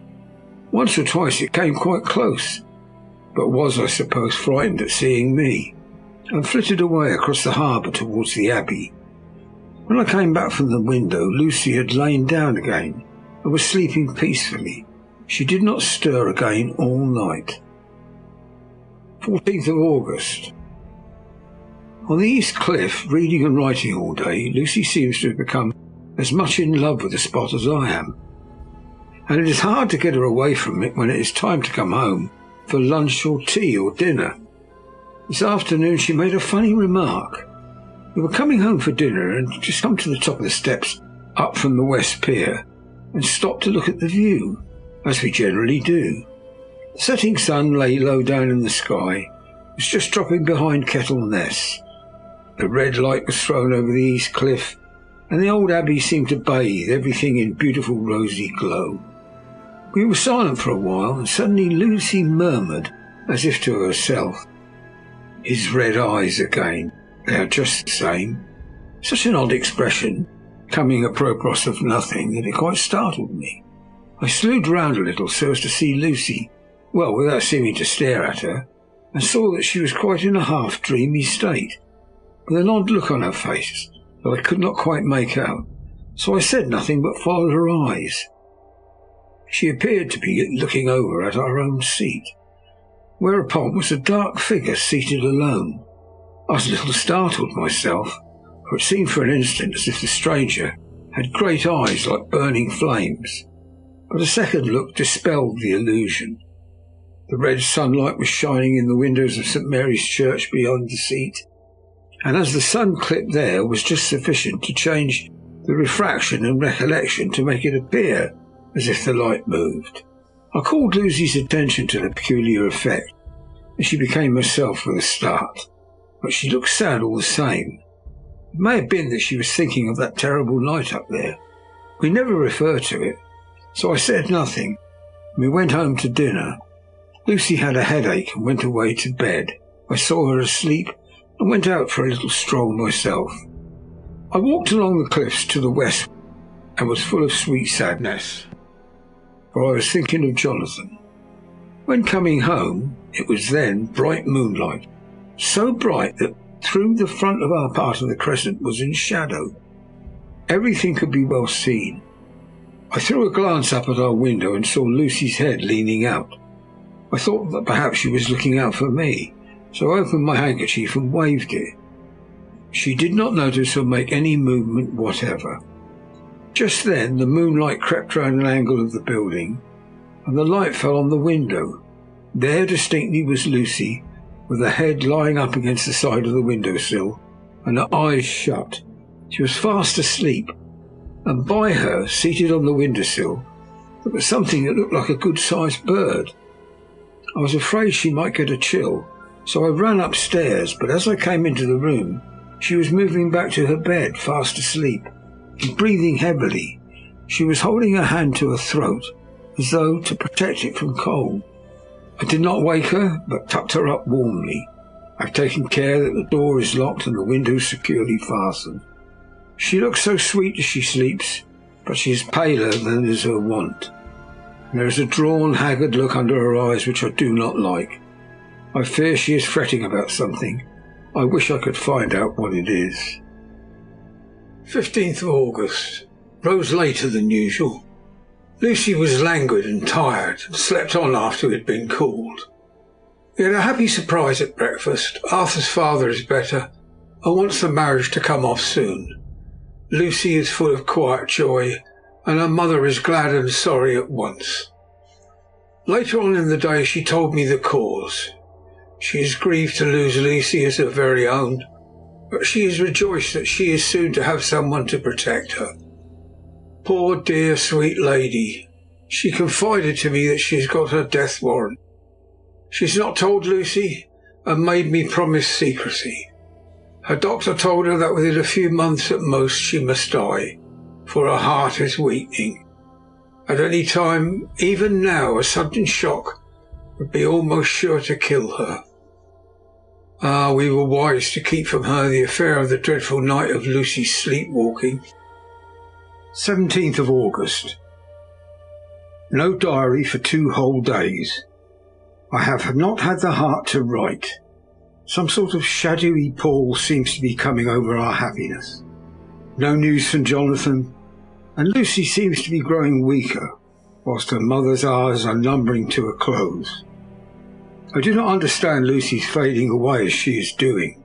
She eats well, she sleeps well, and enjoys the fresh air, but all the time the roses in her cheeks are fading, and she gets weaker and more languid day by day. At night I hear her gasping as if for air. I keep the key of our door always fastened to my wrist at night, but she gets up and walks around the room and sits at the open window.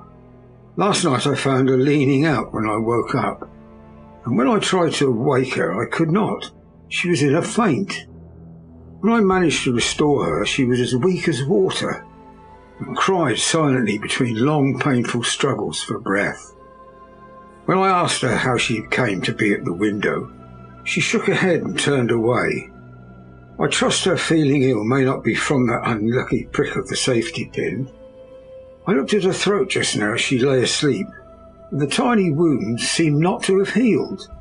They are still open, and if anything, larger than before. The edges of them are faintly white. They are like little white dots with red centres. Unless they heal within a day or two, I shall insist on the doctor seeing about them. Letter, Samuel F. Billington and Son, Solicitors, Whitby, to Messrs. Carter, Patterson and Co., London, 17th of August. Dear Sirs, herewith please receive invoice of goods sent by Great Northern Railway. Same are to be delivered at Carfax, near Purfleet, immediately on receipt at Goods Station, King's Cross. The house is at present empty, but enclosed please find all keys, all of which are labelled. You will please deposit the boxes, 50 in number, which form the consignment of the partially ruined building forming part of the house and marked A on a rough diagram enclosed. Your agent will easily recognise the locality, as it is the ancient chapel of the mansion. The goods leave by the train at 9:30 tonight and will be due at King's Cross at 4:30 tomorrow afternoon. As our client wishes the delivery made as soon as possible, we shall be obliged by your having teams ready at King's Cross at the time named and forthwith conveying the goods to the destination. In order to obviate any delays possible through any routine requirements payment in your departments, we enclose a cheque herewith of £10, receipt of which please acknowledge. Should the charge be less than this amount, you can return balance. If greater, we shall at once send a cheque for the difference on hearing from you. You are to leave the keys on coming away in the main hall of the house, where the proprietor may get them on his entering the house by means of his duplicate key.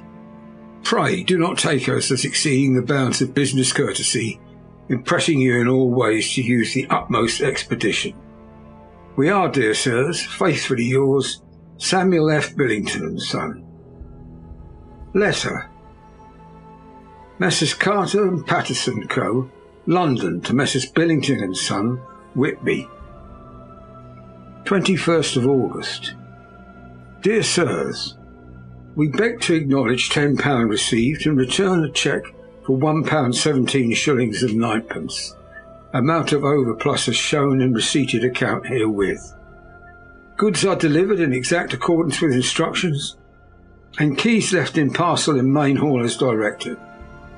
We are, dear sirs, yours respectfully, Pro Carter, Patterson and Co. Mina Murray's Journal, 18th of August. I'm happy today, and writing, sitting on the seat in the churchyard. Lucy is ever so much better. Last night she slept well at night, and did not disturb me once. The roses seem to be coming back into her cheeks, though she is still sadly pale and wan-looking. If she were in any way anemic, I could understand it, but she is not. She is in gay spirits and full of life and cheerfulness. All the morbid reticence seems to have passed from her, and she has just reminded me, as if I need any reminding, of that night, and that it was here, on this very seat, I found her asleep. As she told me, she tapped playfully with the heel of a boot on the stone slab and said, "My poor little feet didn't make much noise. I dare say that poor old Mr. Swales would have told me that it was because I didn't want to wake up Geordie." As she was in such a communicative humour, I asked her if she had dreamed at all that night. Before she answered, that sweet puckered look came into her forehead, which Arthur, I call him Arthur from her habit, says he loves, and indeed I don't wonder that he does. She went on in a half-dreaming kind of way, as if trying to recall it to herself. I didn't quite dream, but it all seemed to be real. I only wanted it to be here in this spot. I don't know why, for I was afraid of something. I don't know what I remember, though I suppose I was asleep passing through the streets and over the bridge. A fish leapt as I went by, and I leaned over to look at it, and I heard a lot of dogs howling. The whole town seemed as if it must be full of dogs all howling at once. And I went up the steps. Then I had a vague memory of something long and dark with red eyes, just as we saw in the tunnel, and something very sweet and very bitter all around me at once. And then I seemed sinking into green water, and there was a singing in my ears as I've heard there is to drowning men. And then everything seemed passing away from me. My soul seemed to go out from my body and float around in the air. I seem to remember that once the West Lighthouse was right under me. There was a sort of agonising feeling as if I were in an earthquake, and I came back and found you shaking my body. I saw you do it before I felt you. She began to laugh. It seemed a little uncanny to me, and I listened to her breathlessly. I did not quite like it, and I thought it better not to keep her mind on the subject. So we drifted on to other subjects, and Lucy was like her old self again. When we got home, the fresh breeze had braced her up, and her pale cheeks were really more rosy. Her mother rejoiced when she saw her, and we all spent a very happy evening together.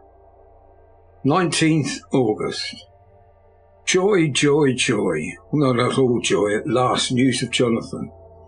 The dear fellow has been ill, and that's why he did not write. I am not afraid to think or say it now that I know. Mr. Hawkins sent me on the letter, and wrote himself, oh so kindly. I am to leave in the morning and go over to Jonathan, and to help to nurse him if necessary, and bring him home. Mr. Hawkins says it would not be a bad thing if we were to be married out there. I have cried over the good sister's letters until I can feel it wet against my bosom, where it lies. It is of Jonathan, and must be next my heart, for he is in my heart. My journey is all mapped out, and my luggage ready. I am only taking one change of dress. Lucy will bring my trunk to London, and keep it till I send for it. For it may be that I must write no more. I must keep it to say to Jonathan, my husband. The letter that he has seen and touched must comfort me till we meet.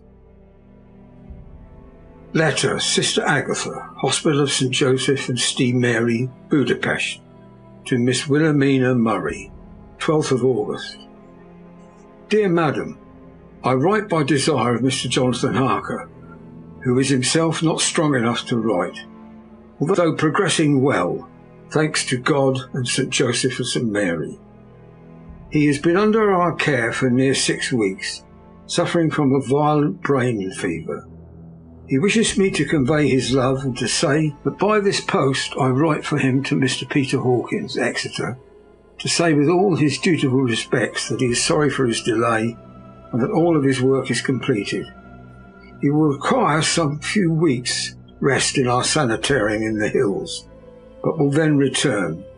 He wishes me to say that he has not sufficient money with him, and that he would like to pay for his staying here, so that others who need shall not be wanting for help. Believe me, yours with sympathy and all blessings, Sister Agatha. P.S. My patient being asleep, I open this to let you know something more. He has told me about you and that you are shortly to be his wife. All blessings to you both. He has had some fearful shocks, so says our doctor, and his delirium, his ravings have been dreadful, of wolves and poison, of blood, of ghosts and demons. And I fear to say that, be careful with him. And I fear to say of what? Be careful with him always, that there may be nothing to excite him of this kind for a long time to come. The traces of such an illness do not lightly die away. We should have written long ago, but we knew nothing of his friends, and there was on him nothing that anyone could understand. He came in the train from Klausenburg, and the guard was told by the station master that he rushed into the station shouting for a ticket for home. Seeming from his violent demeanour that he was English, they gave him a ticket for the furthest station on the way thither that the train reached. Be assured he is well cared for.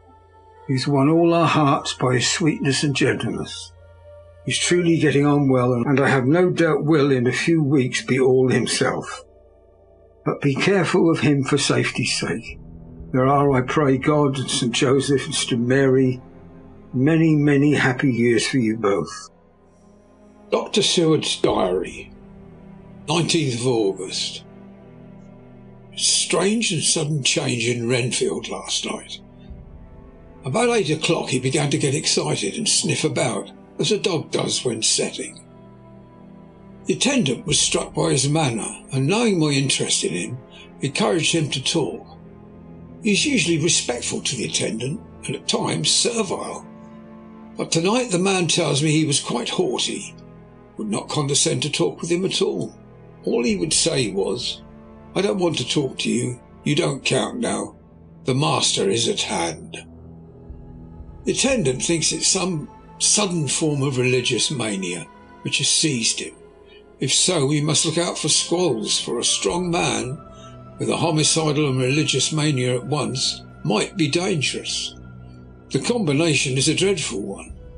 At 9 o'clock I visited him myself. His attitude to me was the same as that to the attendant. In his sublime self-feeling, the difference between myself and the attendant seemed to him as nothing. It looks like a religious mania, and he will soon think that he himself is God. These infinitesimal distinctions between man and man are too paltry for an omnipotent being. How these madmen give themselves away! The real God taketh heed lest a sparrow fall. But the God created from human vanity sees no difference between an eagle and a sparrow. Oh, if men only knew! For half an hour or more Renfield kept getting excited in a greater and greater degree. I did not pretend to be watching him, but I kept strict observation all the same. All at once that shifty look come into his eyes, which we always see when a madman has seized an idea, and with it the shifty movement of the head and back, which asylum attendants come to know so well. He became quite quiet, and went and sat on the edge of his bed resignedly, and looked into space with lacklustre eyes. I thought I would find out if his apathy were real or only assumed, and tried to lead him to talk of his pets, a theme which had never failed to excite his attention. First he made no reply, but at length said, testily, "Bother them all, I don't care a pin about them." "What?" I said. "You don't mean to tell me you don't care about spiders?" Spiders are at present his hobby, and the notebook is filling up with columns of small figures. To this he answered enigmatically, "The bride-maidens rejoice the eyes that wait the coming of the bride, but when the bride draweth nigh, then the maidens shine not to the eyes that are filled." He would not explain himself, but remained obstinately seated on his bed all the time I remained with him. I am weary tonight and low in spirits. I cannot but think of Lucy and how different things might have been. If I don't sleep at once, Chloral, the modern Morpheus, C2HC130.H20, must be careful not to let it grow into a habit, nor shall I take none tonight. I have thought of Lucy, and I shall not dishonour her by mixing the two. If need be, tonight shall be sleepless. Later. Glad I made the resolution, gladder that I kept to it. I had lain tossing about and had heard the clock strike only once, when the night watchman came to me, sent up from my ward, to say that Renfield had escaped. I threw on my clothes, ran down at once. My patient is too dangerous a person to be roaming about. Those ideas of his might work out dangerously with strangers. The attendant was waiting for him. He said he had seen him not 10 minutes before, seemingly asleep in his bed, when he had through the observation trap in the door. His attention was called by the sound of the window being wrenched out. He ran back and saw his feet disappear through the window, and had at once sent up for me. He was only in his night gear and cannot be far off. The attendant thought it would be more useful to watch where he should go than to follow him, as he might lose sight of him whilst getting out of the building by the door. He's a bulky man and couldn't get through the window. I am thin, so with his aid I got out, but feet foremost, and, as we were only a few feet above ground, landed unhurt. The attendant told me the patient had gone to the left and had taken a straight line, so I ran as quickly as I could. As I got through the belt of trees, I saw a white figure scale the high wall which separates our grounds from those of the deserted house. I ran back at once and told the watchman to get 3 or 4 men immediately and follow me into the grounds of Carfax. In our case, our friend might be dangerous. I got a ladder myself and, crossing the wall, dropped down on the other side. I could see Renfield's figure just disappearing behind the angle of the house, so I ran after him. On the far side of the house I found him pressed close against the old iron-bound oak door of the chapel. He was talking apparently to someone, but I was afraid to go near enough to hear what he was saying, lest I might frighten him and he should run off. Chasing an errant swarm of bees is nothing to following a naked lunatic when the fit of escaping is upon him. After a few minutes, however, I could see that he did not take note of anything around him, and so ventured to draw near to him, the more so as my men had now crossed the wall and were closing him in. I am here to do your bidding, master. I am your slave, and you will reward me, for I shall be faithful. I have worshipped you long and far off, but now you are near, I await your commands. And you will not pass me by, will you, dear master, in your distribution of good things? He is a selfish old beggar anyhow. He thinks of the loaves and fishes even when he believes he is a real presence. His manias make a startling combination. When we closed in on him, he fought like a tiger. He is immensely strong, for he was more like a wild beast than a man. I never saw a lunatic in such a paroxysm of rage before, and hope I shall not again. It is a mercy that we have found out his strength and his danger in good time. With strength and determination like his, he might have done wild work before he was caged. He is safe now at any rate. Jack Shepherd himself couldn't get free from the straight waistcoat that keeps him restrained, and he's chained to the wall in the padded room.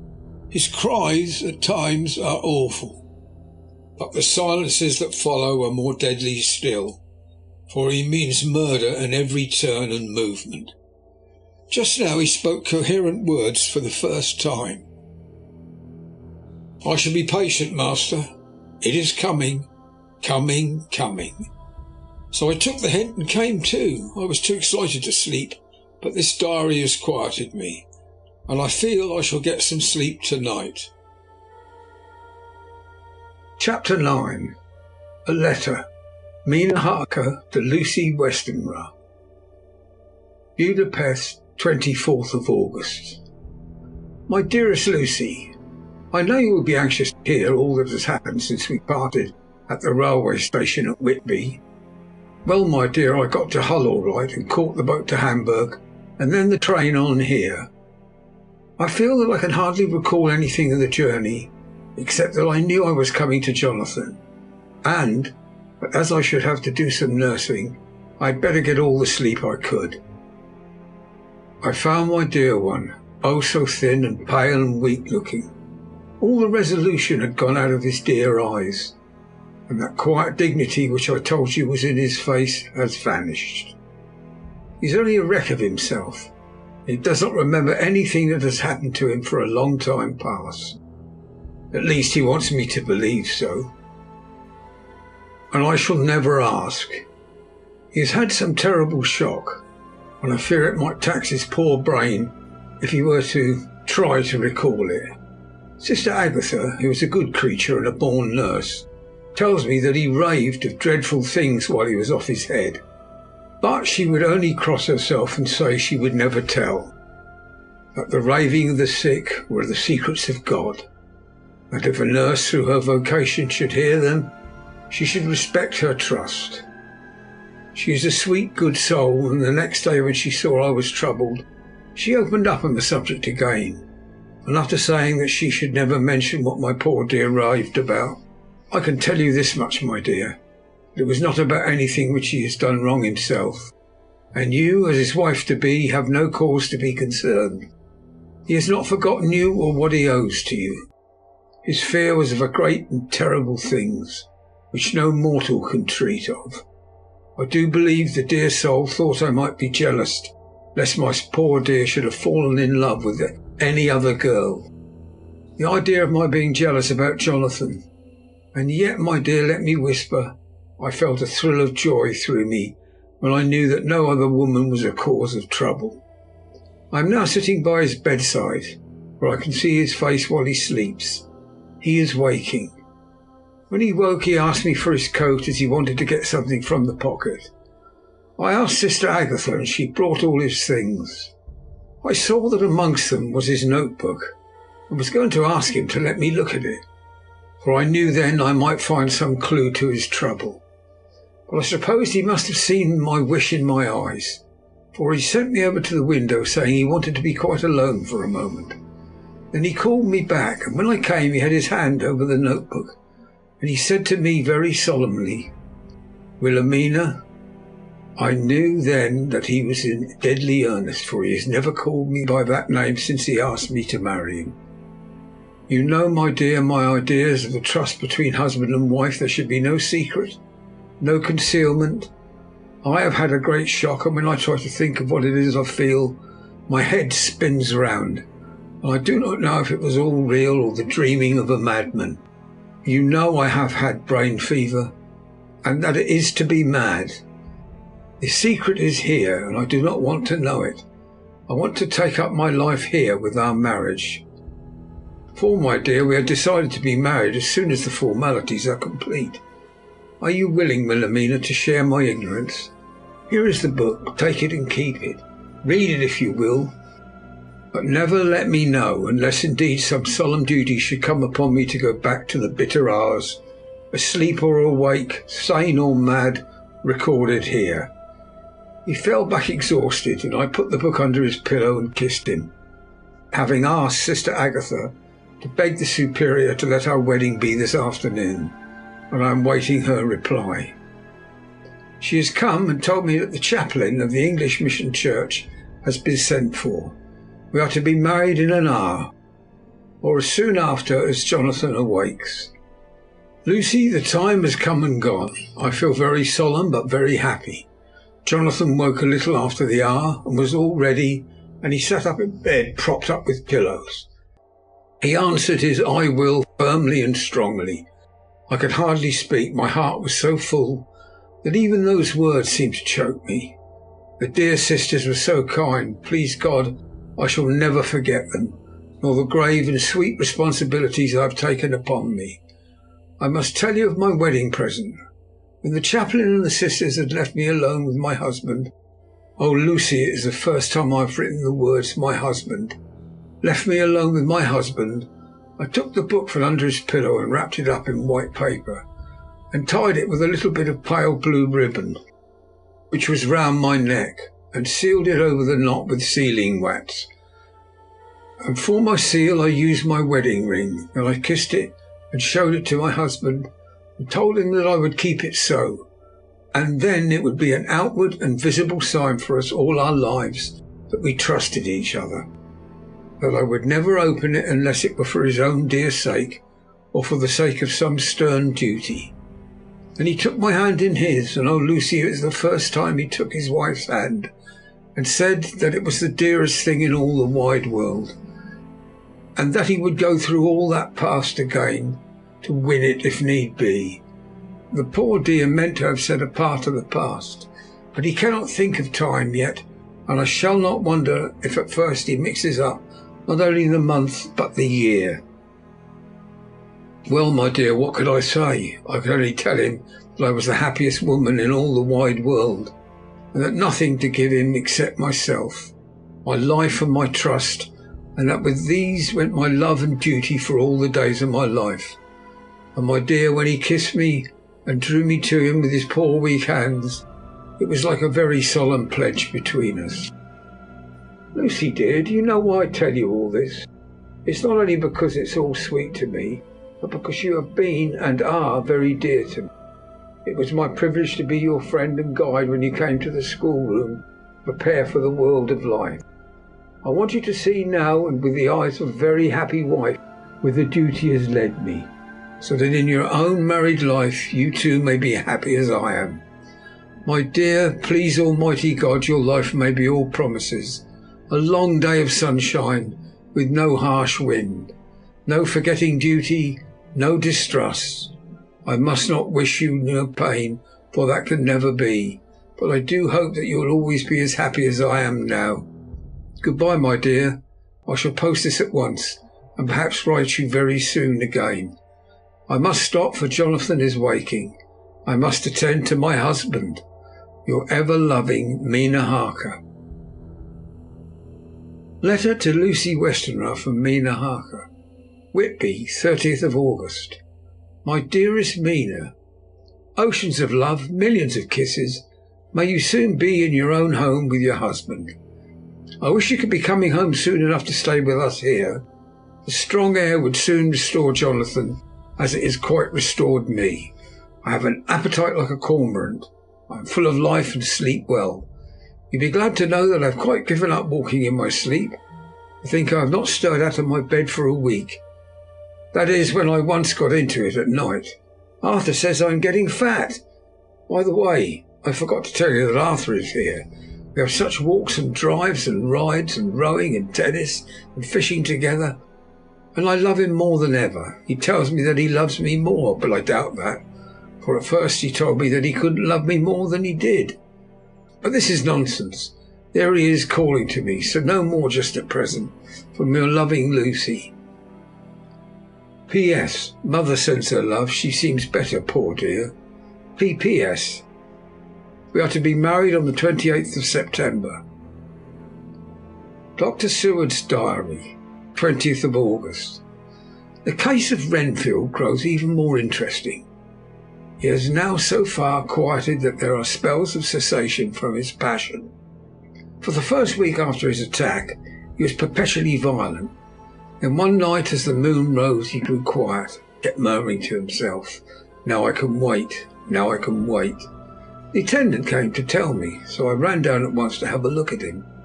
He was still in the straight waistcoat and in the padded room, but the suffused look had gone from his face, and his eyes had something of their old pleading, I might almost say cringing softness. I was satisfied with his present condition and directed him to be relieved.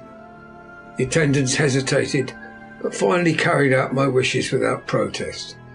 It was a strange thing that the patient had humour enough to see their distrust, for coming close to me he said in a whisper, all the while looking furtively at them, "Think I could hurt you? Fancy me hurting you? The fools!"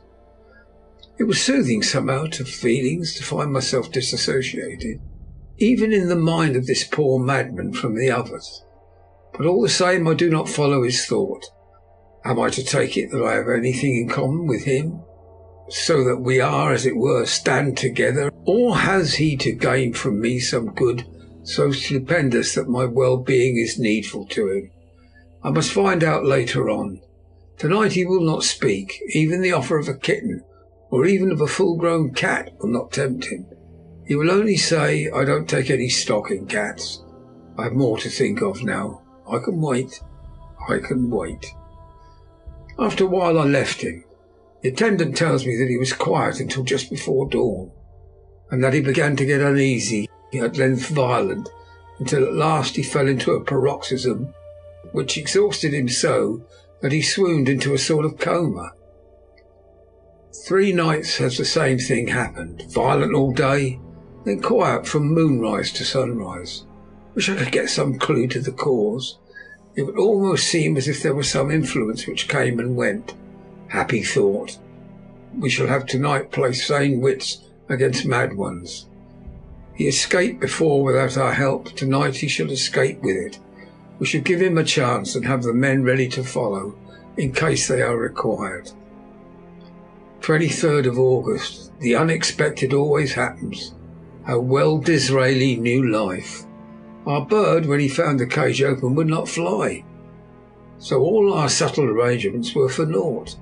At any rate, we have proved one thing, that the spells of quietness last a reasonable time. We shall in future be able to ease his bonds for a few hours each day. I've given orders to the night attendant merely to shut him up in the padded room, when once he is quiet, until an hour before sunrise. The poor soul's body will enjoy the relief, even if his mind cannot appreciate it. Hark! The unexpected again. I am called. The patient has once more escaped. Later, another night adventure. Renfield artfully waited until the attendant was entering the room to inspect. Then he dashed out past him and flew down the passage. I sent word for the attendants to follow. Again he went into the grounds of the deserted house, and we found him in the same place, pressed against the old chapel door. When he saw me, he became furious, and had not the attendant seized him in time, he would have tried to kill me. As we were holding him, a strange thing happened. He suddenly redoubled his efforts, and then as suddenly grew calm. I looked round instinctively, but could see nothing. Then I caught the patient's eye and followed it, but could trace nothing as it looked into the moonlit sky, except a big bat, which was flapping its silent and ghostly way to the west. Bats usually wheel and flit about, but this one seemed to go straight on, as if he knew where he was bound for, or had some intention of his own. The patient grew calmer every instant, and presently said, "You needn't tie me. I should go quietly." Without trouble we came back to the house. I felt there was something ominous in his calm, and shall not forget this night. Lucy Westenra's diary. Hellingham, 24th of August. I must imitate Mina and keep writing things down. Then we can have long talks when we do meet. I wonder when it will be. I wish she were with me again, for I feel her so unhappy. Last night I seemed to be dreaming again, just as I was at Whitby. Perhaps it is a change of air, or getting home again. It is all dark and horrid to me, for I can remember nothing. But I am full of vague fear, and I feel so weak and worn out. When Arthur came to lunch, he looked quite grieved when he saw me. I hadn't the spirit to try to be cheerful. I wonder if I could sleep in Mother's room tonight. I shall make an excuse and try. 25th of August. Another bad night. Mother did not seem to take to my proposal. She seems not too well herself, and doubtless she fears to worry me. I tried to keep awake and succeeded for a while, but when the clock struck 12 it waked me from a doze, so I must have been falling asleep. There was a sort of scratching or flapping at the window, but I did not mind it, and as I remember no more, I suppose I must have fallen asleep. More bad dreams. I wish I could remember them. This morning I am horribly weak. My face is ghastly pale, and my throat pains me. Must be something wrong with my lungs, for I don't ever seem to be able to get air enough. I shall try to cheer up when Arthur comes, or else I know he will be miserable to see me so. Letter. Arthur Holmwood to Dr. Seward. Albemarle Hotel, 31st of August. My dear Jack, I want you to do me a favour. Lucy is ill, that is, she has no special disease, but she looks awful and is getting worse every day. I have asked her if there is any cause. I do not dare to ask her mother, for to disturb the poor lady's mind about her daughter in her present state of health would be fatal. Mrs. Westenra has confided to me that her doom is spoken, disease of the heart. Though poor Lucy does not know it yet, I am sure there is something preying on my dear girl's mind. I am almost distracted when I think of her. To look at her gives me a pang. I told her I should ask you to see her, and though she demurred at first, I know why, old fellow, she finally consented. It will be a painful task for you, I know, old friend, but it is for her sake, and I must not hesitate to ask, or you to act. You are to come to lunch at Hellingham tomorrow, 2 o'clock, so as not to arouse any suspicion in Mrs. Westenra, and after lunch Lucy will take an opportunity of being alone with you. I shall come in for tea, and we can go away together. I am filled with anxiety. I want to consult with you alone as soon as I can after you have seen her. Do not fail. Arthur. Telegram, Arthur Holmwood to Seward. 1st of September. I am summoned to see my father, who is worse. I am writing. Write me fully by tonight's post to ring-wire me if necessary. Letter from Dr. Seward to Arthur Holmwood, 2nd of September. My dear old fellow, with regard to Miss Westerner's health, I hasten to let you know at once that in my opinion there is not any functional disturbance or any malady that I know of. At the same time, I am not by any means satisfied with her appearance. She is woefully different from what she was when I saw her last. Of course, you must bear in mind that I did not have a full opportunity of examination such as I should wish. Our very friendship makes a little difficulty which not even medical science or custom can bridge over. I'd better tell you exactly what happened, leaving you to draw, in a measure, your own conclusions. I shall then say what I have done and propose doing. I found Miss Westerner in seemingly gay spirits. Her mother was present, and in a few seconds I made up my mind that she was trying all she knew to mislead her mother and prevent her from being anxious. I have no doubt she guesses, if she does not know, what need of caution is there. We lunched alone, and as we all exerted ourselves to be cheerful, we got on as some kind of reward for our labours some real cheerfulness amongst us. Then Miss Westerner went to lie down, and Lucy was left with me. We went into her boudoir. Until we got there, her gaiety remained, for the servants were coming and going. As soon as the door was closed, however, the mask fell from her face, and she sank down into a chair with a great sigh, and hid her eyes with her hand. When I saw that her high spirits had failed, I at once took advantage of her reactions to make a diagnosis. She said to me very sweetly, "I cannot tell you how I loathe talking about myself." I reminded her that a doctor's confidence was sacred, that you were grievously anxious about her. She caught on to my meaning at once, and settled the matter in a word. "Tell Arthur everything you choose. I do not care for myself, but all for him. I am quite free." I could easily see that she was somewhat bloodless, but could not see the usual anemia signs, and by chance I was actually able to test the quality of her blood.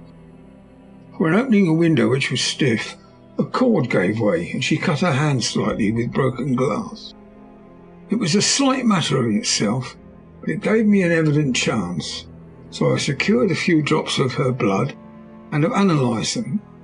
The qualitative analysis gives quite a normal condition, and shows, I should infer, in itself a vigorous state of health. In other physical matters I was quite satisfied that there is no need for anxiety, but as there must be some cause somewhere, I have come to the conclusion that it must be something mental. She complains of difficulty in breathing satisfactorily at times, and of heavy lethargic sleep, with dreams that frighten her, but regarding which she can remember nothing. She says that as a child she used to walk in her sleep, and that when in Whitby the habit came back, and that once she walked out in the night and went to East Cliff, where Miss Murray found her. But she assures me that of late the habit has not returned. I am in doubt, and so have done the best thing I know of. I have written to my old friend and master, Professor Van Helsing of Amsterdam, who knows as much about obscure diseases as anyone in the world. I have asked him to come over, and as you told me that all things were to be at your charge, I have mentioned to him who you are, and your relations to Miss Westerner. This, my dear fellow, is in obedience to your wishes, for I am only too proud and happy to do anything I can for her. Van Helsing would, I know, do anything for me, for a personal reason, so no matter on what ground he comes, we must accept his wishes. He is a seemingly arbitrary man. This is because he knows what he's talking about better than anyone else. He is a philosopher and a metaphysician. one of the most advanced scientists of his day, and he has, I believe, an absolutely open mind. This with an iron nerve, a temper of the ice brook, and an indomitable resolution, self-command and toleration exalted from virtues to blessing, and the kindliest and truest heart that beats. These form his equipment for the noble work that he is doing for mankind, work both in theory and practice, for his views are as wide as his all-embracing sympathy. I tell you these facts that you may know why I have such a confidence in him. I've asked him to come at once. I shall see Miss Westerner tomorrow again. She is to meet me at the store, so that I may not alarm her mother by too early a repetition of my call. Yours always, John Seward. Letter. Abraham Van Helsing, MDD, PhD, Lit, etc., etc., etc., to Dr. Seward. 2nd of September. My good friend, when I have received your letter, I am already coming to see you, but by good fortune I can leave just at once without wrong to any of those who have trusted me. Were fortune other, then it were for bad for those who I have trusted. For I come to my friend when he called me to aid those he holds dear. Tell your friend that when you suck from my wound so swiftly the poison of the gangrene from that knife in our other friend, too nervous, let slip, you did more for him when he wants my aids, and you call for them, than all his great fortune could do. But it is a pleasure added to do for him, your friend, as it is to you that I come. Have then rooms for me at the Great Eastern Hotel, that I may be near at hand. And please it so arrange that we may see the young lady not too late on tomorrow, for it is likely that I may have to return here that night. But if need be, I shall come again in 3 days, and stay longer if it must. Till then, goodbye, my friend John Van Helsing. Letter to Dr. Seward, Honourable Arthur Holmwood. 3rd of September. My dear Art, Van Helsing has come and gone. He came on with me to Hillingham, and found that by Lucy's discretion her mother was lunching out, so that we were alone with her. Van Helsing made a very careful examination of the patient. He is to report to me, and I shall advise you, for of course I was not present all the time. He is, I fear, much concerned, but says he must think. When I told him of our friendship, and how you trust me in the matter, he said, you must tell him all you think. Tell him what I think. If you can guess it, you will. Nay, I'm not jesting. There is no jest but life and death, perhaps more. I asked what he meant by that, for he was very serious. This was when we had come back to town, and he was having a cup of tea before starting on his return to Amsterdam. He would not give me any further clue. You must not be angry with me, Art, because his very reticence means that all of his brains are working for her good. He will speak plainly enough when the time comes, be sure. So I told him I would simply write an account of our visit, just as if I were doing a descriptive special in the article for the Daily Telegraph. He seemed not to notice, but remarked that the smuts of London were not quite so bad as they used to be when he was a student here. I am to get his report tomorrow, if he can possibly make it. In any case, I am to have a letter. Well, as to the visit, Lucy was more cheerful than on the day I first saw her, and certainly looked better. She had lost something of the ghastly look that so upset you, and her breathing was normal. She was very sweet to the Professor, as she always is, and tried to make him feel at ease, though I could see that the poor girl was making a hard struggle for it. For I believe Van Helsing saw it too, for I saw the quick look under his bushy eyebrows that I knew of old. Then he began to chat of all things except ourselves and diseases, and with such an infinite geniality that I could see poor Lucy's pretence of animation merge into reality. Then, without any seeming change, he brought the conversation gently round to his visit, and suavely said, My dear young miss, I have the so great pleasure because you are so much beloved. That is much, my dear, ever were there that which I do not see. They told me you were down in the spirit and that you were ghastly pale. To them I say poof. And he snapped his fingers and went on. But you and I shall show them how wrong they are. How can he? And pointed at me with the same look and gesture as that with which once pointed me out in his class, on, or rather after, a particular occasion which he never fails to remind me of. Know anything of a young ladies? He has his madams to play with, and to bring them back to happiness, and to choose those that love them. It is much to do, but oh, there are rewards that we can bestow such happiness. The young ladies, he has no wife nor daughter, and the young do not tell themselves to the young, but to the old like me, who have known so many sorrows and the causes of them. So, my dear, we will send him away to smoke the cigarette in the garden, while you and I have a little talk all to ourselves. I took the hint and strolled about. Presently the professor came to the window and called me in. He looked grave, but said, I have made a careful examination, but there is no functional cause. With you I agree that there has been much blood lost. It has been, but it is not. But the conditions of her are in no way anemic. I have asked her to send me her maid, that I may ask just one or two questions. That's so I may not chance miss nothing. I know well what she will say, and yet there is a cause. There's always a cause for everything. I must go back home and think. You must send me the telegram every day, and if there be cause I shall come again.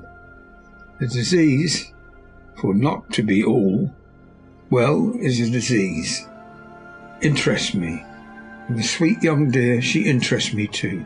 She charmed me, and for her, if not for you or disease, I come. As I tell you, he would not say a word more, even when we were alone. And so now, Art, you know all I know. I shall keep a stern watch. I trust your poor father is rallying. It must be a terrible thing to you, my dear old fellow, to be placed in such a position between two people who are both so dear to you. I know your idea of duty to your father, and you're right to stick to it. But if need be, I shall send you word to come at once to Lucy, so do not be over anxious unless you hear from me. Dr. Seward's Diary, 4th of September. Suphagius patient still keeps up our interest in him. There's only one outburst, and that was yesterday at an unusual time, just before the stroke of noon. He began to grow restless.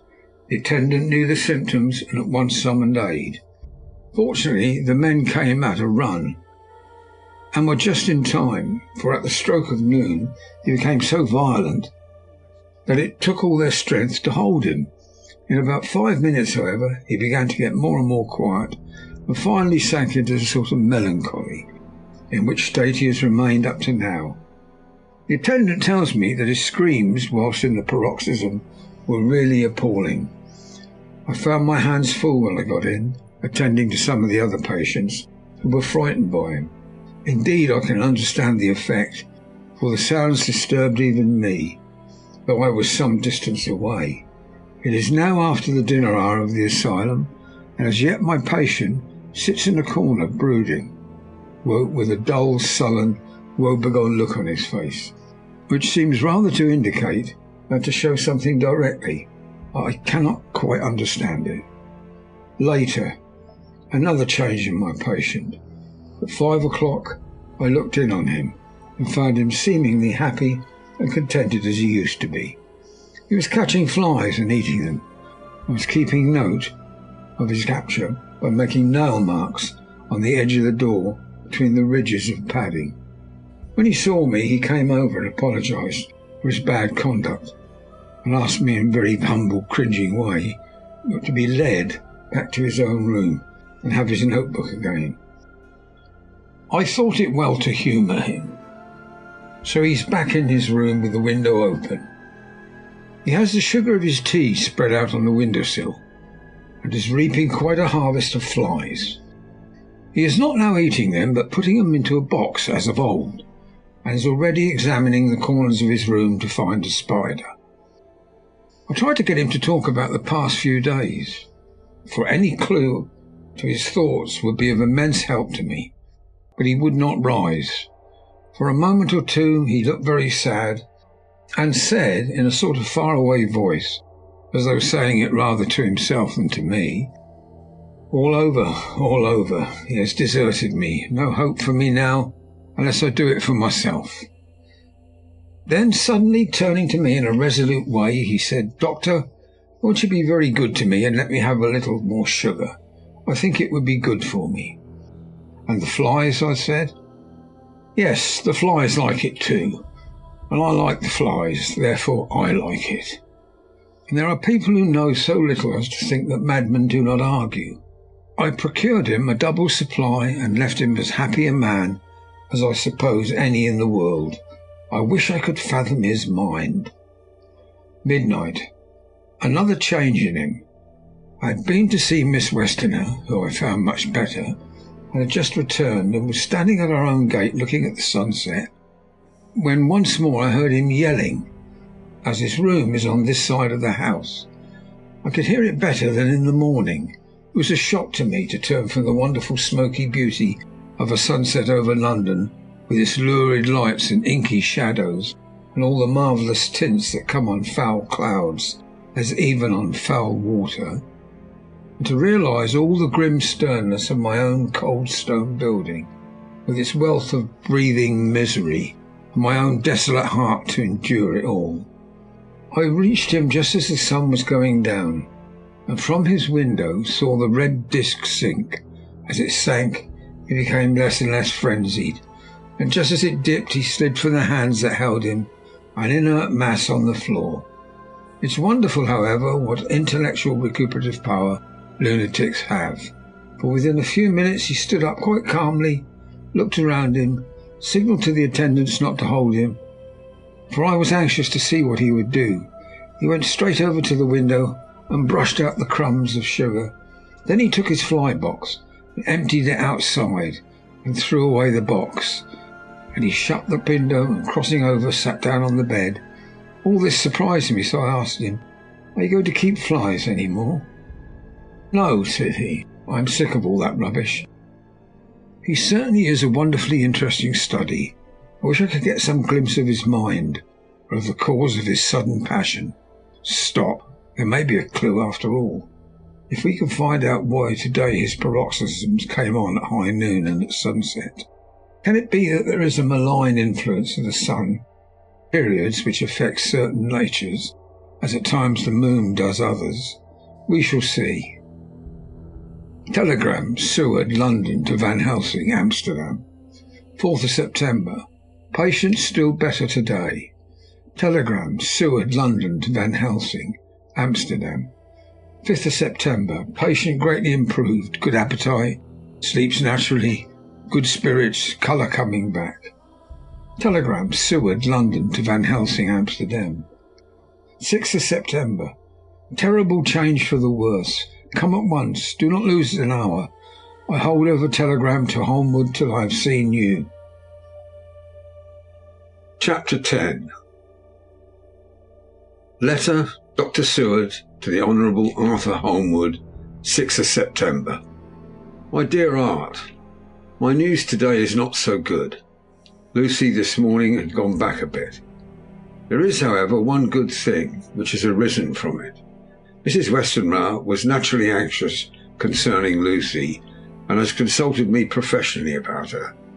I took advantage of the opportunity and told her that my old master, Van Helsing, the great specialist, was coming to stay with me, and that I would put her in his charge conjointly with myself.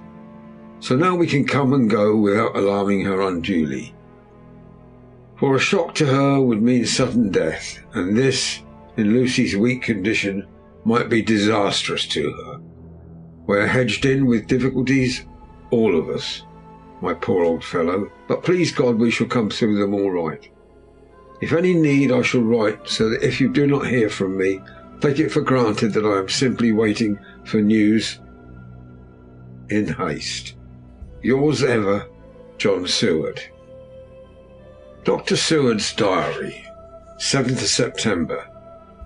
The first thing Van Helsing said to me when we met at Liverpool Street was, "Have you said anything to our young friend, the lover of her?"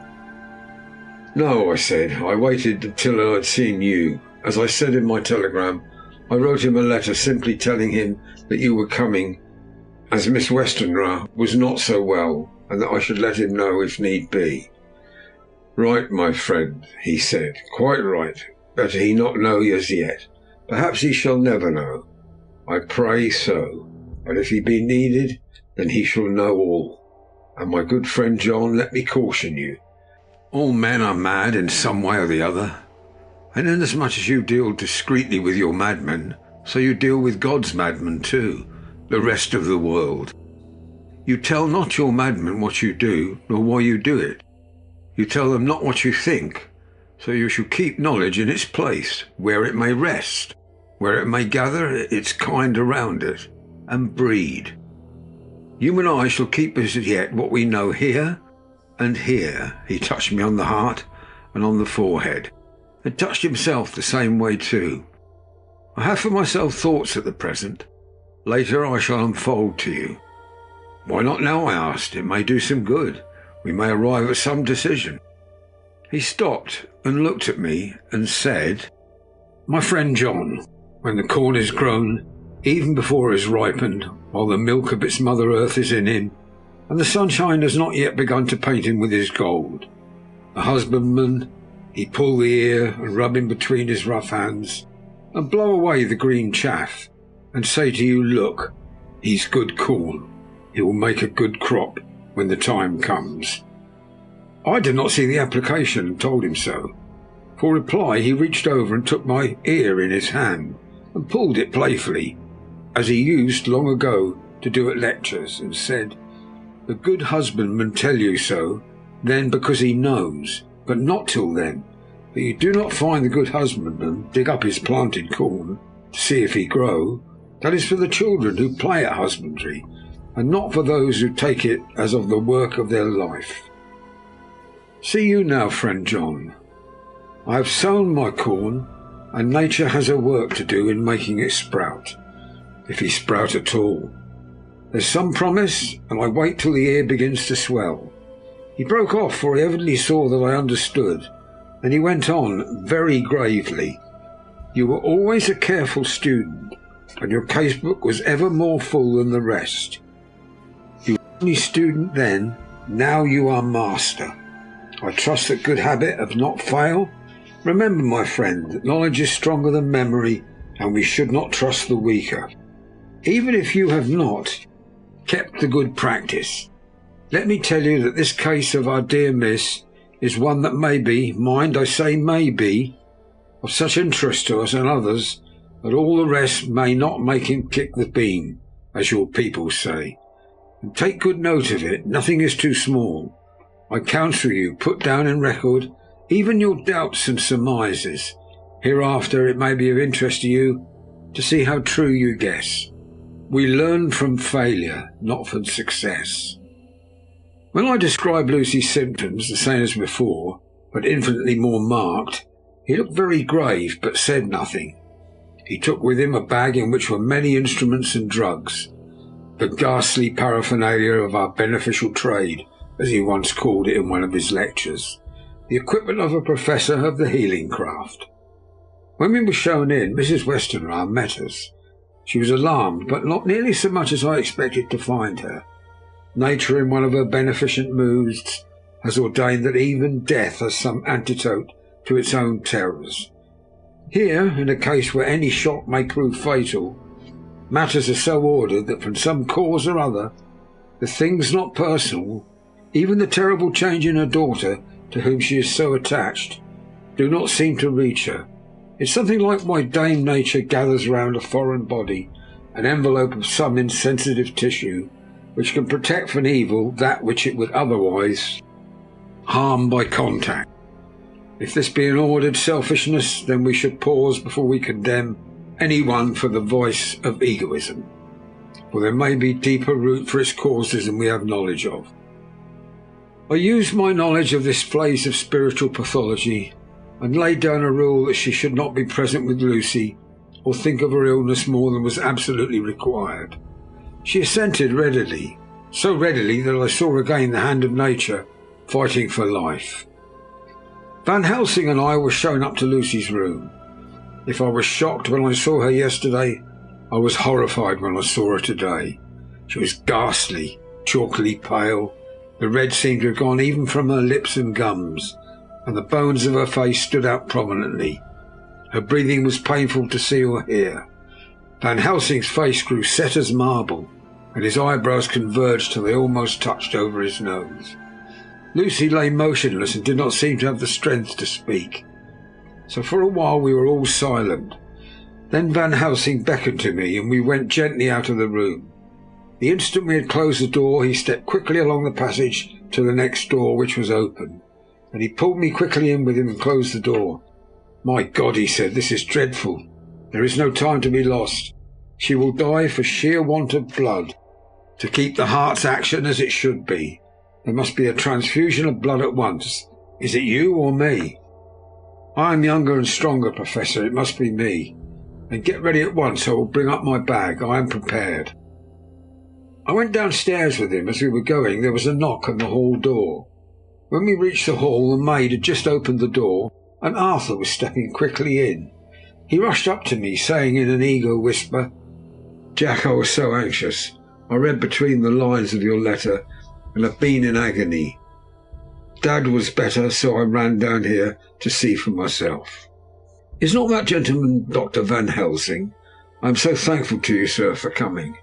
When first the Professor's eye had lit upon him, he had been angry at his interruption at such a time, but now as he took his stalwart proportions and recognised the strong and young manhood which seemed to emanate from him, his eyes gleamed.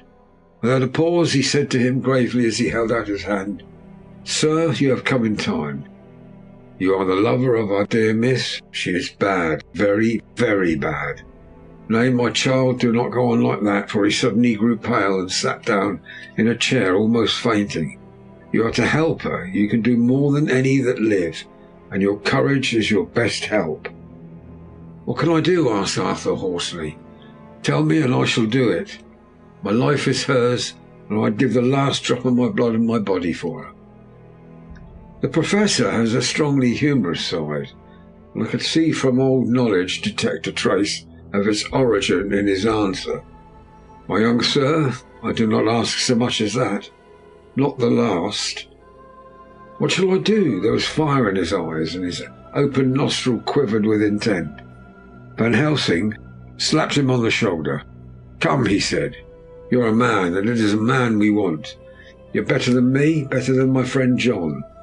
Arthur looked bewildered, and the Professor went on by explaining in a kindly way, "Young Miss is bad, very bad. She wants blood, and blood she must have or die. My friend John and I have consulted, and we are about to perform what we call a transfusion of blood, to transfer from full veins of one to the empty veins which pine for him. John was to give his blood, and he is the more young and strong than me."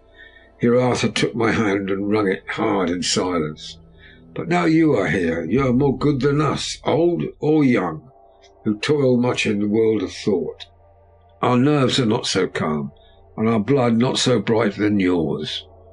Arthur turned to him and said, "If you only knew how gladly I would die for her, you would understand."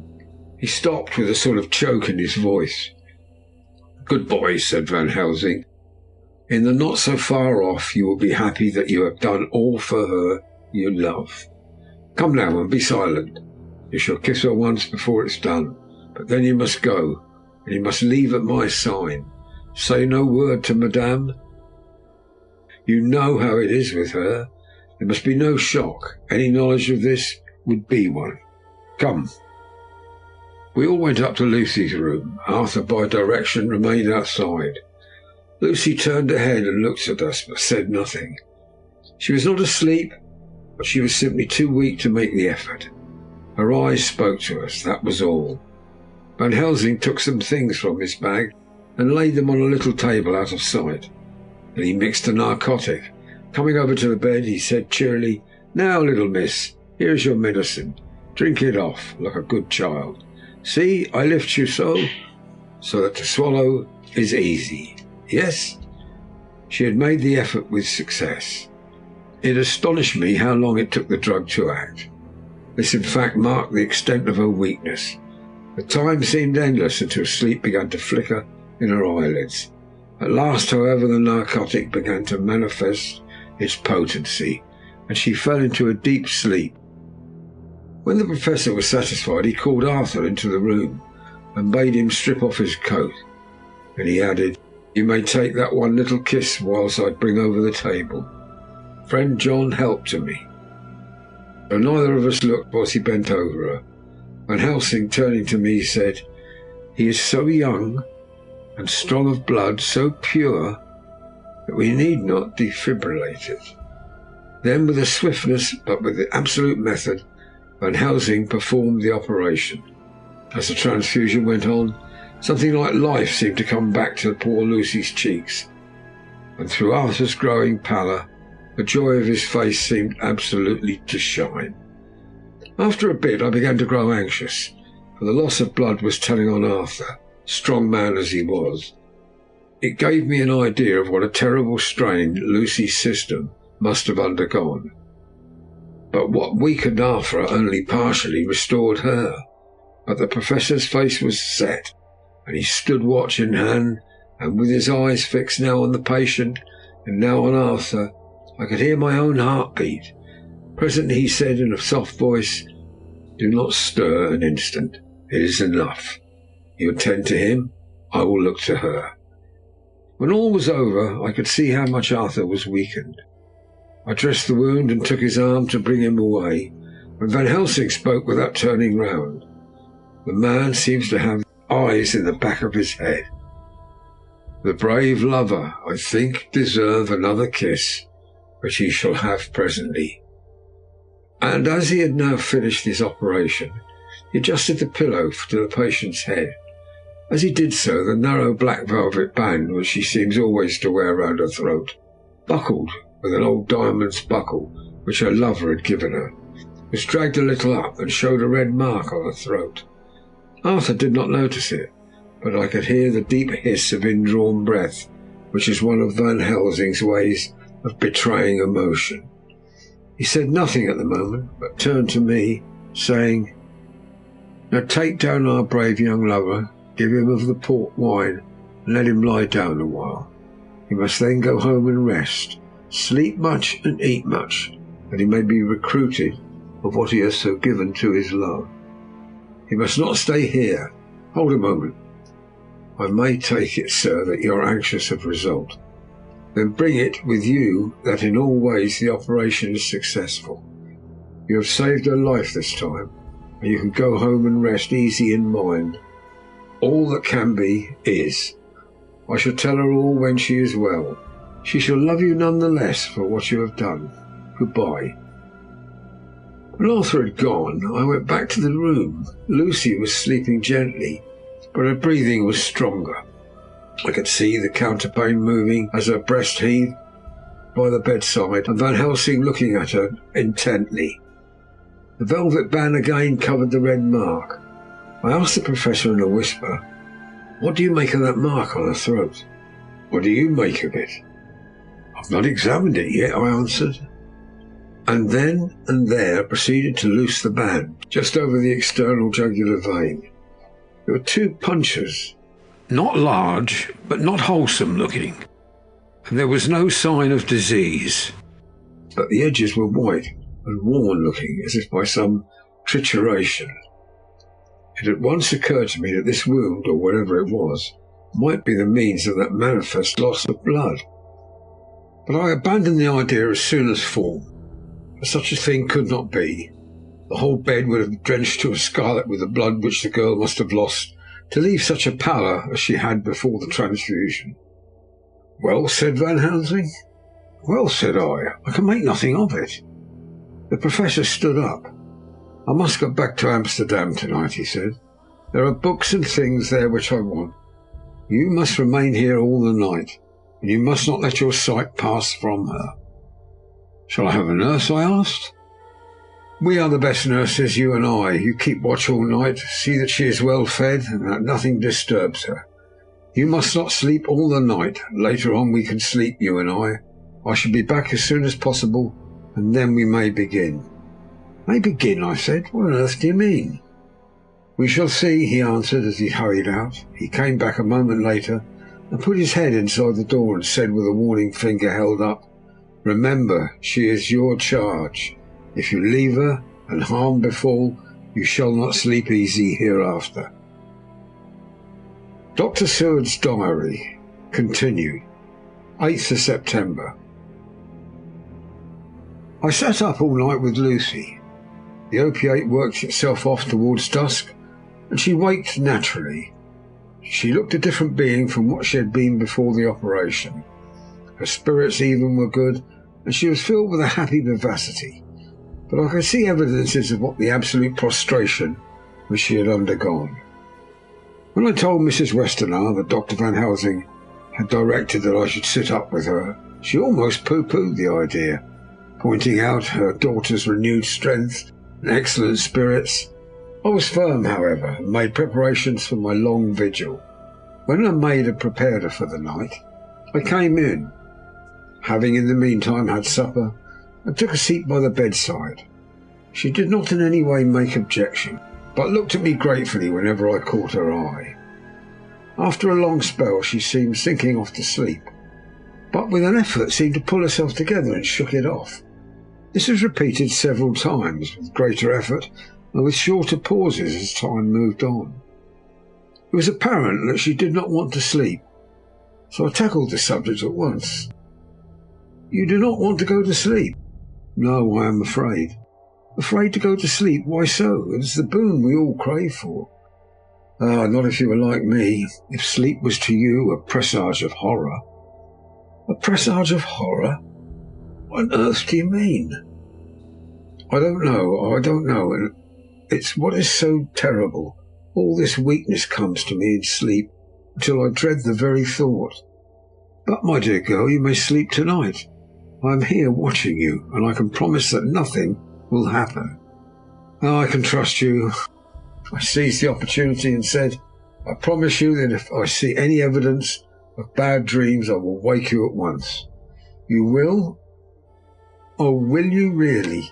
How good you are to me. Then I will sleep." And almost at the word she gave a deep sigh of relief and sank back asleep. All night long I watched by her. She never stirred, slept on and on in a deep, tranquil, life-saving, health-giving sleep. Her lips were slightly parted, and her breast rose and fell with the regularity of a pendulum. There was a smile on her face. It was evident that no bad dreams had come to disturb her peace of mind. In the early morning her maid came, and I left her in her care and took myself back home, for I was anxious about many things. I sent a short wire to Van Helsing and to Arthur, telling them of the excellent result of the operation. My own work, with its manifold arrears, took me all day to clear off. It was dark when I was able to inquire about my Sophagus patient. The report was good. He had been quite quiet for the past day and night.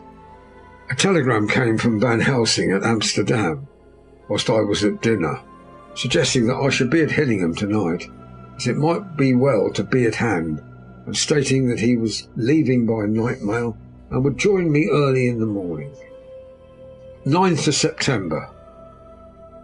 I was pretty tired and worn out when I got to Hillingham. For 2 nights I had hardly had a wink of sleep, and my brain was beginning to feel that numbness which marks cerebral exhaustion. Lucy was up and in cheerful spirits. When she shook hands with me, she looked sharply at my face and said, "No sitting up tonight for you. You're worn out. I'm quite well again. Indeed I am. If there's to be any sitting up, it is I who will sit up with you." I would not argue the point, but went on and had my supper.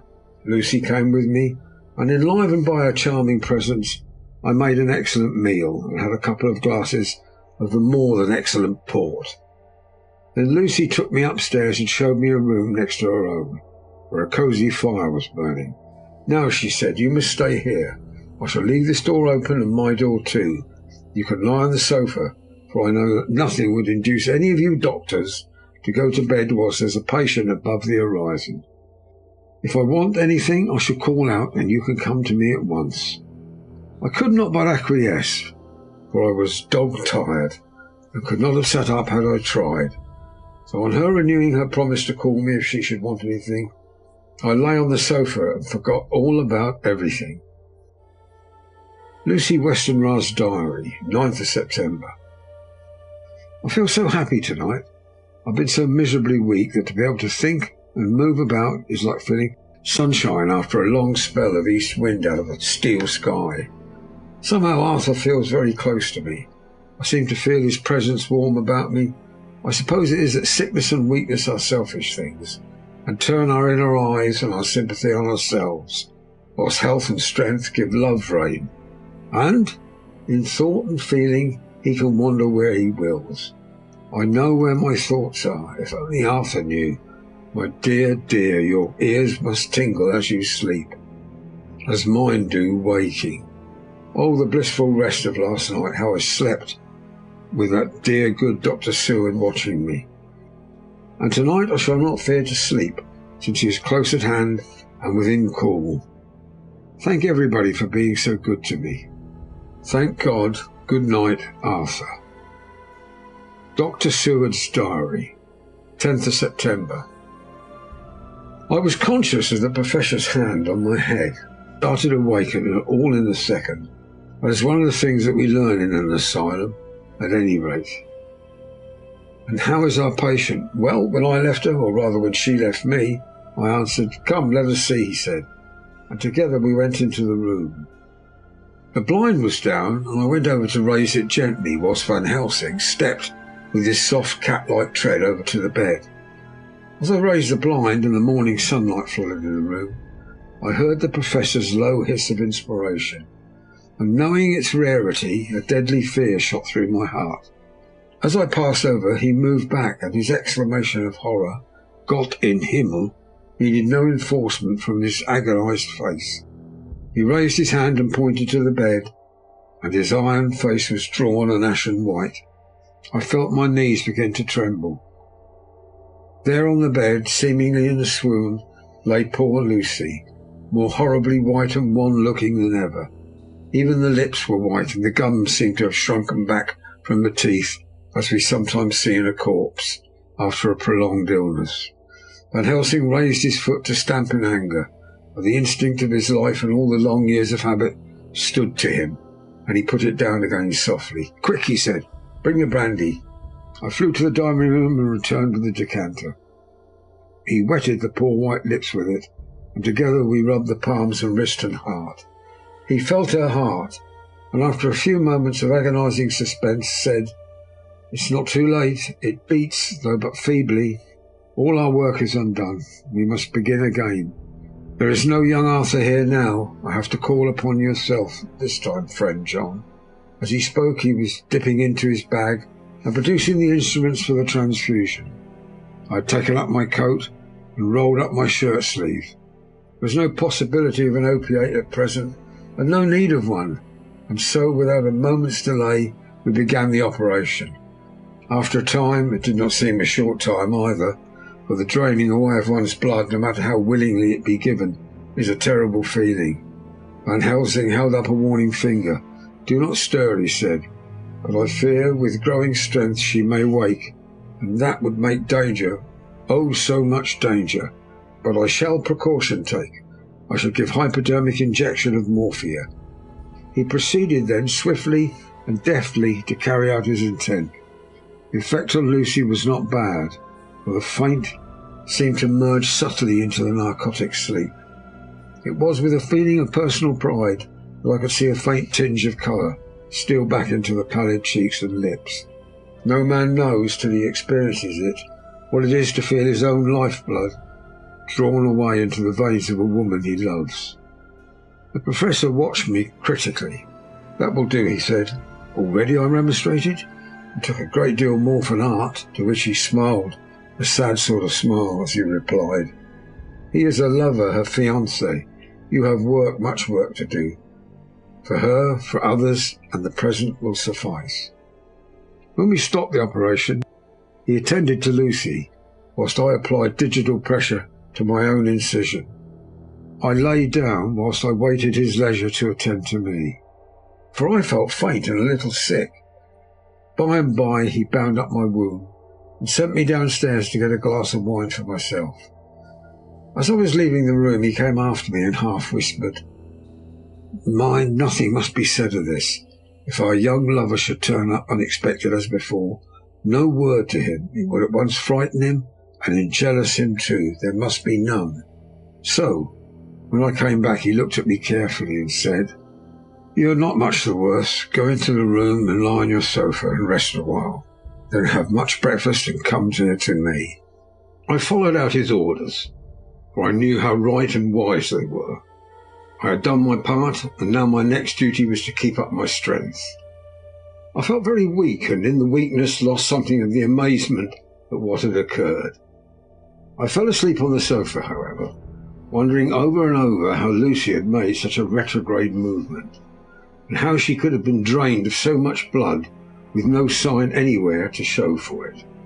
I think I must have continued my wonder in my dreams, for sleeping and waking, my thoughts always came back to the little punctures in her throat, and the ragged, exhausted appearance of their edges, tiny though they were. Lucy slept well into the day. When she woke, she was fairly well and strong, though not nearly so much so as the day before.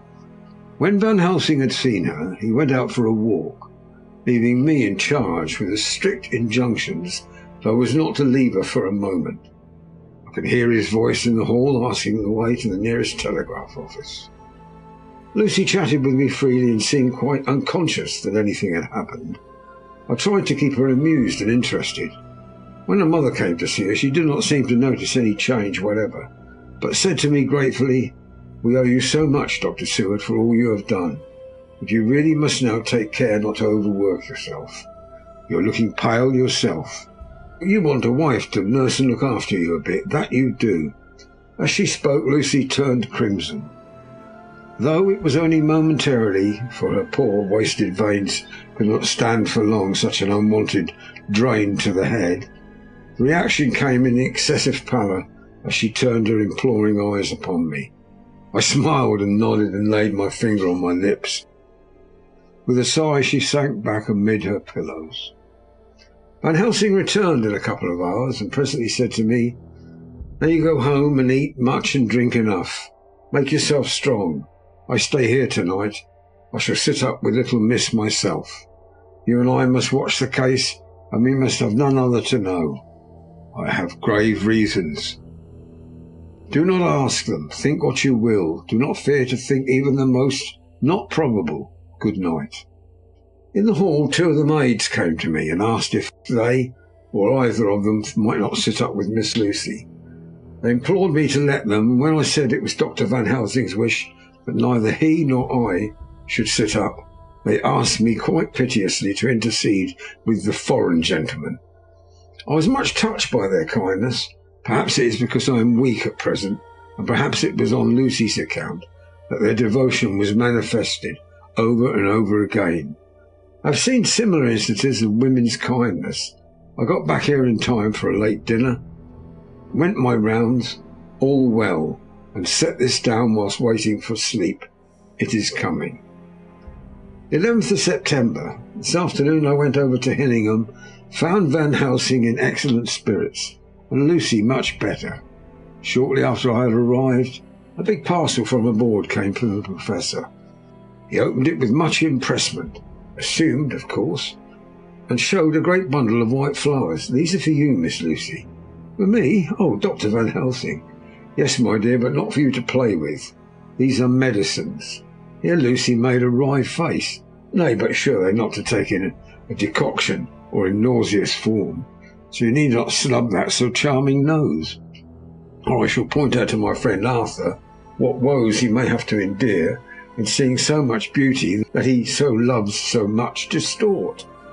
Aha, my pretty miss, that I bring you the so nice nose all straight again.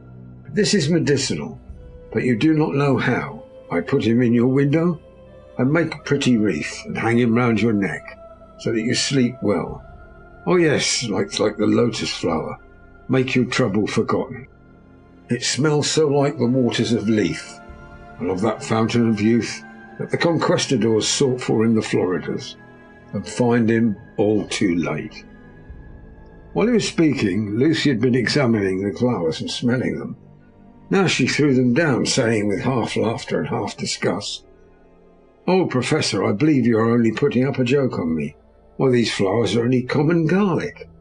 To my surprise, Van Helsing rose up and said with all his sternness, his iron jaw set and his bushy eyebrows meeting, "No trifling with me, I never jest. There is a grim purpose in all I do, and I warn you that you do not thwart me. Take care for the sake of others, if not your own." Then, seeing poor Lucy scared, as she might well be, he went on more gently, "Oh, little miss, my dear, do not fear me. I only do for your good. But there is much virtue to you in those so common flowers. See, I place them myself in your room. I make myself the wreath that you are to wear.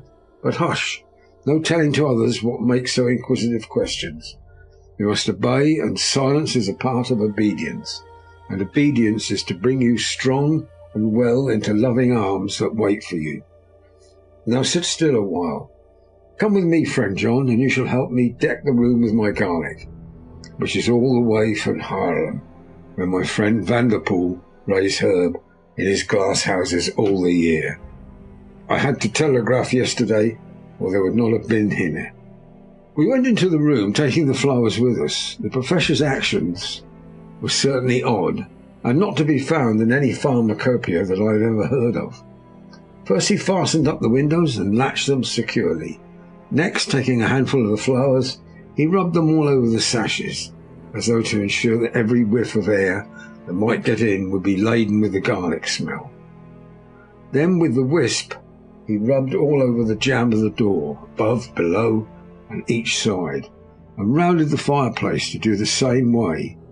It all seemed grotesque to me, and presently I said, "Well, Professor, I know you always have a reason for what you do, but this certainly puzzles me. It is well we have no sceptic here, or he would say you were working some spell to keep out an evil spirit." "Perhaps I am," he answered quietly, as he began to make the wreath which Lucy was to wear round her neck.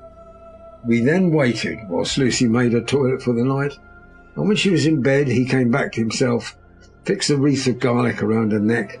The last words he said to her were, "Take care that you do not disturb it, and even if the room feel close, do not tonight open the window or the door." "I promise," said Lucy, "and thank you both 1,000 times for all your kindness to me. And what have I done to be blessed by such friends?" As we left the house in my fly, which was waiting, Van Helsing said, "Tonight I can sleep in peace, and sleep I want. 2 nights of travel, much reading in the day between much anxiety on the day to follow, and a night to sit up without to wink. Tomorrow in the morning early you call for me, and we come together to see our pretty miss, so much more strong for my spell which I have work. Oh!" He seemed so confident that I, remembering my own confidence 2 nights before, and with the baneful result, felt awe and vague terror. It must have been my weakness that made me hesitate to tell it to my friend, but I felt it all the more, like unshed tears. Chapter 11. Lucy Westenra's Diary. 12th of September. How good they all are to me. I quite love that dear Dr. Van Helsing. I wonder why he was so anxious about those flowers. It positively frightened me. He was so fierce. And yet he must have been right, for I feel comfort from them already. Somehow I do not dread being alone tonight. I can go to sleep without fear. I shall not mind any flapping outside the window. Oh, the terrible struggle that I have had against sleep so often of late. Pain of sleeplessness, or the pain of fear of sleep. with such unknown horrors as it has been for me. How blessed are some people whose lives have no fears, no dreads, to whom sleep is a blessing that comes nightly and brings nothing but sweet dreams. Well, here I am tonight, hoping for sleep, and lying like Ophelia in the play, with virgin krantz and maiden struments. I'd never liked garlic before, but tonight it is delightful. There's peace in its smell. I feel sleep coming already. Good night, everybody. Dr. Seward's Diary, 13th of September. Called at the Berkeley and found Van Helsing as usual up to time. Carriage ordered from the hotel was waiting. The professor took his bag, which he always brings with him now. Let it all be put down exactly. Van Helsing and I arrived at Hillingham at 8 o'clock. It was a lovely morning, and the bright sunshine and all the fresh feeling of early autumn seemed like the completion of nature's annual work. The leaves were turning to all kinds of beautiful colours, but had not yet begun to drop from the trees. When we entered, we met Mrs. Westenra coming out of the morning room. She is always an early riser. She greeted us warmly and said, "You'll be glad to know that Lucy is better. The dear child is still asleep. I looked into her room and saw her, but did not go in, lest I should disturb her." The Professor smiled and looked quite jubilant. He rubbed his hands together and said, "Aha! I thought I had diagnosed the case. My treatment is working." To which she answered, "You must not take all that credit to yourself, Doctor. Lucy's state this morning was in part due to me." "Well, how do you mean, ma'am?" asked the Professor. "Well, I was anxious about the dear child in the night and went into her room. She was sleeping soundly, so soundly that even my coming did not wake her. But the room was awfully stuffy, and all those horrible strong-smelling flowers about everywhere, and she actually had a bunch of them round her neck. I feared that a heavy odour would be too much for the dear child in her weak state, so I took them all away and opened up a bit of the window to let in a little fresh air. You will be pleased with her, I am sure." She moved off into her boudoir, where she usually breakfasted early. As she had spoken, I watched the Professor's face and saw it turn ashen grey. Had he been able to retain his self-command whilst the poor lady was present, for he knew her state, and how mischievous a shock would be, he actually smiled on her as he held open the door for her to pass into her room. But the instant she had disappeared, he pulled me suddenly and forcibly into the dining room and closed the door. For the first time in my life I saw Van Helsing break down. He raised his hands over his head in a sort of mute despair, and beat his palms together in a helpless way. Finally he sat down on a chair and, putting his hands before his face, began to sob with loud, dry sobs that seemed to come from the very racking of his heart. And he raised his arms again as though appealing to the whole universe. "God, God, God," he said, "what have we done? What has this poor thing done that we are so sore beset?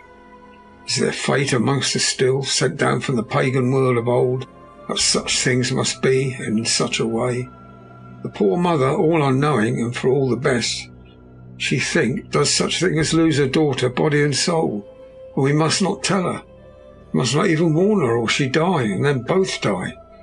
Oh, how we are beset! How are all the powers of the devil against us?" Suddenly he jumped to his feet. "Come," he said, "come, we must see an act. Devils or no devils, or all the devils at once, it matters not, we fight him all the same." He went to the hall door for his bag, and together we went up to Lucy's room. Once again I drew up the blind while Van Helsing went towards the bed. This time he did not start as he looked upon the poor face with the same awful waxen pallor as before. He wore a look of stern sadness and infinite pity. As I expected, he murmured with that hissing inspiration of his which meant so much. Without a word he went and locked the door, and began to set out the little table of instruments for yet another operation of transfusion of blood. I had long ago recognised the necessity, and began to take off my coat, but he stopped me with a warning hand. "No," he said, "today you must operate. I shall provide. You are weakened already." As he spoke he took off his coat and rolled up his shirt sleeve. Again the operation, again the narcotic, again some return of colour to the ashy cheeks, and the regular breathing of healthy sleep. This time I watched while Van Helsing recruited himself and rested. Presently he took an opportunity of telling Mrs. Westenra that she must not remove anything from Lucy's room without consulting him, that the flowers were of a medicinal value, and that the breathing of their odour was part of the system of cure. Then he took over the care of the case himself, saying that he would watch this night and the next and would send me word when to come. After another hour Lucy waked from her sleep, fresh and bright, and seemingly not that much worse for her terrible ordeal. What does it all mean, I'm beginning to wonder, if my long habit of the life amongst the insane is beginning to tell upon my own brain? Lucy Westenra's diary, 17th of September. 4 days and nights of peace. I am getting so strong again that I hardly know myself. It's as if I had passed through some long nightmare and had just awakened to see the beautiful sunshine and feel the fresh air of the morning around me. I have a dim half-remembrance of long anxious times, of waiting and fearing darkness, in which there was not even the pain of hope to make present distress more poignant. And then long spells of oblivion, arising back to the life as a diver coming up through a great press of water. Since, however, Dr. Van Helsing has been with me, all this bad dreaming seems to have passed away. The noises that used to frighten me out of my wits, the flapping against the windows, and the distant voices which seemed so close to me, the harsh sounds that came from I know not where, and commanded me to do I know not what. All have ceased. I go to bed now without any fear of sleep. I do not even try to keep awake. I've grown quite fond of the garlic, and a boxful arrives for me every day from Haarlem. Tonight Dr. Van Helsing is going away, and he has to be for a day in Amsterdam. But I need not be watchful. I am well enough to be left alone. Thank God for mother's sake and dear Arthur's, and for all our friends who have been so kind. I shall not even feel the change, for last night Dr. Van Helsing slept in his chair a lot of the time. I found him asleep twice when I awoke, but I did not fear to go to sleep again, although the boughs or bats or something flapped most angrily against the window panes. The Pall Mall Gazette, 18th of September. The Escaped Wolf. Perilous adventure of our interviewer. Interview with the keeper in the Zoological Gardens. After many inquiries and almost as many refusals, perpetually using the words Pall Mall Gazette as a sort of talisman, I managed to find the keeper of the section of the Zoological Gardens in which the wolf department is included. Thomas Builder lives in one of the cottages in the enclosure behind the Elephant House. I was just sitting down to his tea when I found him. Thomas and his wife are hospitable folk, elderly and without children, and if the specimen I enjoyed of their hospitality be of the average kind, their lives must be pretty comfortable. The keeper would not enter on what he called business till supper was over, and we were all satisfied. And when the table was cleared and he had lit his pipe, he said, "Now, sir, you don't ask me what you want. You'll excuse me refusing to talk on professional subjects before meals. I'll give the wolves and the jackals and the hyenas all of our section of tea before I begin to ask some questions." "How do you mean, ask some questions?" I queried, wishful to get him into a talkative humour. "Hitting them over the head with a pole is one way. Scratching of their ears is another, when gents is flush and wants a bit of a show-off to their gals. I don't mind so much at the first. It's the hitting with a pole before I chucks in their dinner, but I waits till they've had their sherry and coffee, so to speak, before I tries it on with the ear scratching. Mind you," he added philosophically, "there's a deal of the same in nature as there is in them there animals. Here's you a coming and asking me questions about my business, and I, that grumpy, like that only for your blooming £half-quid, I'd seen you blowed first before I'd answer. Not even when you asked me sarcastic, like, if I'd like to ask the superintendent if you might ask me questions. Without offence, I did tell you to go to hell." "You did, and when you said you'd report me for you using obscene language, that was hitting me over the head, but the £half-quid made that all right. I weren't going to fight, so I waited for the food and did with my owl as the wolves and lions and tigers does. But Lord love you, now that old woman has stuck a chunk of her tea cake in me and rinsed me out with her blooming old teapot. I've lit up. You may scratch my ears for all you're worth, and you won't even get a growl out of me. Drive along with your questions. I know where you're coming at, that here escaped wolf. Exactly. I want you to give him your view of it. Just tell me how it happened. And when I know the facts, I'll get you to say what you consider was the cause of it. And how do you think the whole affair will end? All right, Governor. This is about to be the whole story. That there wolf was what we called Berserker. He was one of 3 grey ones that come from Norway to Jamraks, which we bought him off 4 years ago. He was a nice, well-behaved wolf that never gave no trouble to talk of. I'm more surprised at him for wanting to get out, or any other animal in the place. But there, you can't trust wolves no more nor women. Don't you mind him, sir, broke in Mrs. Tom with a cheery laugh. He's got minding the animals so long that blessed if he ain't like an old wolf himself. But there ain't no harm in him. Well, sir, I was about 2 hours after feeding yesterday when I first heard my disturbance. I was making up a litter in the monkey house for a young puma, which is ill. When I heard the yelping and howling, I came away straight. There was a berserker a-tearing like a mad thing at the bars, as if he wanted to get out. There wasn't much people about that day, and close at hand was only one man, a tall, thin chap with a hooked nose and a pointed beard with a few white hairs running through it. He had a hard, cold look and red eyes. I took a sort of mislike to him, for it seemed as if it was him as I was irritated at.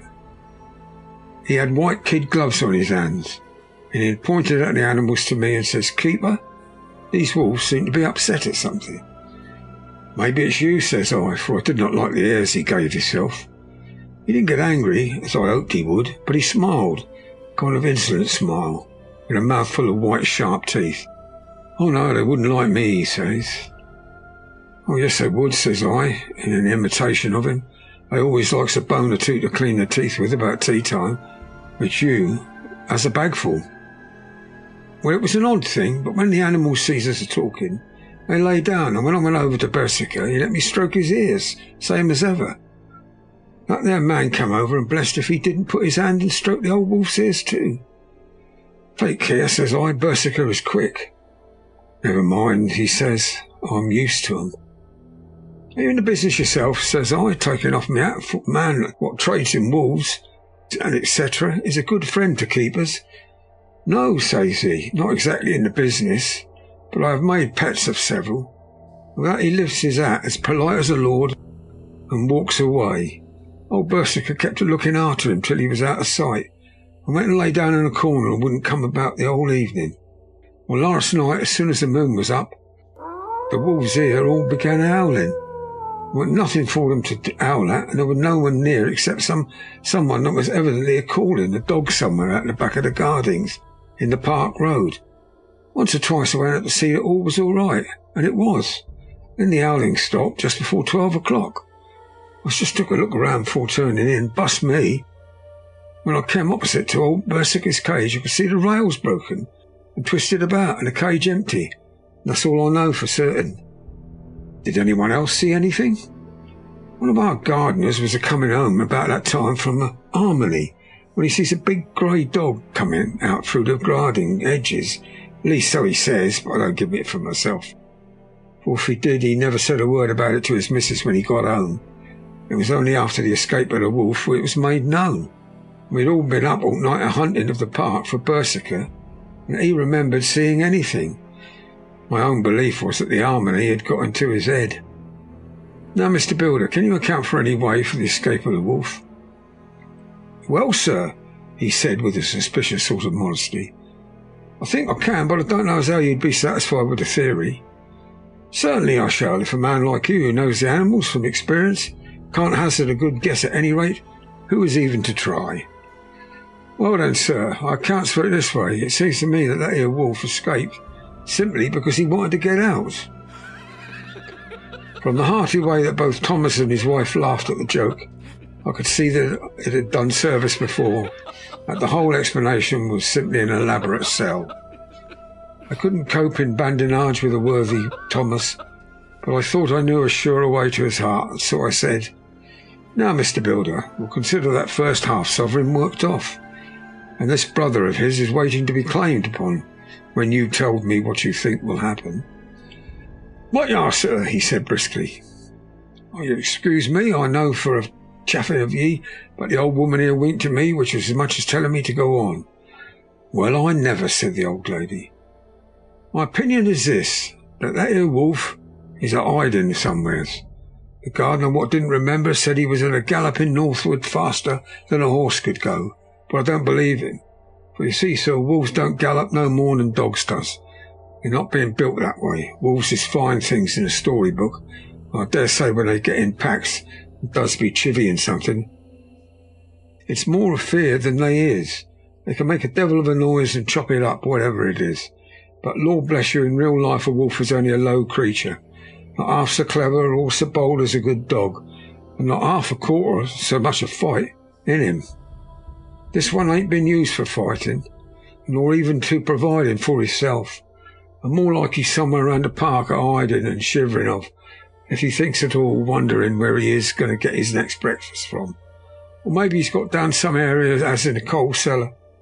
My eye, won't some cook get a rum start when she sees his green eyes a shining at her out of the dark? If he can't get food, he's bound to look for it, and mayhap he may chance to light upon a butcher in time. If he doesn't, and some nursemaid goes a walking off with a soldier, leaving of the infant in the perambulator, well, I shouldn't be surprised if the census is one babby the less. That's all. I was handing him the half-sovereign when something came bobbing up against the window, and Mr. Builder's face doubled its natural length with surprise. Well, God bless me, he said, if there ain't old Berserker come back by himself. He went to the door and opened it, a most unnecessary proceeding, it seemed to me. I've always thought that a wild animal never looks so well as when some obstacle of pronounced durability is between us. A personal experience has intensified rather than diminished that idea.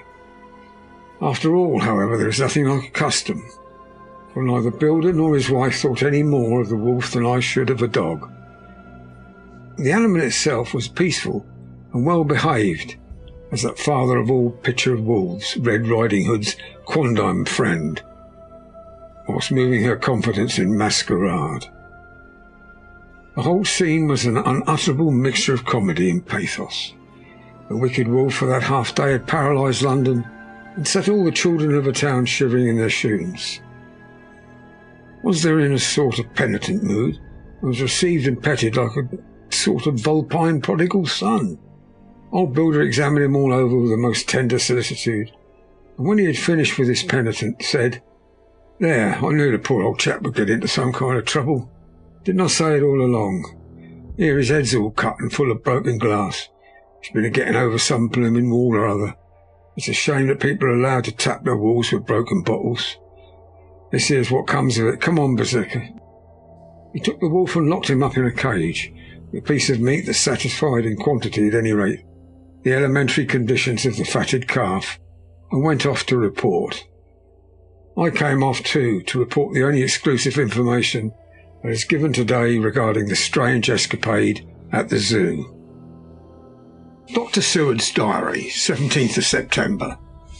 I was engaged after dinner in my study posting up my books, which, through press of other work and the many visits to Lucy, had fallen sadly into arrear. Suddenly the door was burst open, and in rushed my patient, with his face distorted with passion. I was thunderstruck. Such a thing as a patient getting of his own accord into the superintendent's study is almost unknown. Without an instant's pause, he made straight at me. He had a dinner knife in his hand, and as I saw he was dangerous, I tried to keep the table between us. He was too quick, too strong for me. However, before I could get my balance, he had struck at me and cut my left wrist rather severely. Before he could strike again, however, I got in my right and he was sprawling on his back on the floor. My wrist bled fiercely, and quite a little pool trickled onto the carpet. I saw that my friend was not intent on further effort, and occupied myself binding up my wrist, keeping a wary eye on the prostrate figure all the time. When the attendants rushed in, and we turned our attention to him, his employment positively sickened me. He was lying on his belly on the floor, licking up like a dog the blood which had fallen from my wounded wrist. He was easily secured, and to my surprise went with the attendants quite placidly, simply repeating over and over again, "The blood is the life. The blood is the life." I cannot afford to lose blood just at present. I have lost too much of it for my physical good. But then the prolonged strain of Lucy's illness and its horrible face is telling even on me. I'm overexcited and weary, and I need rest. Rest. Happily Van Helsing has not summoned me, so I need not forego my sleep tonight. I could not well do without it. Telegram, Van Helsing, Antwerp to Seward, Carfax. Sent to Carfax, Sussex, as no county given. Delivered late by 22 hours. 17th of December. Do not fail to be at Hillingham tonight, if not watching all the time frequently. Visit and see that flowers are placed. Very important. Do not fail. Shall be with you as soon as possible after arrival. Dr. Seward's diary, 18th of September. Just off for train to London. The arrival of Van Helsing's telegram filled me with dismay. A whole night lost, and I knew by bitter experience what might happen in the night. Of course it is possible that all may be well, but what may have happened? Surely there is some horrible doom hanging over us. Every possible accident should thwart us in all we try to do. I shall take this cylinder with me, and then I can complete my entry on Lucy's phonograph. Memorandum left by Lucy Westenra. 17th of September, night. I write this and leave it to be seen, so that no one may by any chances get into trouble through me. This is an exact record of what took place tonight. I feel I am dying of weakness and have barely strength to write, but it must be done if I die in the doing. I went to bed as usual, taking care that the flowers were placed as Dr. Van Helsing directed, and soon fell asleep. I was waked by the flapping at the window, which had begun after that sleepwalking on the cliff at Whitby when Mina saved me, and which now I know so well. I was not afraid, but I did wish that Dr. Seward was in the next room, and Dr. Van Helsing said he would be, so that I might have called him. I tried to go to sleep, but could not. Then there came to me the old fear of sleep, and I determined to keep awake. Perversely, sleep would try to come then when I did not want it to. So, as I feared to be alone, I opened my door and called out, "Is there anybody there?" There was no answer. I was afraid to wake Mother and closed my door again. Then outside in the shrubbery I heard the sort of howl like a dog's, but more fierce and deeper. I went to the window and looked out and could see nothing except a big bat, which had evidently been buffeting its wings against the window. So I went back to bed again, but determined not to go to sleep. Presently the door opened and Mother looked in. Seeing my moving that I was not asleep, came in and sat by me. She said to me even more sweetly and softly than her wont, "I was uneasy about you, darling, and came in to see that you were all right." I feared she might catch cold sitting there, so I asked her to come and sleep with me. So she came into bed and lay down beside me. She did not take off her dressing gown, for she said she would only stay a while and then go back to her own bed. As she lay there in my arms, and I in hers, the flapping and buffeting came to the window again. She was startled and a little frightened, and cried out, "What is that?" I tried to pacify her, and at last succeeded, and she lay quiet. I could hear her poor dear heart still beating terribly. After a while there was a low howl again out in the shrubbery, and shortly after that there was a crash at the window. A lot of broken glass was hurled on the floor. The window blind drew back, and the wind that rushed in, and in the aperture of the broken panes there was the head of a gaunt grey wolf. Mother cried out in fright and struggled up into a sitting posture. Clutched wildly at anything that would help her. Amongst other things, she clutched at the wreath of flowers that Van Helsing had insisted my wearing round my neck. Tore it away from me. For a second or two she sat up, pointing at the wolf, and there was a strange and horrible gurgling in her throat. Then she fell over, as if struck with lightning, and her head hit my forehead and made me dizzy for a moment or two. The room and all around seemed to spin round. I kept my eyes fixed on the window, but the wolf drew his head back, and a whole myriad of little specks seemed to come blowing in through the broken window, wheeling and circling round like the pillar of dust when there is a side moon in the desert. I tried to stir, but there was some spell upon me, and dear mother's poor body, which seemed to grow cold already, for her dear heart had ceased to beat, weighted me down, and I remembered no more for a while. The time did not seem long, but very, very awful, till I recovered consciousness again. Somewhere near, a passing bell was tolling. The dogs all round the neighbourhood were howling, and in our shrubbery, seemingly just outside, a nightingale was singing. I was dazed and stupid with pain and terror and weakness. The sound of the nightingale seemed like the voice of my dead mother, come back to comfort me. The sound seems to have awakened the maids too. I could hear their bare feet pattering outside my door. I called to them and they came in. When they saw what had happened and what it was that lay over me on the bed, they screamed out. The wind rushed in through the broken window and the door slammed to. They lifted off the body of my dear mother and laid her covered up with a sheet on the bed after I had got up. They were all so frightened and nervous that I directed them to go to the dining room and each have a glass of wine. The door flew open for an instant and closed again. The maid shrieked and then went in a body to the dining room. As I laid what flowers I had on my dear mother's breast. When they were there, I remembered what Dr. Van Helsing had told me, but I didn't like to remove them, and besides, I would have some of the servants to sit up with me now. I was surprised that the maids did not come back. I called them but got no answer, so I went to the dining room to look for them. My heart sunk when I saw what had happened. All four lay helpless on the floor, breathing heavily. The decanter of sherry was on the table half full. There was a queer acrid smell about it. I was suspicious and examined the decanter. It smelt of laudanum, and looking on the sideboard, I found the bottle which Mother's doctor uses for her, or did use, was empty. What am I to do? What am I to do? I'm back in the room with Mother. I cannot leave her, and I am alone, save for the sleeping servants, whom someone has drugged. Alone with the dead. I dare not go out now, for I can hear the low howl of the wolf through the broken window. The air seems full of specks floating and circling from the draught from the window, and the lights burn blue and dim. What am I to do? God shield me from harm this night. I shall hide this paper in my breast, where they shall find it when they come to lay me out. My dear mother gone, it is time that I go too. Goodbye, dear Arthur. If I should not survive this night, God keep you and God help me. Chapter 12. Dr. Seward's Diary. 18th of September. I drove at once to Hillingham and arrived early, keeping my cab at the gate. I went up to the avenue alone. I knocked gently and rang as quietly as possible, for I feared to disturb Lucy or her mother, and hoped to only bring a servant to the door.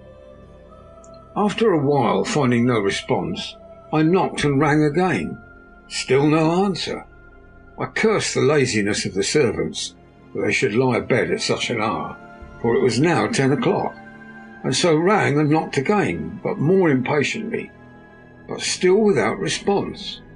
Hitherto I blamed only the servants, but now a terrible fear began to assail me. Was this a desolation, another link in the chain of doom, which seemed to be drawing tight around us?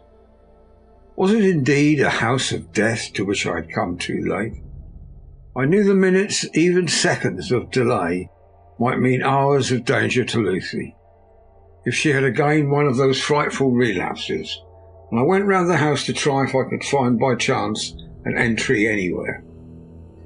I could find no means of ingress. Every window and door was fastened and locked, and I returned baffled to the porch. As I did so, I heard the rapid pit-pat of a swiftly driven horse's feet. They stopped at the gate, and a few seconds later I met Van Helsing running up the avenue. When he saw me, he gasped out, "And it was you! And just arrived. How is she? Are we too late? Did she not get my telegram?" I answered as quickly and coherently as I could that I had only got his telegram early in the morning, and had not lost a minute in coming here, and that I could not make anyone in the house hear me. He paused and raised his hat as he said solemnly, "And I fear we are too late. God's will be done." With his usual recuperative energy he went on, "If there be no way to open to get in, we must make one. Time is all in all to us now. We went round to the back of the house where there was a kitchen window. The Professor took a small surgical saw from his case, and handing it to me, pointed to the iron bars which guarded the window. I attacked them at once and very soon cut through 3 of them. Then with a long thin knife we pushed back the fastening of the sashes and opened the window. I helped the Professor in and followed him. There was no one in the kitchen or in the servants' rooms, which were close at hand. We tried all the rooms as we went along, and in the dining room, dimly lit by rays of light through the shutters, found 4 servant women lying on the floor. There was no need to think them dead, for the stertorous breathing and the acrid smell of laudanum in the room left no doubt as to their condition. Van Helsing and I looked at each other as we moved away. He said, "Can we attend to them later?" Then we ascended to Lucy's room.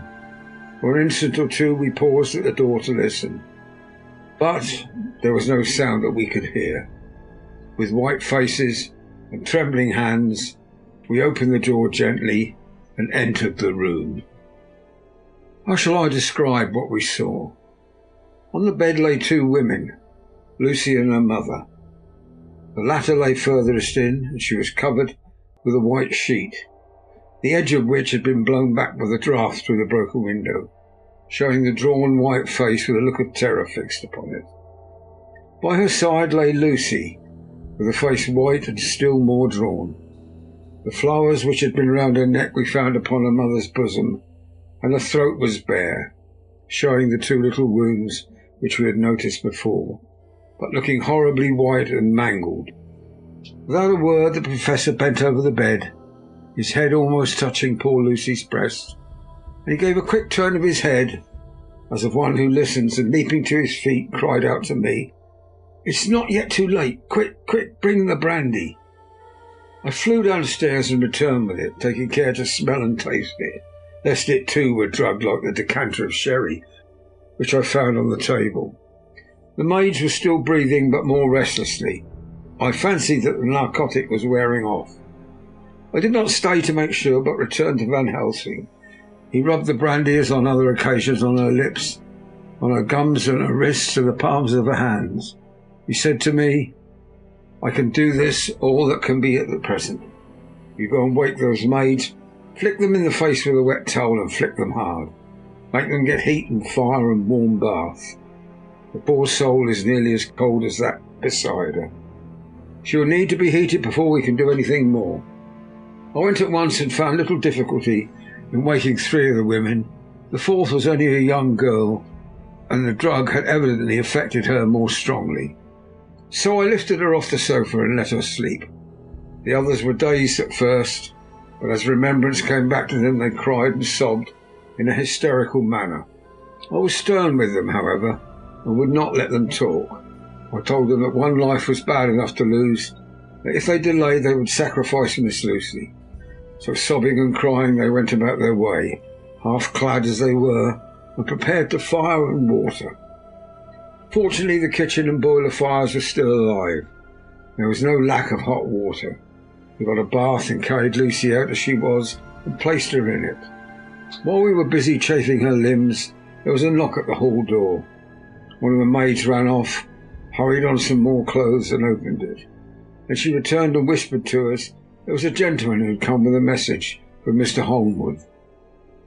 I bade her simply tell him that he must wait, for we could see no one now. She went away with the message, and engrossed with her work, I clean forgot all about him. I never saw in all my experience of Professor work in such a deadly earnest. I knew, as he knew, that it was a stand-up fight with death, and in a pause told him so. He answered me in a way which I did not understand, but with the sternest look that his face could wear. If that were all, I would stop here where we are now, and let her fade away into peace, for I see no light in life over her horizon. He went on with his work with, if possible, renewed and more frenzied vigour. Presently we both began to be conscious that the heat was beginning to have some effect.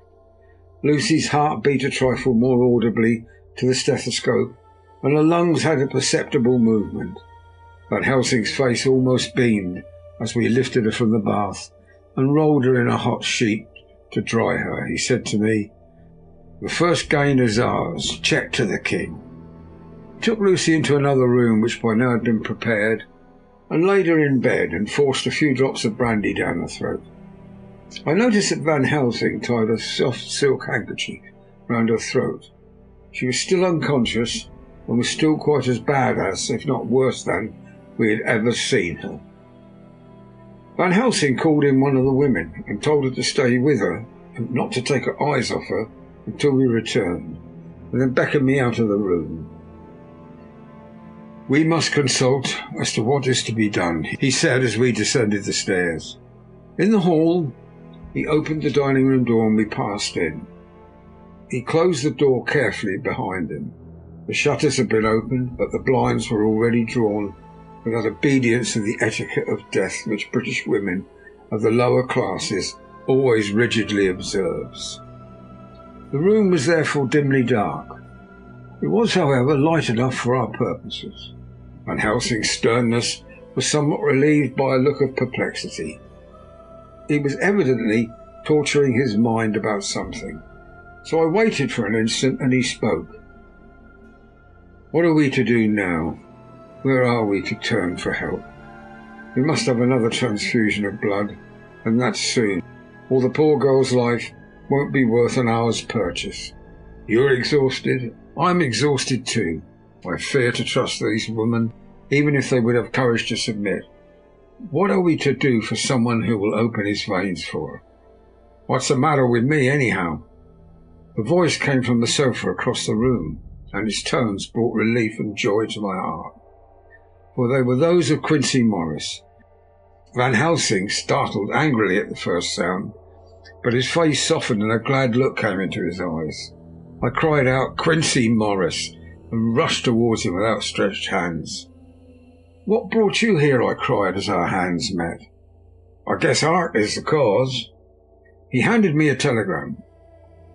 "Have not heard from Seward for 3 days, and am terribly anxious.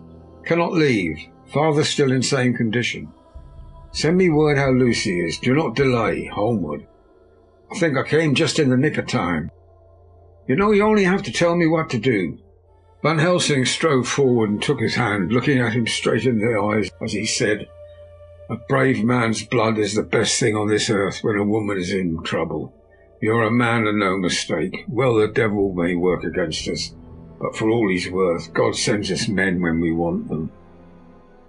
Once again we went through that ghastly operation. I've not the heart to go through with the details. Lucy had got a terrible shock, and it told on her more than before. Although plenty of blood went into her veins, her body did not respond to the treatment as well as on other occasions. Her struggle back into life was something frightful to see and hear. However, the action of both heart and lungs improved, and Van Helsing made a subcutaneous injection of morphia as before, and with good effect. Her faint became a profound slumber. The professor watched whilst I went downstairs with Quincy Morris and sent one of the maids to pay off one of the cabmen who were waiting. I left Quincy lying down after having a glass of wine and told the cook to get ready a good breakfast. Then a thought struck me, and I went back into the room where Lucy now was. When I came softly in, I found Van Helsing with a sheet or two of notepaper in his hand. He'd evidently read it and was thinking it over as he sat with his hand to his brow. There was a look of grim satisfaction in his face, as of one who had had a doubt solved. He handed me the paper and saying only, "It dropped from Lucy's breast when we carried her to the bath." When I had read it, I stood looking at the professor, and after a pause asked him, "God's name, what does all this mean? Was she or is she mad, or what sort of horrible danger is it?" I was so bewildered that I did not know what to say more. Van Helsing put out his hand and took the paper, saying, "Do not trouble about it now. Forget it for the present. You shall know and understand it all in good time, but it will be later. And now, what is it that you came to me to say?" This brought me back to fact, and I was all myself again. I came to speak about the certificate of death. If we do not act properly and wisely, there may be an inquest, and that paper would have to be produced. I'm in hopes that we need have no inquest, for if we had, it would surely kill poor Lucy, if nothing else did. I know, and you know, and the other doctor who attended her knows, that Mrs. Westenra had disease of the heart, and we can certify that she died of it.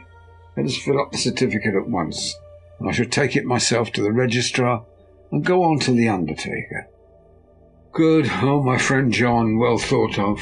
Truly, Miss Lucy, if she be sad in the foes that beset her, is at least happy in the friends that love her. 1, 2, 3, all open their veins for her.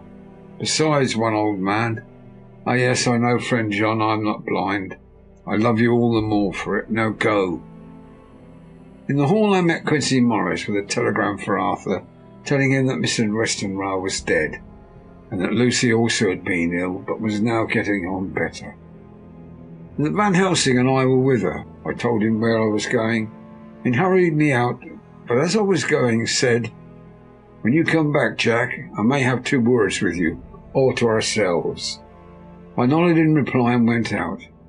I found no difficulty about the registration, and arranged with the local undertaker to come up in the evening to measure for the coffin and make arrangements. When I got back, Quincy was waiting for me. I told him I would see him as soon as I knew about Lucy. I went up to her room. She was still sleeping, and the professor seemingly had not moved from his seat at her side. From his putting his finger to his lips, I gathered he expected her to wake before long, and was afraid of forestalling nature. So I went down to Quincy and took him into the breakfast room, where the blinds were not drawn down, and which was a little more cheerful, or rather less cheerless, than the other rooms. When we were alone, he said to me, "Jack Seward, I don't want to shove myself in anywhere where I ain't no right to be. This is no ordinary case. You know that I love that girl, and I wanted to marry her.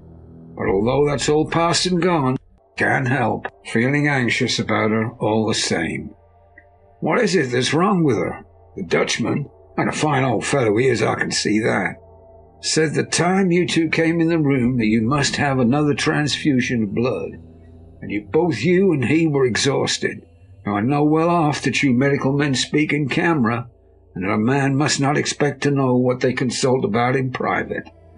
But this is no common matter, and whatever it is, I've done my part. Is that not so?"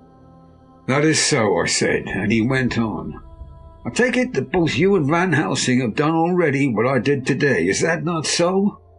"That's so. And I guess Art was in it too. When I saw him 4 days ago down at his own place, he looked queer. I've not seen anything pulled down so quick since I was on the Pampas and had a mare that I was fond of go grass and all in a night. One of those big bats they call vampires had got at her in the night.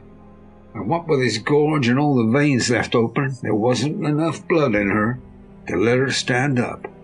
I had to put a bullet through her as she lay. Jack, if you may tell me without betraying confidence, Arthur was the first. Is that not so?" As he spoke, the poor fellow looked terribly anxious. He was in a torture of suspense regarding the woman he loved, and his utter ignorance of the terrible mystery which seemed to surround her intensified his pain. His very heart was bleeding, and it took all the manhood of him, and there was a royal lot of it too, to keep him from breaking down. I paused before answering, for I felt that I must not betray anything which the professor wished kept secret. But already he knew so much and guessed so much, there could be no reason for not answering, so I answered in the same phrase. "That's so." "And how long has this been going on?" "About 10 days. 10 days. Then I guess Jack Seward, and that poor pretty creature that we all love, has had put into her veins, within that time, the blood of 4 strong men. Man alive, a whole body wouldn't hold it." Then coming close to me, he spoke in a fierce half-whisper. "What took it out?" I shook my head. "That," I said, "is the crux. Van Helsing is simply frantic about it, and I'm at my wits' end. I can't even hazard a guess. There's been a series of little circumstances which have thrown out all our calculations as to Lucy being properly watched, but these shall not occur again. Here we stay until all be well, or ill." Quincy held out his hand. "Count me in," he said. "You and the Dutchman will tell me what to do, and I'll do it."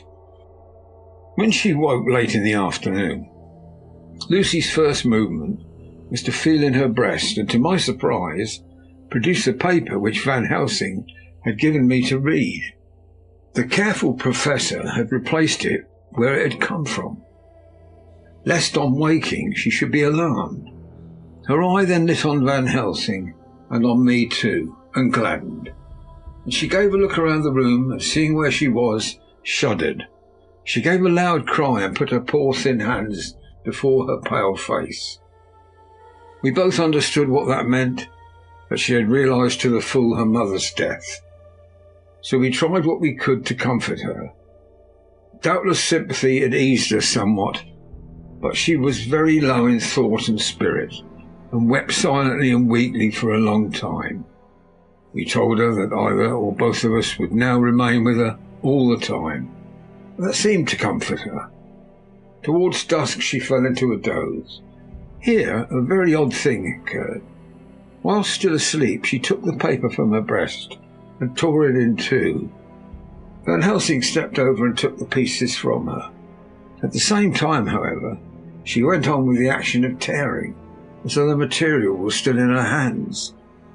Finally she lifted her hands and opened them, as though scattering the fragments.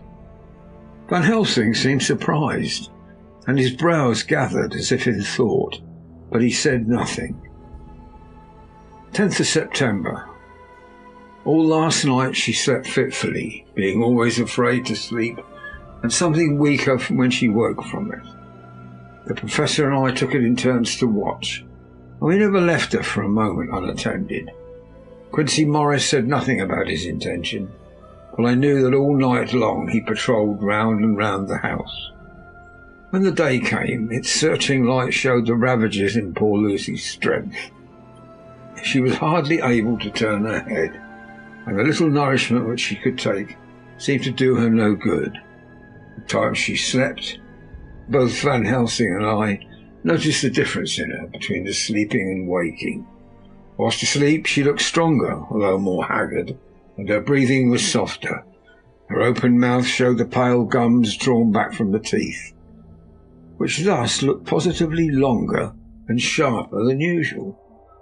When she woke, the softness of her eyes had evidently changed the expression, for she looked at her own self, although a dying one, in the afternoon, and asked for Arthur, and we telegraphed for him.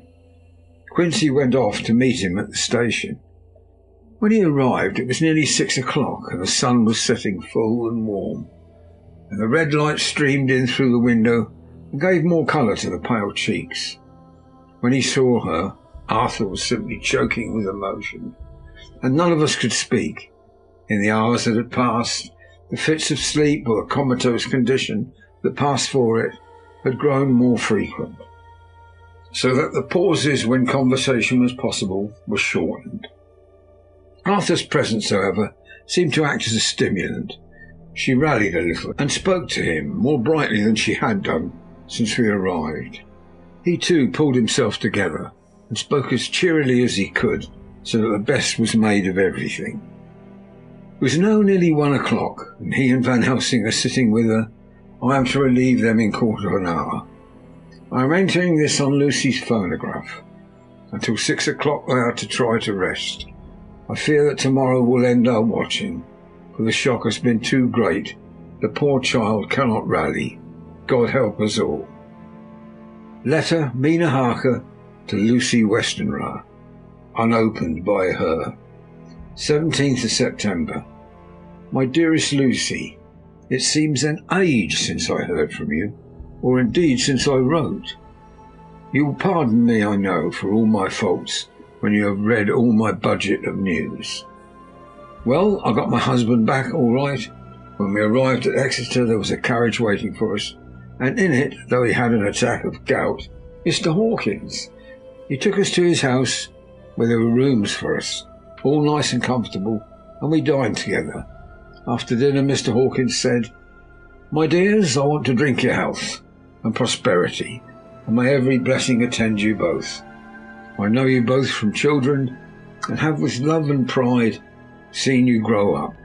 Now I want you to make your home here with me. I have left to me neither chick nor child, all are gone, and in my will I have left you everything." I cried, "Lucy dear," as our Jonathan and the old man clasped hands. Our evening was a very, very happy one. So here we are, installed in this beautiful old house, and from both my bedroom and drawing room I can see the great elms of the cathedral close, with their great black stems standing out against the old yellow stone of the cathedral. I can hear the rooks overhead, cawing and chattering, gossiping all day, after the manner of rooks and humans. I am busy, I need not tell you, arranging things and housekeeping.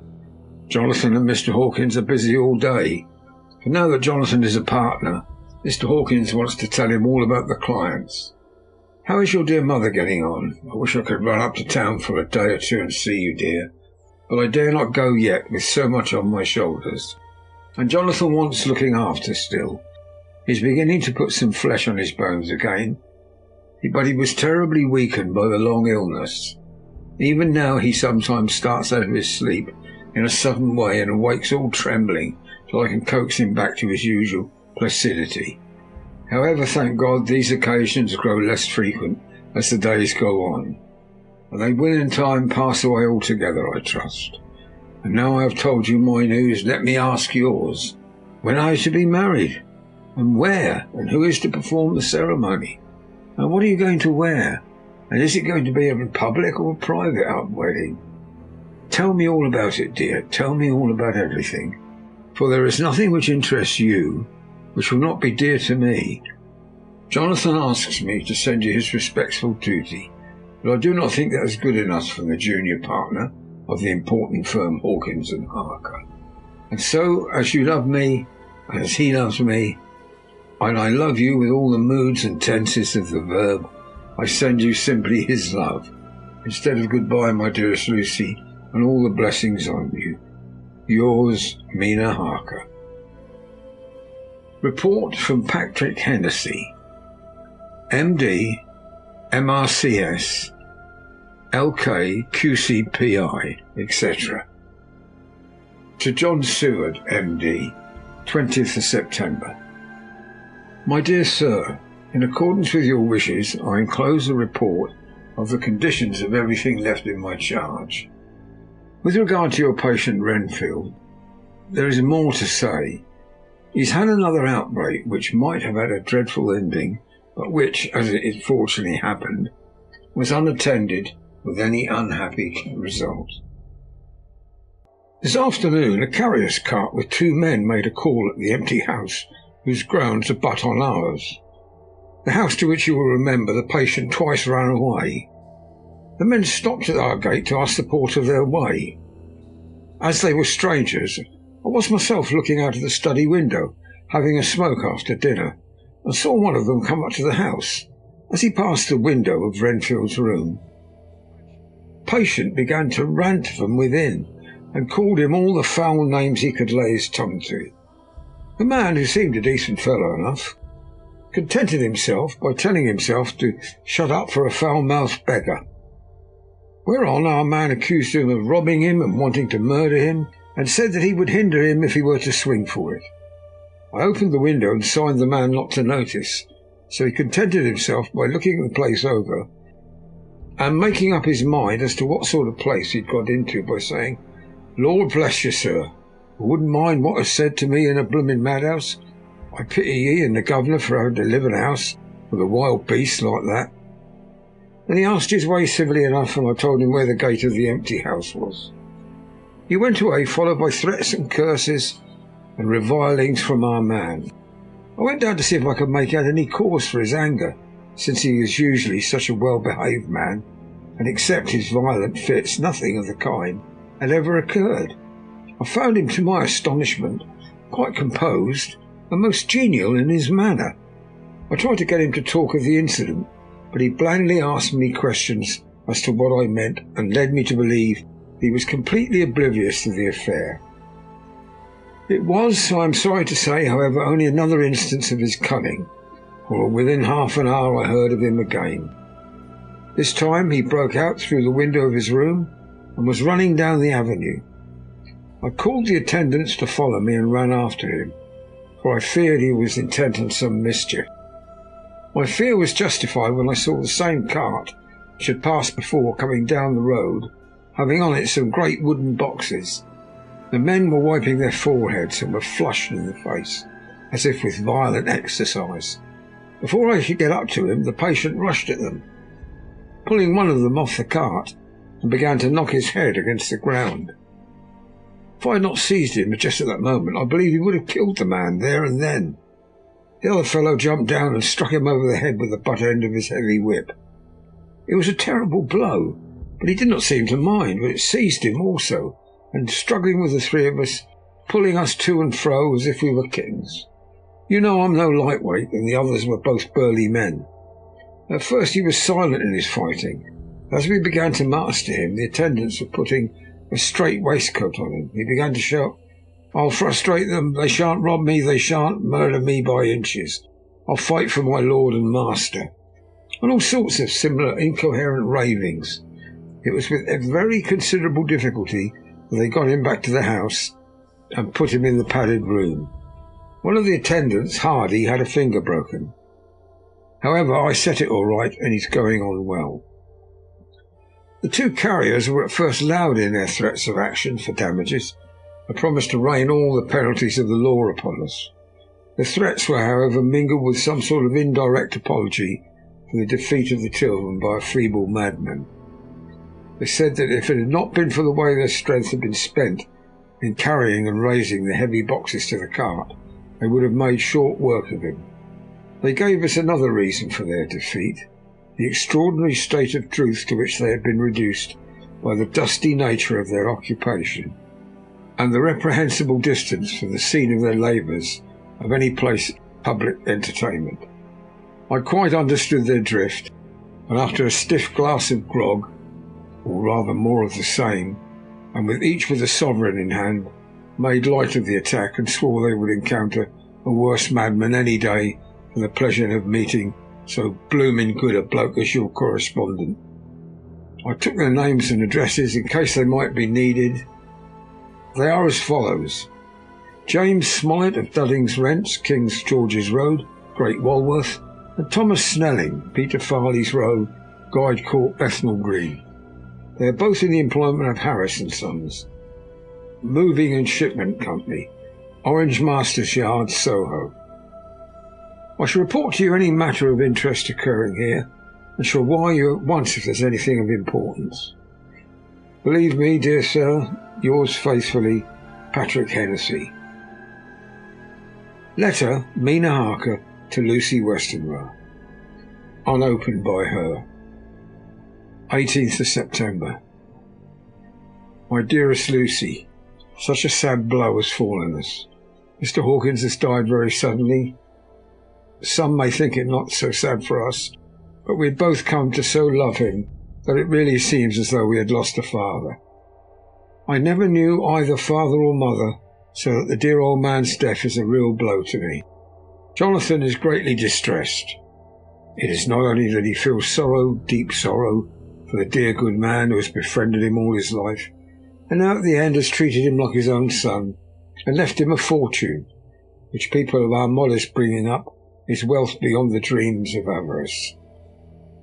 But Jonathan frets it on another account. He says the amount of responsibility which it puts upon him makes him nervous. He begins to doubt himself. I try to cheer him up, and my belief in him helps him have a belief in himself. But it is here that the grave shock he experienced tells upon him the most.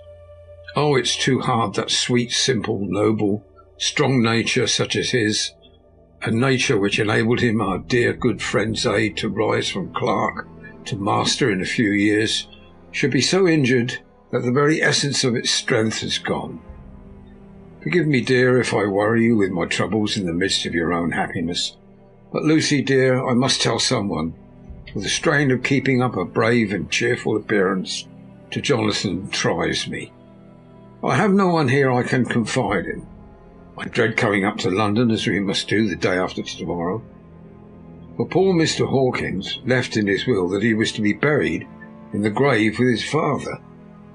As there are no relations at all, Jonathan will have to be chief mourner. I shall try to run over to see you, dearest, if only for a few minutes. Forgive me for troubling you. With all blessings, your loving Mina Harker. Dr. Seward's Diary, 20th of September.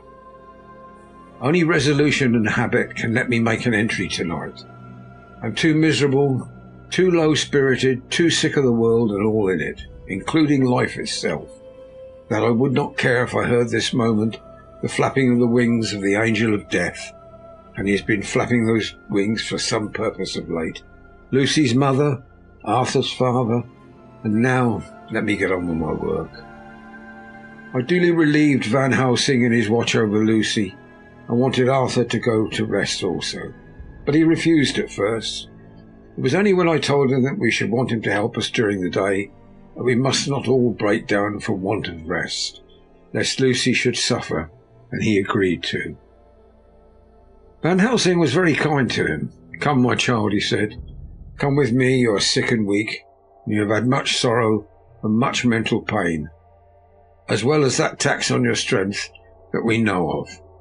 You must not be alone, for to be alone is to be full of fears and alarms. Come to the drawing-room where there is a big fire, 2 sofas. You shall lie on one and I on the other, and our sympathy will be comfort to each other, even though we do not speak, and even if we sleep. Arthur went off with him, casting back a longing look on Lucy's face, which lay in her pillow almost whiter than the lawn. She lay quite still. I looked round the room to see that all was as it should be. I could see that the Professor had carried out in this room, as in the others, his purpose of using garlic till the whole of the window sashes reeked with it, and round Lucy's neck, over the silk handkerchief of which Van Helsing made her keep on, was a rough chaplet of the same odorous flowers. Lucy was breathing somewhat stertorously, and her face was at its worst. The open mouth showed the pale gums. Her teeth in the dim, uncertain light seemed longer and sharper than they had been in the morning.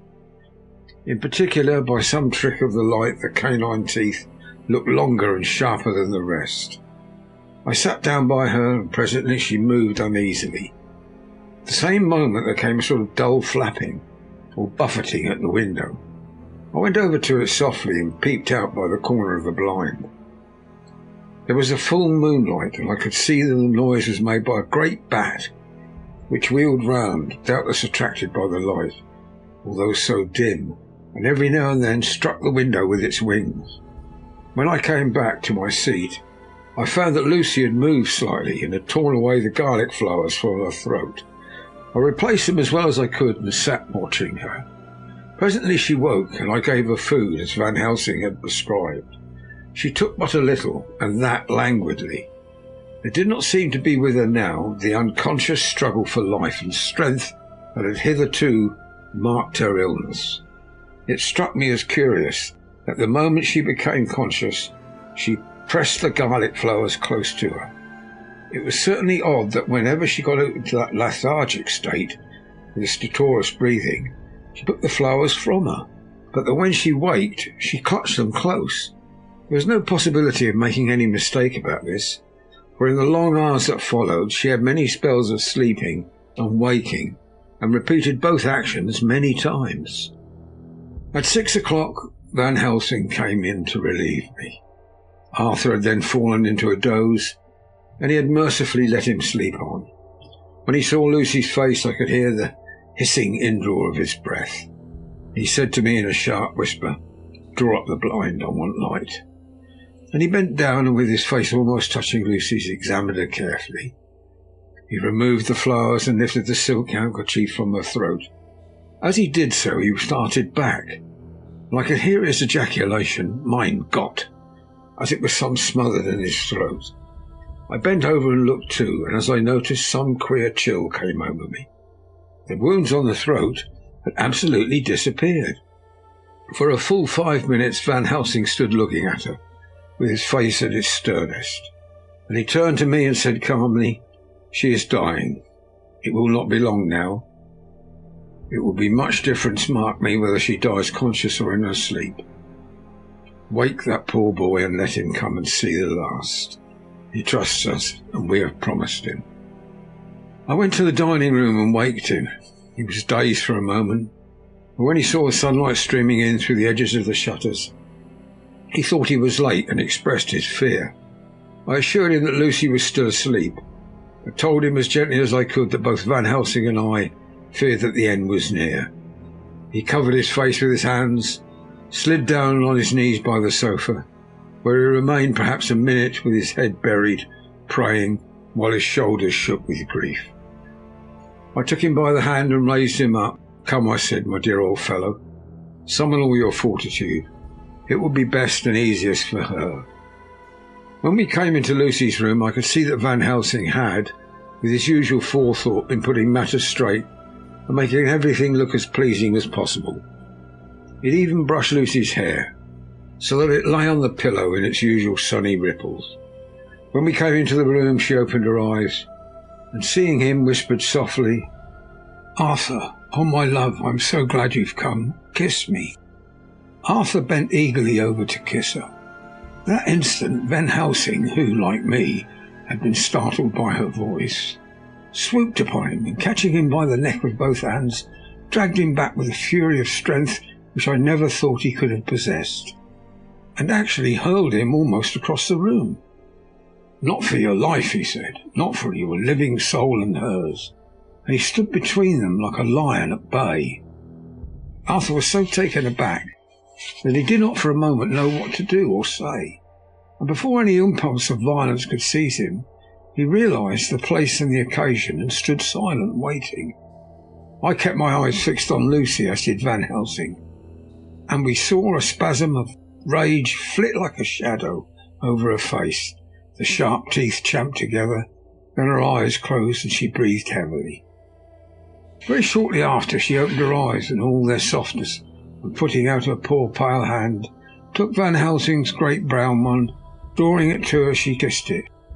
"My true friend," she said in a faint voice, but with untellable pathos, "my true friend and his, oh, guard him and give me peace." "I swear it," he said solemnly, kneeling beside her, and holding up his hand as one who registers an oath. He turned to Arthur and said to him, "Come, my child, take her hand in yours and kiss her on the forehead, only once." Their eyes met instead of their lips, and so they parted. Lucy's eyes closed, and Van Helsing, who had been watching closely, took Arthur's arm and drew him away. And then Lucy's breathing became stertorous again, and all at once it ceased. "It's all over," said Van Helsing. "She is dead." I took Arthur by the arm and led him away to the drawing-room, where he sat down and covered his face with his hands, sobbing in a way that nearly broke me down to see. I went back to the room and found Van Helsing looking at poor Lucy, and his face was sterner than ever. Some change had come over her body. Death had given back part of her beauty, for her brow and cheeks had recovered some of their flowing lines. Even the lips had lost their deadly pallor. It was as if the blood no longer needed for the working of the heart had gone to make the harshness of death as little rude as might be. We thought her dying while she slept, and sleeping when she died. I stood beside Van Helsing and said, "Ah, well, poor girl, there is peace for her at last. It is the end." He turned to me and said with grave solemnity, "Not so, alas, not so. It's only the beginning." When I asked him what he meant, he only shook his head and answered, "We can do nothing as yet. Wait and see." Chapter 13. Dr. Seward's Diary, continued. The funeral was arranged for the next succeeding day, so that Lucy and her mother might be buried together. I attended to all the ghastly formalities, and the urbane undertaker proved that his staff were afflicted, or blessed, with something of his own obsequious suavity. Even the women who performed the last offices for the dead remarked to me, in a confidential, brother professional way, when she had come out from the death chamber, "She makes a very beautiful corpse, sir. It's quite a privilege to attend on her. It's not so much to say that she will do credit to our establishment." I noticed that Van Helsing never kept far away. This was possible from the disordered state of things in the household. There were no relatives at hand, and as Arthur had to be back the next day to attend his father's funeral, we were unable to notify anyone who should have bidden. Under the circumstances, Van Helsing and I took it upon ourselves to examine papers, etc. He insisted upon looking over Lucy's papers himself. I asked him why, for I feared that he, being a foreigner, might not be quite aware of English legal requirements, and so might in ignorance make some unnecessary trouble. He answered me, I know. You forget that I am a lawyer as well as a doctor. But this is not altogether for the law. You knew that when you avoided the coroner. I have more than him to avoid. There may be papers more, such as this." As he spoke, he took from his pocket-book the memorandum which had been in Lucy's breast, and which she had torn in her sleep. "When you find anything of the solicitor who is for the late Mrs. Westenra, seal all her papers and write to him tonight. For me, I watch here in the room and in Miss Lucy's old room all night, and I myself search for what may be. It is not well that our very thoughts go into the hands of strangers." I went on with my part of the work, and in another half hour had found the name and address of Mrs. Westenra's solicitor, and had written to him. All the poor lady's papers were in order, explicit directions regarding the place of burial were given. I had hardly sealed the letter when, to my surprise, Van Helsing walked into the room saying, "Can I help you, friend John? I am free, and, if I may, my service is to you." "Have you got what you look for?" I asked, to which he replied, "I did not look for any specific thing. I only hoped to find, and find I have, all that there was, only some letters and a few memoranda and a diary new begun. I have them here, and we shall for the present say nothing of them. I shall see the poor lad tomorrow evening, and with his sanction I shall use some." When we had finished work in hand, he said to me, "And now, friend John, I think we may to bed. We want to sleep, both you and I, and rest to recuperate. Tomorrow we shall have much to do, but for the tonight there is no need of us. Alas!" Before turning, we went to look at poor Lucy. The undertaker had certainly done his work well. The room was turned into a small chapelle ardente. There was a wilderness of beautiful white flowers, and death was made as little repulsive as might be. The end of the winding sheet was laid over the face when the professor bent over and turned it gently back. We both stared at the beauty before us, the tall wax candles showing us sufficient light to note it well. All Lucy's loveliness had come back to her in death, and the hours that had passed, instead of leaving traces of decays affecting fingers, had but restored the beauty of life, till positively I could not believe my eyes that I was looking at a corpse. The professor looked sternly grave. He had not loved her as I had, and there was no need for tears in his eyes. He said to me, "Remain till I return," and left the room. He came back with a handful of wild garlic from the box waiting in the hall, but which had not been opened, and placed the flowers, among others, on and around the bed. And he took from his neck, inside his collar, a little gold crucifix, and placed it over the mouth. He restored the sheet to its place, and we came away. I was undressing in my own room, when, with a premonitory tap at the door, he entered and at once began to speak. "Tomorrow I want you to bring me, before night, a set of post-mortem knives." "Must we make an autopsy?" I asked. "Yes and no. I want to operate, but not as you think. Let me tell you now, but not a word to another. I want to cut off her head and take out her heart. You a surgeon, and so shocked.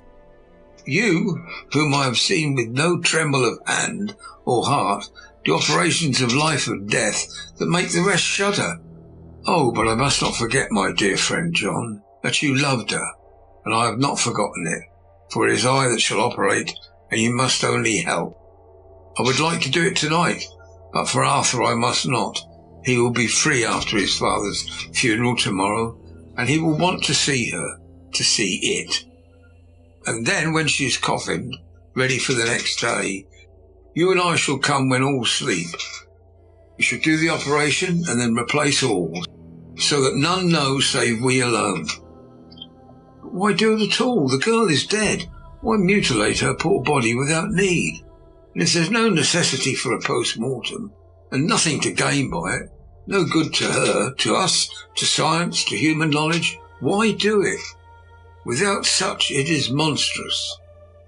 For an answer he put his hand on my shoulder and said with infinite tenderness, Friend John, I pity your poor bleeding heart, and I love you the more because it does so bleed. If I could, I would take on myself the burden that you do bear, but there are things that you know not, but that you shall know, and bless me for knowing, though they are not pleasant things. John, my child, you have been my friend now many years, and yet did you ever know me do anything without good cause? I may err, but I am a man, and I believe in all I do. Was it not for these causes that you sent me when the great trouble came? Yes. Were you not amazed, nay horrified, when I would not let Arthur kiss his love, though she was dying, and snatched him away by all my strength? Yes. And yet you saw how she thanked me with her so beautiful dying eyes. A voice too, so weak, she kisses my rough old hand and bless me. Yes, and did you not hear me swear, promise her, so that she closed her eyes, grateful? Yes. Well, I have good reason now for all I want to do. You have for many years, trust me. You have believed me in weeks past, when there be things so strange that you might well have doubt.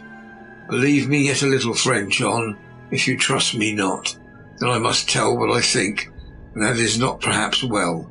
And if I work, as work I shall, no matter trust or no trust, without my friend trust in me, I work with a heavy heart and feel oh so lonely when I want all to help courage that may be. He paused a moment and went on solemnly. Friend John, there are strange and terrible days before us. Let us not be two, but one, so that we work to a good end. Will you not have faith in me?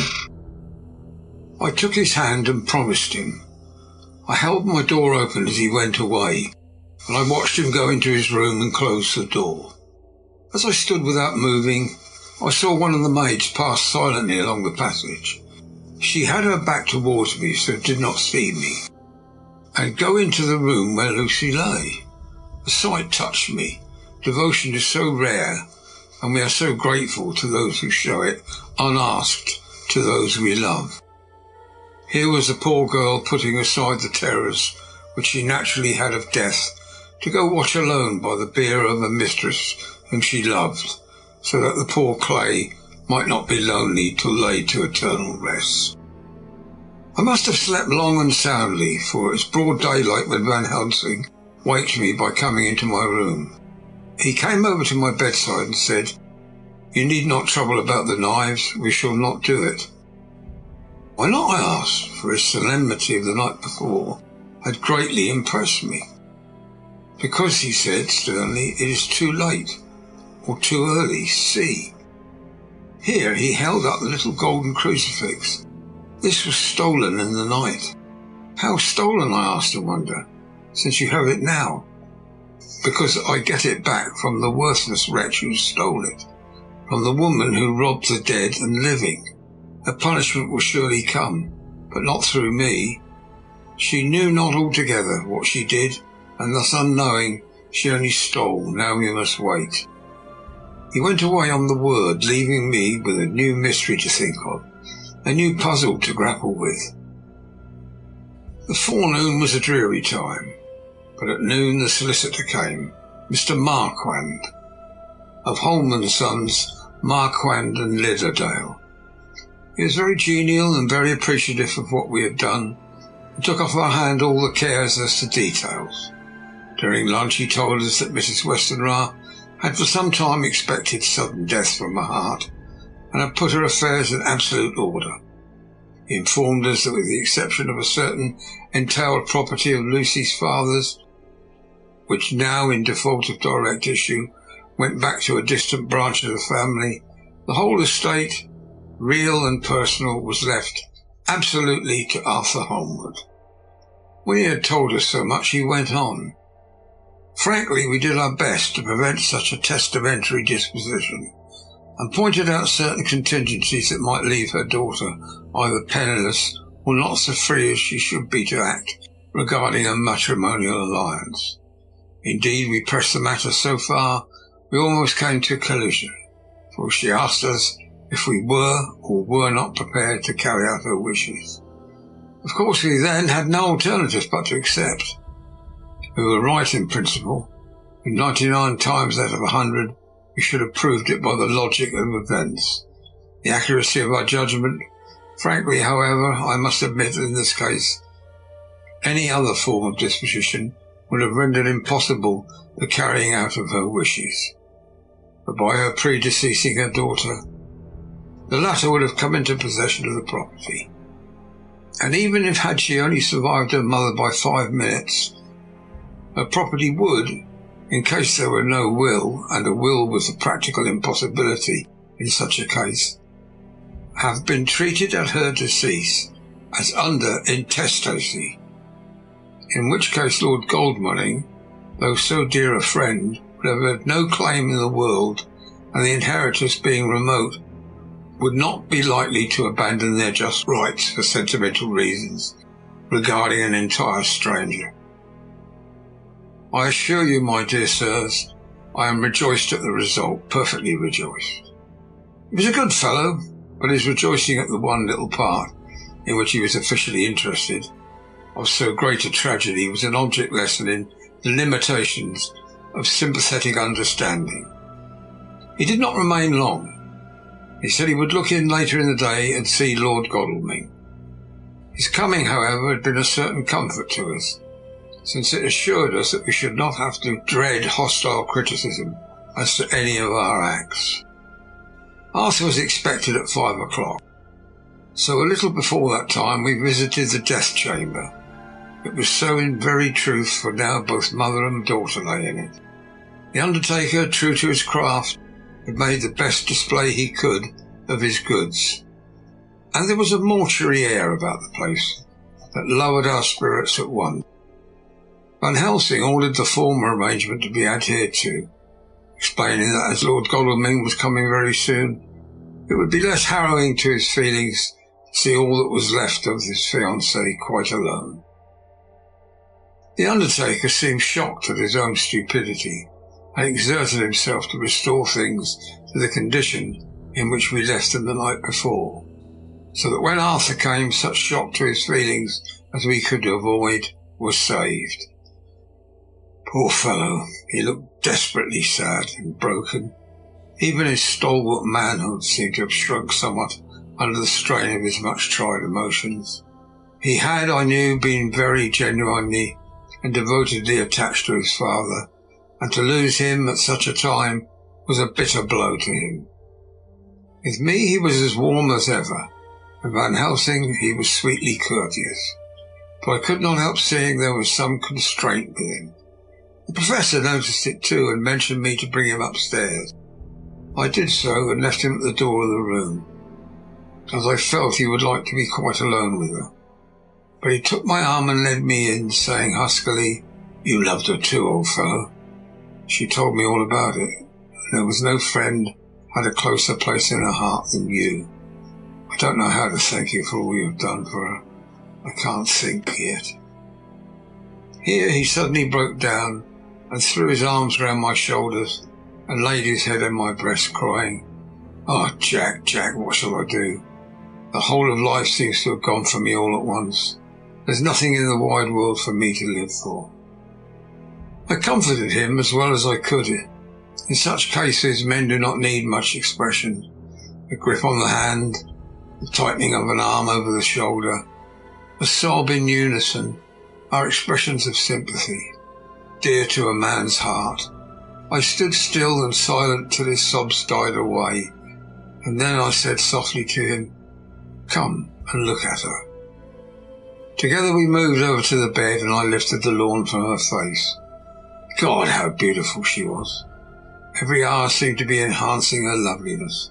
It frightened and amazed me somewhat, and as for Arthur, he fell a-trembling and finally was shaken with doubt, as with an ague, and at last, after a long pause, he said to me in a faint whisper, "Jack, is she really dead?"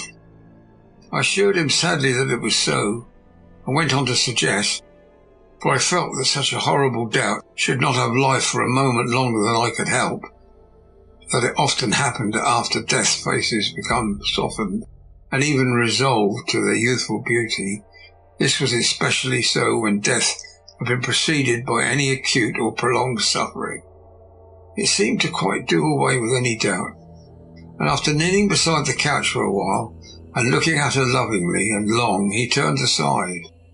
I told him that must be goodbye, as the coffin had to be prepared.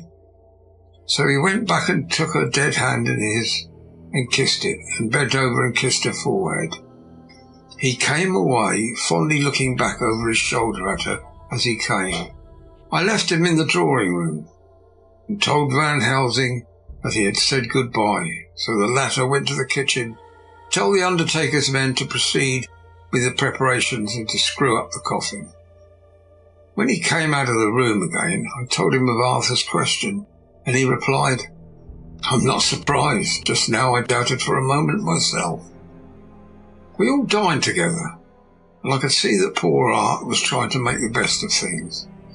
Van Helsing had been silent all dinner time, but when we had lit our cigars, he said, "Lord," but Arthur interrupted him. No, not that, for God's sake. Not yet, at any rate. Forgive me, sir. I did not mean to speak offensively. It's only because my loss is so recent." The Professor answered very sweetly, "I only used that name because I was in doubt. I must not call you Mister. I've grown to love you. Yes, my dear boy, to love you as Arthur." Arthur held out his hand and took the old man's warmly. "Call me what you will," he said. "I hope I may always have the title of a friend. And let me say that I am at a loss for words to thank you for your goodness to my poor dear." He paused a moment and went on. "I know that she understood your goodness even better than I do. And if I was rude or any way wanting at the time, you acted so. You remember?" The Professor nodded. "You must forgive me," he answered with a grave kindness. "I know it was hard for you to quite trust me then, for to trust such violence needs to understand. And I take it that you do not, that you cannot trust me now, for you do not yet understand. And there may be more times when I shall want you to trust when you cannot, and may not, and must not yet understand. But the time will come when your trust shall be whole and complete in me. And when you shall understand as though the sunlight himself shone through, then shall you bless me from first to last, for your own sake, and for the sake of others, and for her dear sake, to whom I swore to protect." "And indeed, sir," said Arthur warmly, "I shall in all ways trust you. I know and believe you have a very noble heart. You are Jack's friend, and you were hers. You shall do what you like." The Professor cleared his throat a couple of times, as though to speak, and finally said, "May I ask you something now?" "Certainly. You know that Mrs. Westenra left you all her property?" "No, poor dear, I never thought of it." "As it's all yours, and you have the right to deal with it as you will, I want you to give me permission to read all Miss Lucy's papers and letters. Believe me, it is no idle curiosity.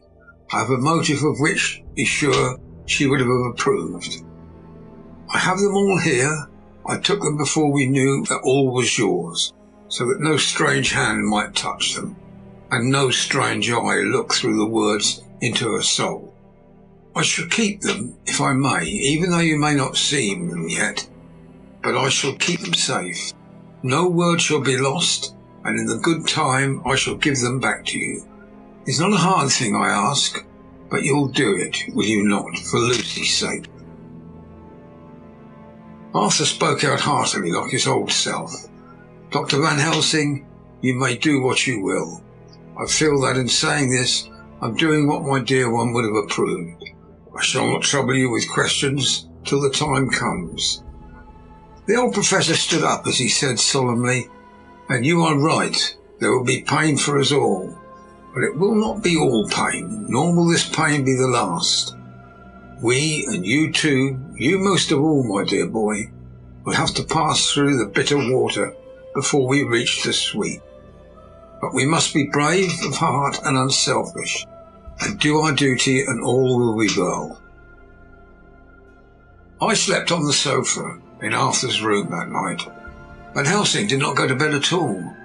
He went to and fro as if patrolling the house, and was never out of sight of the room where Lucy lay in her coffin, strewn with the wild garlic flowers, which sent through the odour of lily and rose a heavy, overpowering smell into the night. Mina Harker's journal, 22nd of September. In the train to Exeter, Jonathan sleeping. It seems only yesterday that the last entry was made, and yet how much between then in Whitby and all the world before me, Jonathan away and no news of him, and now married to Jonathan, Jonathan a solicitor, a partner, rich master of his business, Mr. Hawkins dead and buried, and Jonathan with another attack that may harm him. And some day he may ask me about it. Down it all goes. I'm rusty in my shorthand. See what unexpected prosperity does for us, so it may be as well to freshen it up again with an exercise. Anyhow, the service was very simple and very solemn. There were only ourselves and the servants there, one or two old friends of his from Exeter, his London agent, and a gentleman representing Sir John Paxton, President of the Incorporated Law Society. Jonathan and I stood hand in hand, and we felt that our best and dearest friend was gone from us. We came back to town quietly, taking a bus to Hyde Park Corner. Jonathan thought it would interest me to go into the Row for a while, so we sat down. But there were very few people there, and it was a sad-looking and desolate place to see so many empty chairs. It made us think of the empty chair at home. So we got up and walked down Piccadilly. Jonathan was holding me by the arm the way he used to in the old days before I went to school. I felt it very improper, for you can't go for some years teaching etiquette and decorum to other girls without the pedantry of it biting into yourself a bit. But it was Jonathan, and he was my husband. And we didn't know anybody who saw us, and we didn't care if they did. So on we walked. I was looking at a very beautiful girl in a big cartwheel hat, sitting in a Victoria outside Giuliano's, and I felt Jonathan clutch my arm so tight that he hurt me, and he said under his breath, "My God!" I'm always anxious about Jonathan. I fear that some nervous fit may upset him again. So I turned to him quickly and asked him what it was that disturbed him. He was very pale, and his eyes seemed bulging out as half in terror, half in amazement.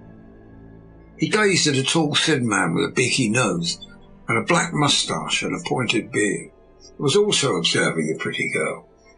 He was looking at her so hard that he did not see either of us, so I had a good view of him. His face was not a good face. It was hard, cruel and sensual, and his big white teeth that looked like all the whiter, because his lips were so red, were pointed like an animal's. Jonathan kept staring at him, till I was afraid he would notice. I feared he might take ill. He looked so fierce and nasty. I asked Jonathan why he was disturbed, and he answered, evidently thinking that I knew as much about it as he did. Did you see who it is?" No, dear, I said. I don't know him. Who is it? His answer seemed to shock and thrill me, for it was said as if he did not know that it was to me, Mina, to whom he was speaking. It is the man himself. Poor dear was evidently terrified at something, very greatly terrified. I do believe that if he had not had me to lean on and to support him, he would have sunk down. He kept staring. A man came out of the shop with a small parcel, gave it to the lady, who then drove off. The dark man kept his eyes fixed on her, and when the carriage moved up Piccadilly, he followed in the same direction and hailed a hansom. John kept looking after him and said as if to himself, I believe it is the Count, but he has grown young. My God! If this be so, oh my God, my God! If I only knew, if I only knew! He was distressing himself so much that I feared to keep his mind on the subject by asking him any questions, so I remained silent. I drew him away quietly, and he, holding my arm, came easily. We walked a little further, and then went in and sat for a while in the Green Park. It was a hot day for autumn, and there was a comfortable seat in a shady place. After a few minutes staring at nothing, Jonathan's eyes closed and he went quietly into a sleep. With his head on my shoulder, I thought it was the best thing for him, so did not disturb him. In about 20 minutes, he woke up and said to me quite cheerfully, Hi, Mina, I've been asleep. Oh, do forgive me for being so rude. Come and we'll have a cup of tea somewhere. He'd evidently forgotten all about the dark stranger, as if in his illness he'd forgotten all that this episode had reminded him of. I don't like this lapsing into forgetfulness. It may make or continue some injury to the brain. I must not ask him, for I fear I shall do more harm than good. But I must somehow learn the facts of his journey abroad. Time has come, I fear, when I must open that parcel and know what is written. Oh, Jonathan, you will, I know, forgive me if I do wrong, but it is for your own dear sake. Later.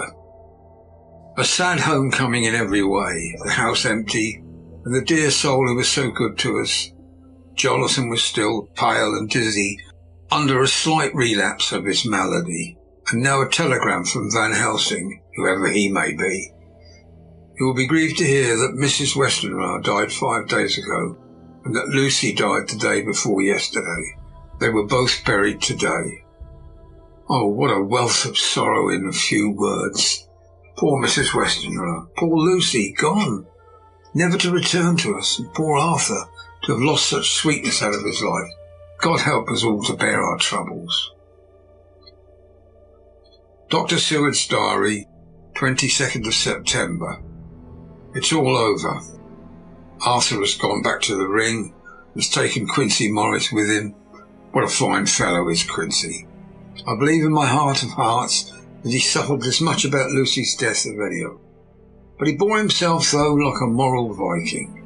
If America can go on breeding men like that, she will be a power in the world indeed. Van Helsing is lying down, having a rest proprietary to his journey. He goes over to Amsterdam tonight, but he says he returns tomorrow night, and that he only wants to make some arrangements which can only be made personally.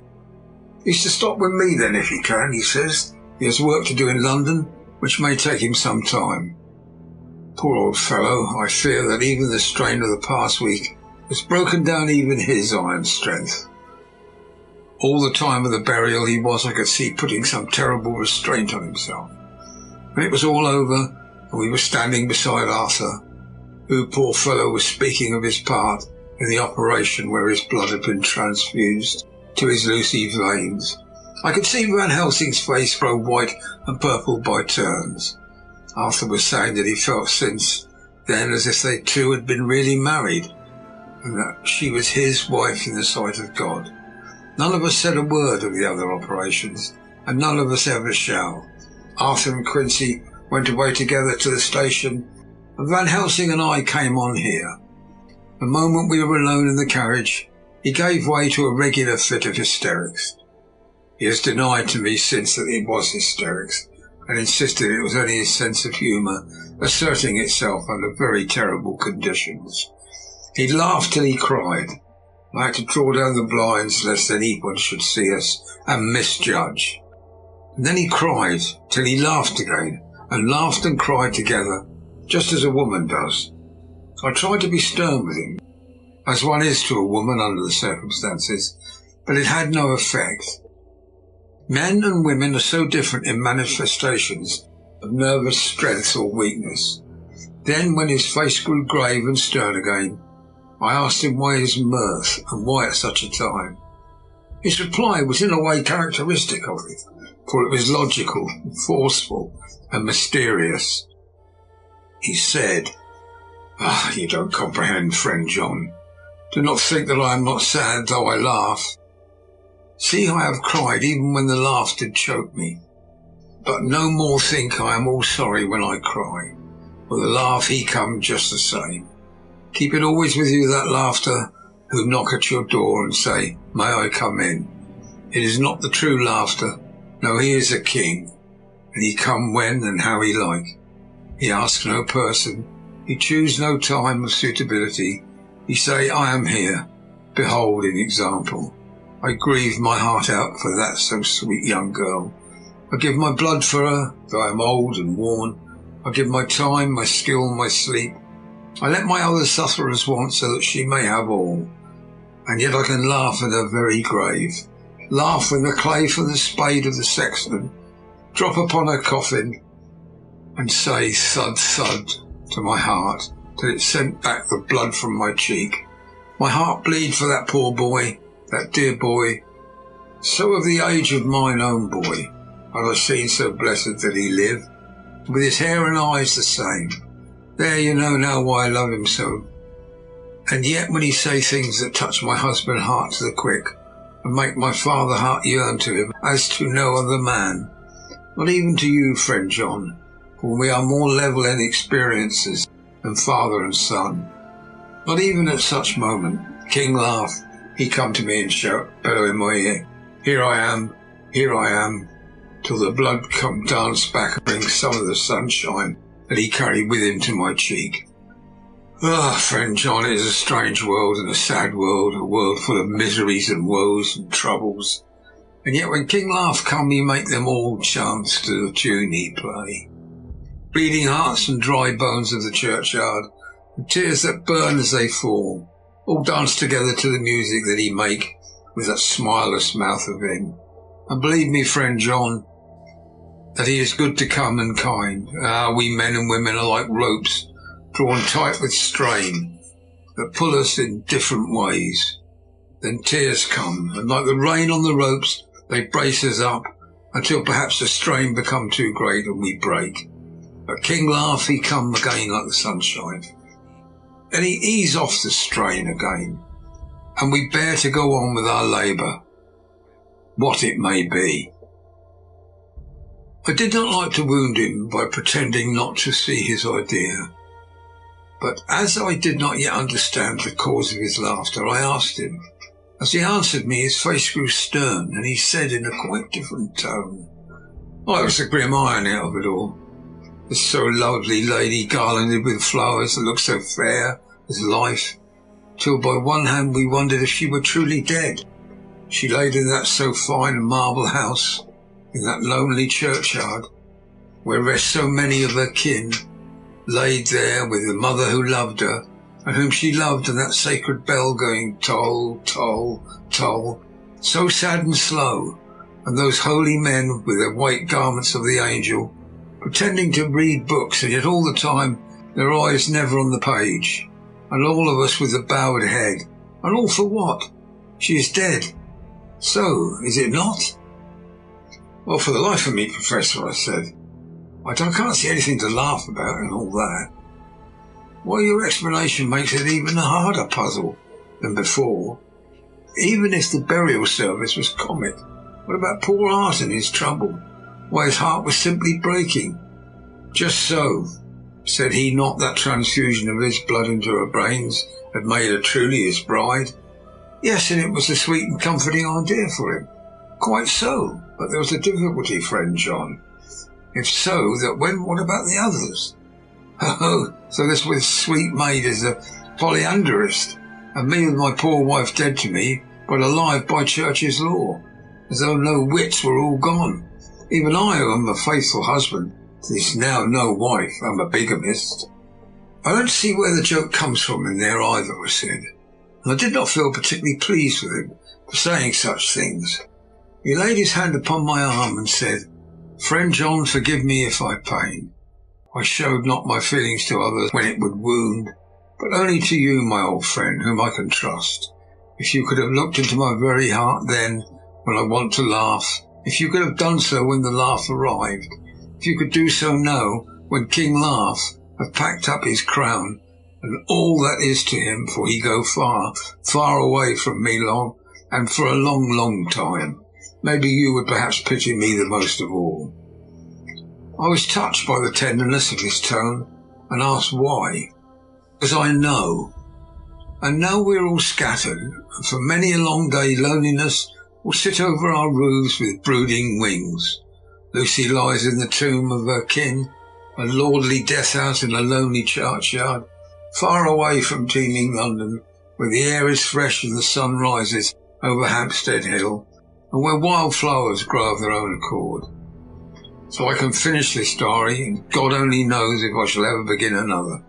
If I do, or even if I open this again, it will be to deal with different people and different themes. For here, at the end where the romance of my life is told, ere I go back to take up the thread of my life work, I say sadly and without hope, fierce." The Westminster Gazette, 25th of September. Hampstead Mystery. The neighbourhood of Hampstead is just at present exercised with a series of events which seem to run on lines parallel to those of what was known to the writers of headlines, the Kensington Horror, or the Stabbing Woman, or the Woman in Black. During the past 2 or 3 days, several cases have occurred of young children straying from home or neglecting to return from their playing on the heath. In all these cases, the children were too young to give any properly intelligible account of themselves. Consensus in their excuses has been that they'd been with a bloofer lady. It's always been late in the evening they have been missing. On 2 occasions, the children have not been found until early the following morning. It is generally supposed in the neighbourhood, unless the first child misgave his reason for being away, that a bloofer lady had asked him to come for a walk. The others had picked up the phrase and used it as occasion served. This is the more natural, as the favourite game of the little ones at present is luring each other away by wiles. The correspondent writes to us to see some of the tiny tots pretending to be the bloofer lady is supremely funny. Some of our characterists might, he says, take a lesson in the irony of grotesque by comparing the reality and the picture. It is only in accordance with the general principles of human nature that the bloofer lady should be the popular role of these al fresco performances. Our correspondent naively says that even Ellen Terry could not be so winningly attractive as some of these grubby-faced little children pretend and even imagine themselves to be. There is, however, possibly a serious side to the question. For some of the children, indeed all who have been missed that night, have been slightly torn or wounded in the throat. The wounds seem to be as might be made by a rat or a small dog, and although of not much importance individually, would tend to show that whatever animal inflicts them has a system or method of its own. Police of the division have been instructed to keep a sharp lookout for straying children, especially when very young, in and around Hampstead Heath, and for any stray dog which may be about. The Westminster Gazette, 25th of September, extra special. The Hampstead Horror, another child injured. The bloofer lady. We've just received intelligence that another child missed last night was only discovered late in the morning under a furze bush at the Shooters Hill side of Hampstead Heath, which is perhaps less frequented than the other parts. It has been the same tiny wound in the throat as had been noticed in other cases. It was terribly weak and looked quite emaciated. It too, when partially restored, would have the common story to tell of being lured away by the Bloofer lady. End of chapter 13.